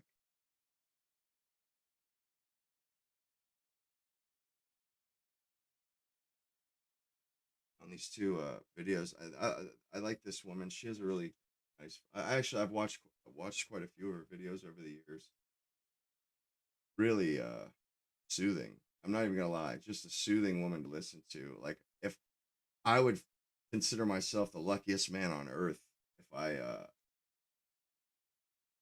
if I scored Hi a woman everyone, welcome like back to my this. channel. I'm Courtney Ryan, and today I'm going to be talking all man. about what mature men Listen do to her. that makes them her stand out voice, to it's like women and what butter. is incredibly attractive to women. I'm not talking about age or gray Beautiful hair. hands. I'm talking about how a man thinks, carries himself, and interacts with the world. These things signal a deeper kind of confidence and character that women notice almost immediately, often without even realizing it. The first thing here that mature men do is they don't try to impress, they just are. A mature man has nothing to prove. He's not throwing out name brands, flexing his job title, or turning every conversation into some sort of humble brag. He's grounded in who he is, and that inner calm is so magnetic. Instead of pushing for validation, he holds space. He lets others speak. He lets That when you're not when you don't fish for validation and stuff, that's incredible.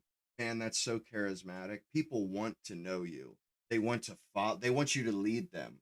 They want to hear your advice. They want to be around you. They want to, like, believe me, man. There's something about that. It's like this, somebody who is comfortable in their own skin and doesn't have a chip on their shoulder. They're not trying to convince everybody else how great they are, because they don't need to convince those people how great when you are a charismatic and you have a lot to offer, a lot of value to offer the world, everybody knows it. You can't hide that about yourself. People see it. It's as obvious as the day is long. That stuff stands out big time. And when somebody is humble bragging and shit, well, it honestly, it's like a betrayal of yourself. You're giving the game away that you don't feel confident, that you do give a shit what other people think. Like, and I think it's kind of funny, Mina. I could tell she gets frustrated with me sometimes because she tries to throw these little darts at me, these little barbs, and they just fall flat. I'm like, she's like, you're not that smart, or you're stupid, you're dumb. I'm like, congrats. You know what I mean? Good for you. She's like, I'm smarter than you. I'm like, and that doesn't make me dumber than I was a minute ago. Like, I'm sorry. That's not how it works. But, that,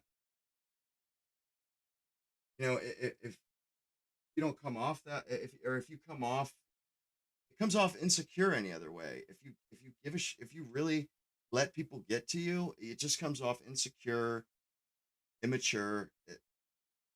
It's not a good way. not just to respond, but to understand. He doesn't need everyone to like him, and ironically, that's exactly why people do. Guys who are constantly on just come across as exhausting, even when they have good intentions. Women are drawn to men who let their presence do the talking. You don't need a script, you just need to know yourself. And I always like to remind you guys to focus on connecting rather than impressing. I know this can feel a little bit difficult to do, but trust me, it makes all of the difference. The second thing mature men do is they manage their emotions, not suppress them. There is a huge difference between bottling things up and being emotionally stable. Mature men don't deny their emotions, but they don't let them totally run the show either. They've developed emotional control. That means when something bothers them, they don't explode, retreat into silence, or become all snarky and annoying. They communicate clearly and calmly. Being able to say things like, that didn't sit right with me, or I'm just feeling a little bit off today, without making it a total crisis, that is incredibly attractive. It shows maturity, self-awareness, and emotional leadership. Contrary to popular belief, women don't want a man who is emotionless. They want a man who can handle his emotions like an adult, not bury them or weaponize them. Emotional regulation is a skill that so many people lack. We can't control what happens to us all the time,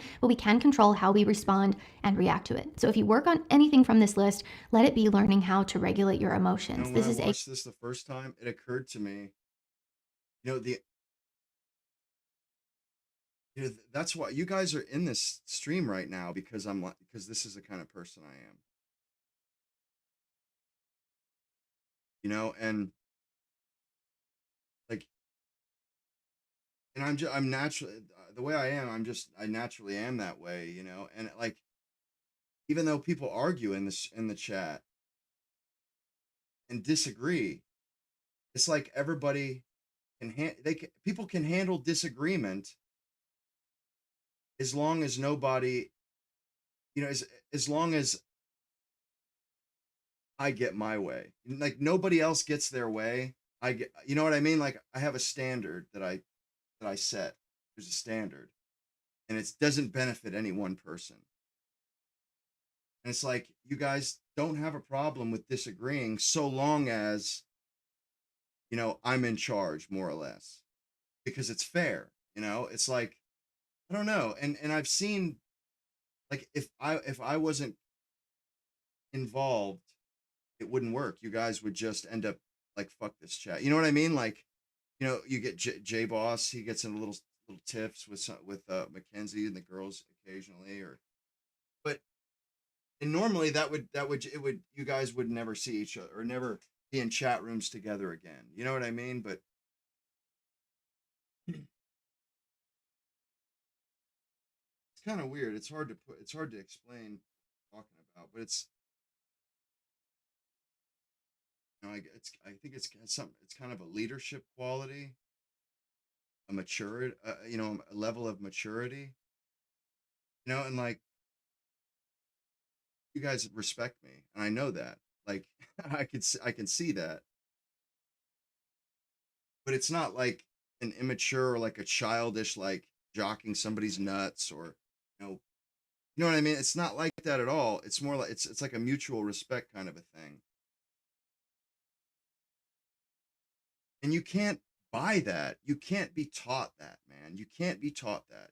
You know what I mean? It's something that you figure out. It's something that you inherit and that you figure out through trial and error. You know what I'm saying? Like, and I wasn't always this way. You know, I was a very obnoxious, loudmouth, know-it-all kid. You know, very much so in my youth. But, you know, I had role models and whatnot. But I was just thinking about this stuff the other day about how it all kind of ties in together. And I was just, you know, I don't ever think about this stuff. And I don't think like, oh, I'm such a great guy. And look how good I am and how tough this and that. But, you know, I was thinking about what she was saying, and I was like, and it just kind of occurred to me that, you know, like my personality and my charisma is kind of what I offer channel and stuff, you know? And I've always had that kind of an effect. Like all my friends groups, I was always the guy that everybody went and asked advice from, or the guy that, you know, when it absolutely had to get done, they would call me. You know, like when they couldn't take the chance of somebody letting them down, they would call me. You know, and I always took pride in that. It's like, I like being that guy. I like being the guy that solves people's problems, has the answers. You know, that when their car shuts off or won't start, I'm the guy they call. You know, and like, I like that. I like being liked by people. I like being looked up to by people or respected, you know, a mutual respect. You know, because you don't get anywhere by making enemies, you know?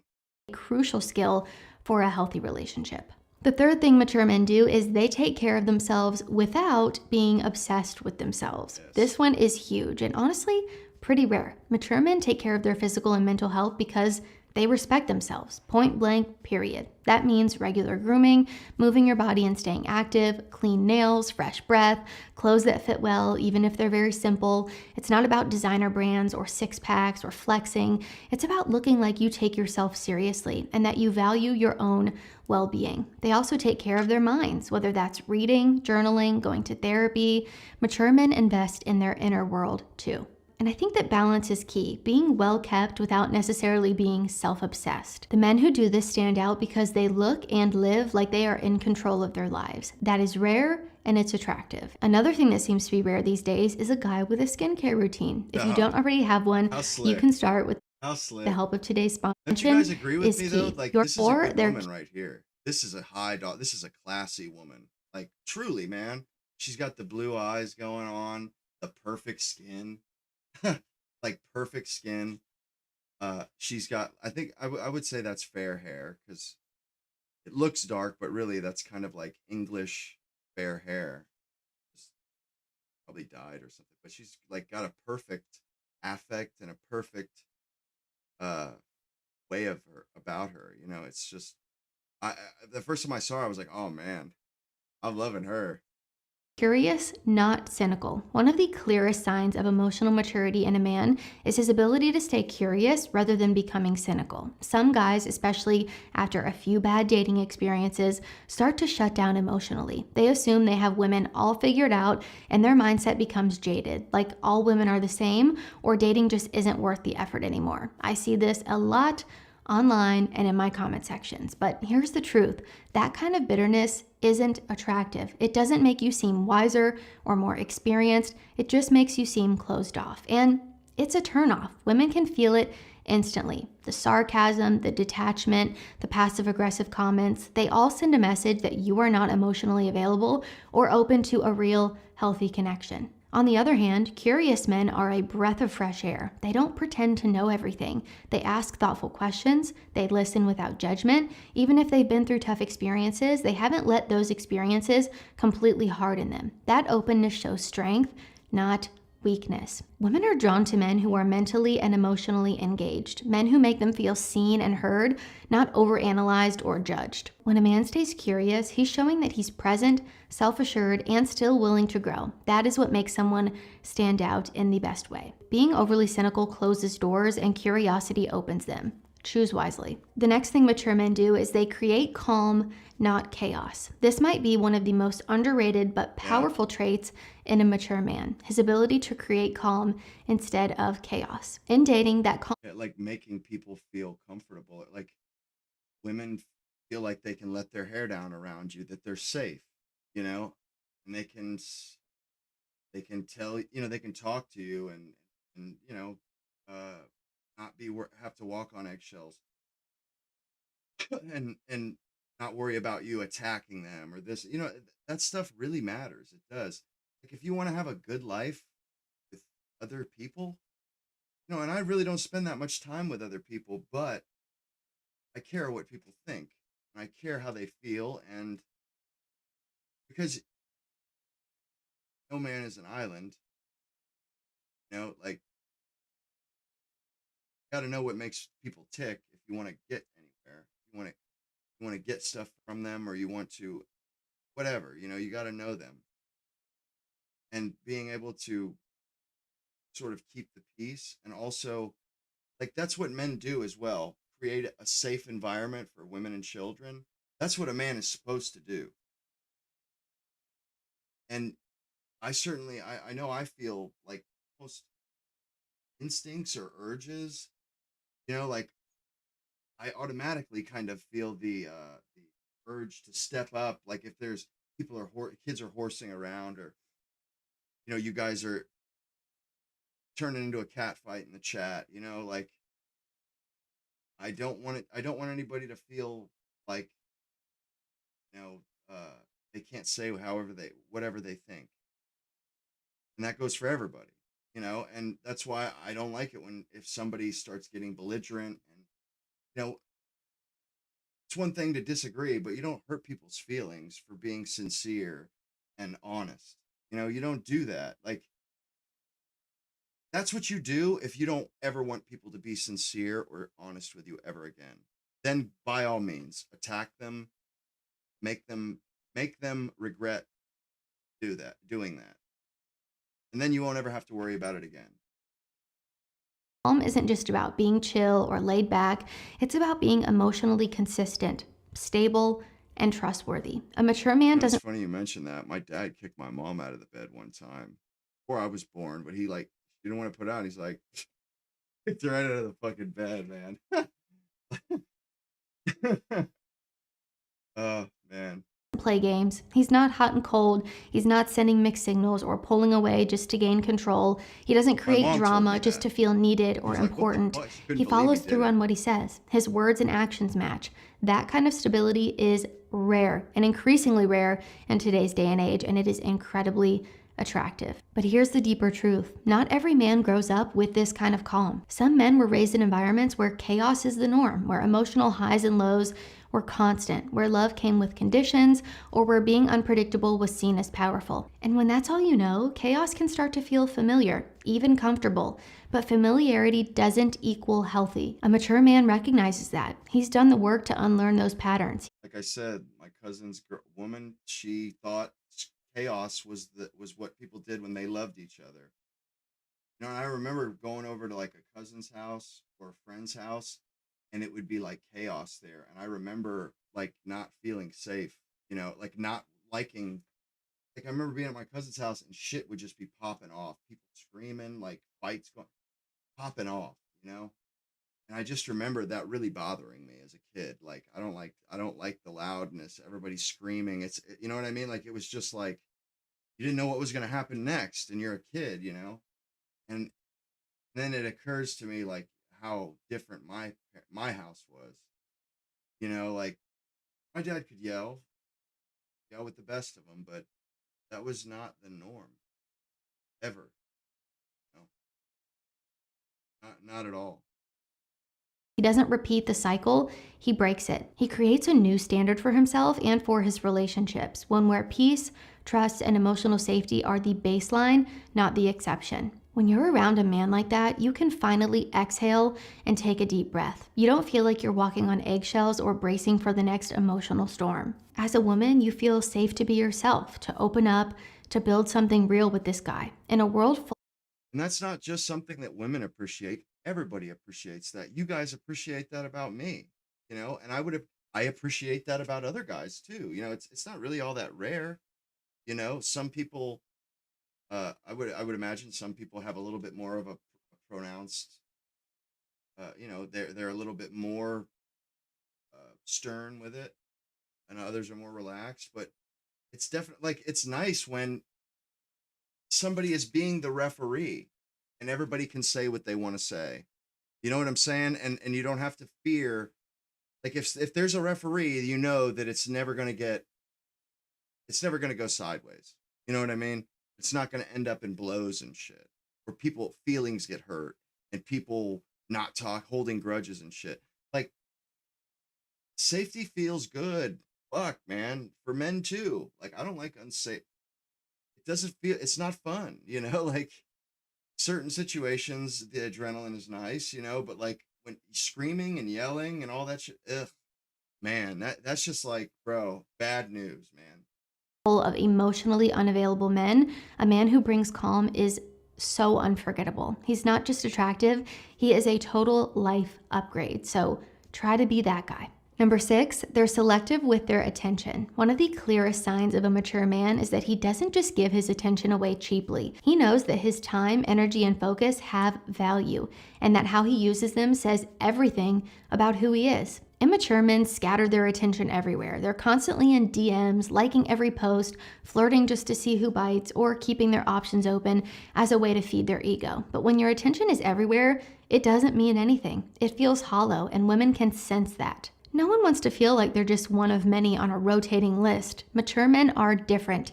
They are intentional. They pursue with clarity, not confusion. They're not chasing validation. They're seeking real connection. When they show interest, it's not out of desperation, boredom, or habit. It's focused. Yeah, and that's like another thing. You guys know when I'm talking to you and I'm engaging with you and you say something that I agree with, that I am pleased with or am impressed with, you know, it's genuine. You know, I'm not bullshitting you.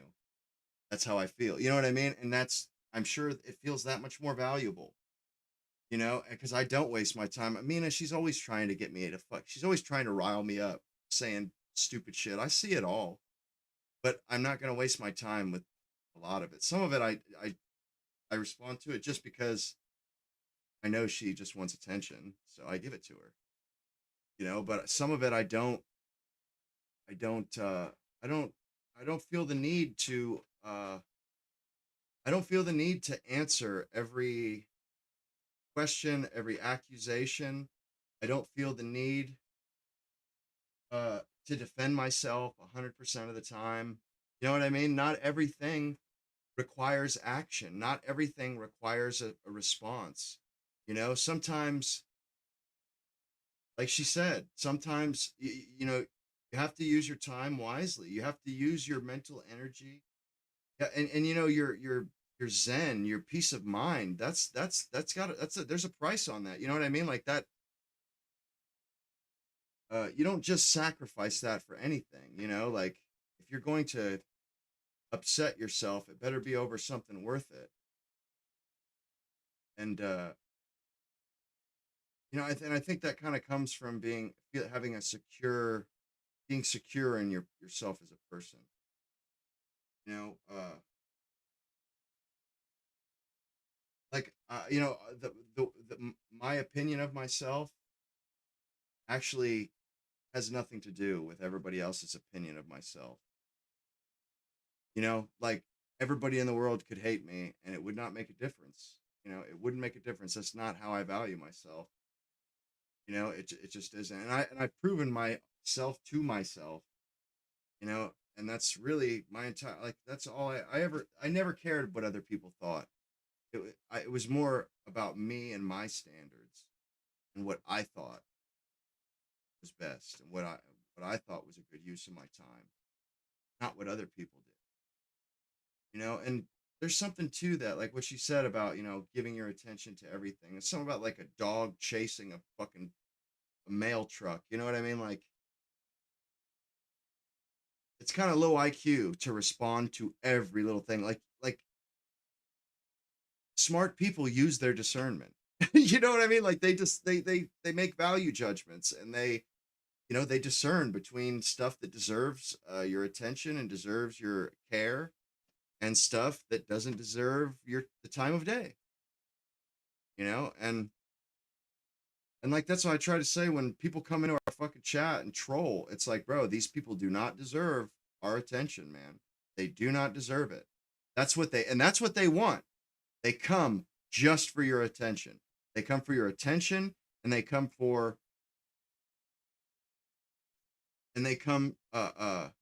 satisfaction, riling you up. They're bullies. They're bullies in essence.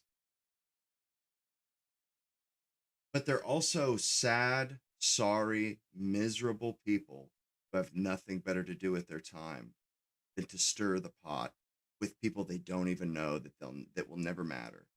That's what losers those people are. They have nothing better to do than they don't have any friends they could be talking to. They don't have any loved ones they have such little in their life that they're spending time fucking with other human beings.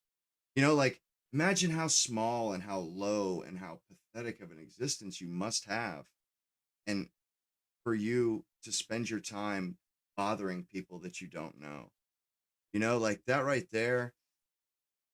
Like, I pity somebody like that. It's like, bro, man, your life must be awful, dude.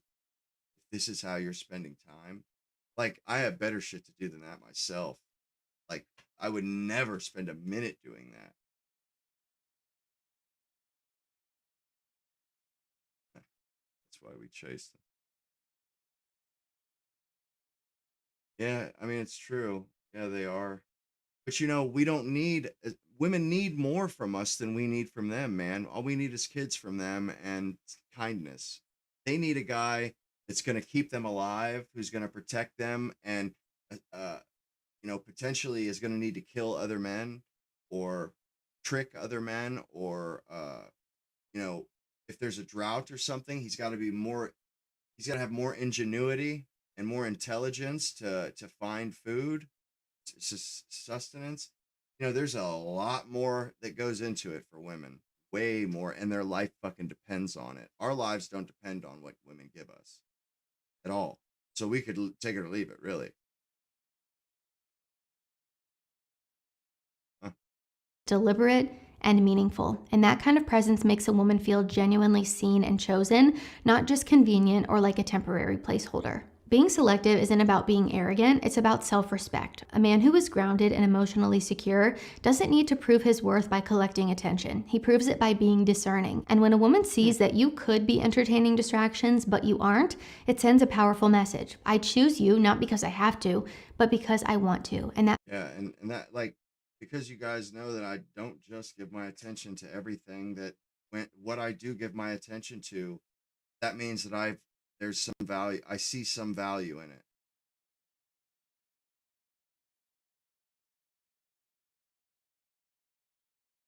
You know, if I respond to you, you know that whatever you said, I saw enough value in it to respond, you know, but it's like that with everything. And women, they want, they want a good man. They want a good guy that's smart and that has a good head on his shoulders and is, emotionally balanced, and that's what they look for. These are the things they look for, and they're not wrong, man. They're not wrong. Because when I watched this the first time, it was like every time, every one of the things she checked off, I sat there and thought about it for like 20 minutes. It was just like, geez, like I can't argue with narrow one of those, man. Every one of those I can relate to. Is weird. I started thinking about the chats and shit. I was like, you know, I don't think about myself very much, but when I do, think deeply. Focused energy is so rare. It's attractive, not because it's loud or flashy, but because it's calm, clear, and confident. And in today's world of constant noise and ego-driven dating, that kind of deliberate attention stands out in the best possible way, especially to great women.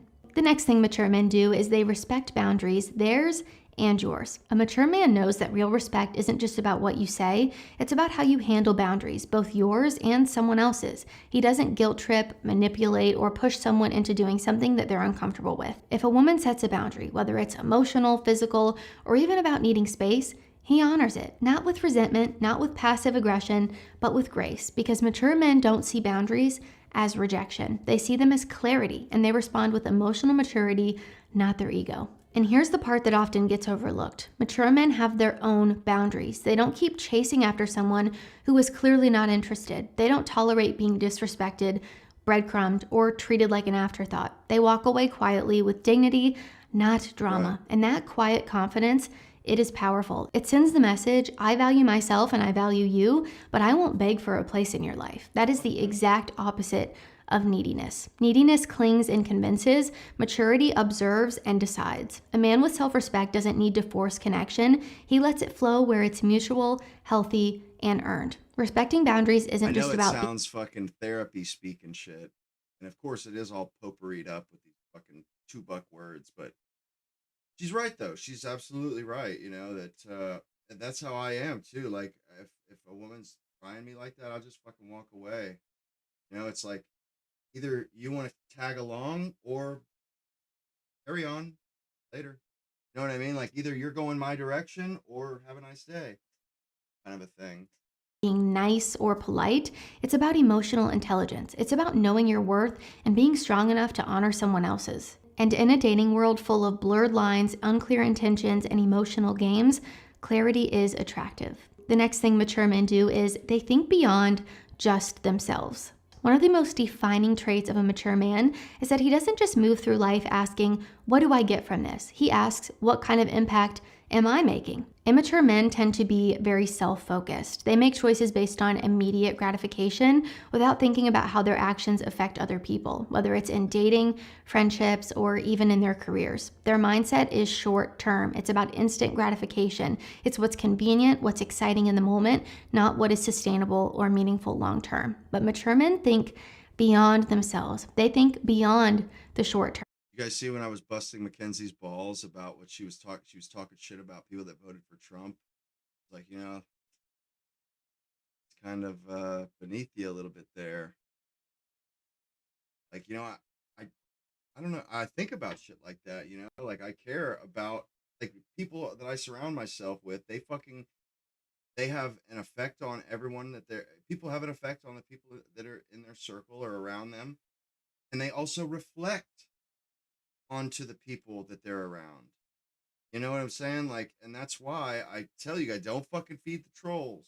You know what I'm saying? Like this, our behavior and stuff, it is a, reflection of all of us. You know what I mean? Like the company we keep, the people that are in the chat with, you know what I'm saying? Like that stuff matters, and our, like my reputation, my persona and public face, you know what I mean? That stuff matters, and how you guys behave matters too. And I don't have really any qualms with it. I'm just saying, like, that's why I bring that stuff up. That's why I make a point about it, because I think about other shit than just myself, like, and I want you guys, I want to have a positive effect on the people that I fucking interact with, I do. They consider the ripple effects of their behavior, how their words, choices, and presence impact the people around them. They take responsibility seriously. They think about the kind of partner, father, or leader that they're becoming, not out of pressure, but because they understand that real masculinity isn't about control, it's about stewardship. They act with intention, not impulse. They're not living just for now, they are building for the future. And when a woman sees that in a man, it immediately shifts the dynamic. He's no longer just fun or nice. He's someone that she could. Well, and I get it. Like, I doubt she's thinking about what's wrong with men. She has a husband and stuff. I'm sure she's happily married. But she's offering a service here. You know what I mean? Like, this is her opinion. She's a good-looking woman. She's well put together. Probably has a great childhood and stuff. Like, this is the kind of woman that you should want. So what this woman has to say means something. It matters, bro. If you're not willing to, or if you don't want to, like, I get not wanting to hear what some sloppy pig, who some bitch. I get, not giving a shit what she has to say. But this woman, you should care what she has to say and what she thinks. I mean, to my mind, she fits the bill for me. Like, I would take her and, I wouldn't even think twice. As long as I, felt confident. I would feel confident enough in that decision. But like I've said this before, it is our job as men to find a decent woman and marry her, capture her. You know what I'm saying? That is our job. Not all of them are cunts. They're not. There's quite a few of them that aren't. It's like 30%. And you got to be able to see which ones are those ones, and pay attention to what they say and what they admire and what they value. I mean, do you want an edge or an advantage over other guys? Of course, nobody's perfect, men or women. Of course not. But you should want to get better. You should want to be better. And, listening to her, if she had stupid opinion, I wouldn't even be showing this, but the fact is these are well thought out. These aren't just throwaway fucking cookie cutter red pill or dating advice videos. No, she's thought about this. These aren't simple, just get yourself a pair of Oxford boots and this, that. Nah, man. This is like, she's talking about leaders and charisma and, she's not really even saying what women like. She's talking about what people like, what people want to follow. She's talking about leaders, man. People that carry themselves in such a way that other people want to look up to them. Other people admire them. Other people want to be around them, want to follow them, want their advice, their opinions. If that doesn't have value, I mean, goodness gracious, man. Like, you should want to be that kind of a guy, bro. You should want to be that kind of a guy. I mean, as men, we're supposed to go towards the responsibility. We're supposed to go towards the leadership position. I mean, you can be one of these fucking modern beta metrosexuals that's cool being led by the nose by some fucking feminist. If that's what you want, it's your prerogative, man. But that's not what I want, bro. I want a woman that wants to follow me, that wants to hitch to my wagon and take my, follow my lead, and so this stuff matters to me. Like, I want my woman to trust me 100% and to, feel sure that, that that I know what I'm doing, and that that I'm a responsible guy, and I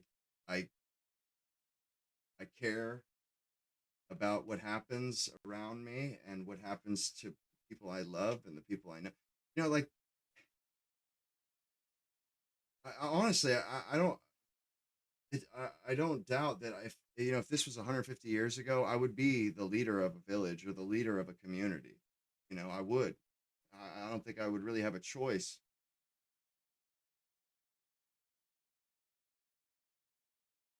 In modern times, it doesn't really work that way. But groups like that, communities, if you're a leader, whether you like it or not, people are going to follow you, whether you like it or not. And that's just the way it goes. You should want to be a leader though yourself, that you should want to be that. It's healthy for you to want to be that, to want to be like, a rock for other people to kind of, for other people to hang on to. That's like kind of the essence of being a man. Like when people say, oh, he's alpha or he's a Chad, what they when they say alpha, that's what they're talking about, a leader, somebody that leads by example, that demands the best from the people around them. It's stuff is important, man. I'm telling you, this stuff is important. The problems that we're dealing with today in the modern society is because there's a lack of this stuff. We have a lack of good men that are leaders and that are comfortable as leaders. And like my little brother, it's kind of a pretty cool kind of example. Is I remember he used to always call me when his truck broke down or it didn't start, whether or not it was just a battery connection. He just twist or hammer it back down or whatever. He would always call me. He was always dependent on me or my dad or somebody. And now he's the guy in his friends group that everybody calls, and he shows up and helps them fix their cars. And it wasn't because anybody forced him to learn stuff. He just got taught, he started to see that I didn't know anything that he couldn't learn. And that the difference between me and him was I accepted the responsibility. I accepted other people relying on me, and I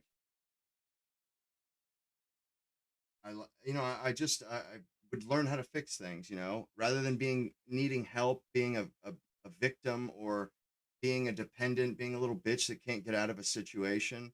Like,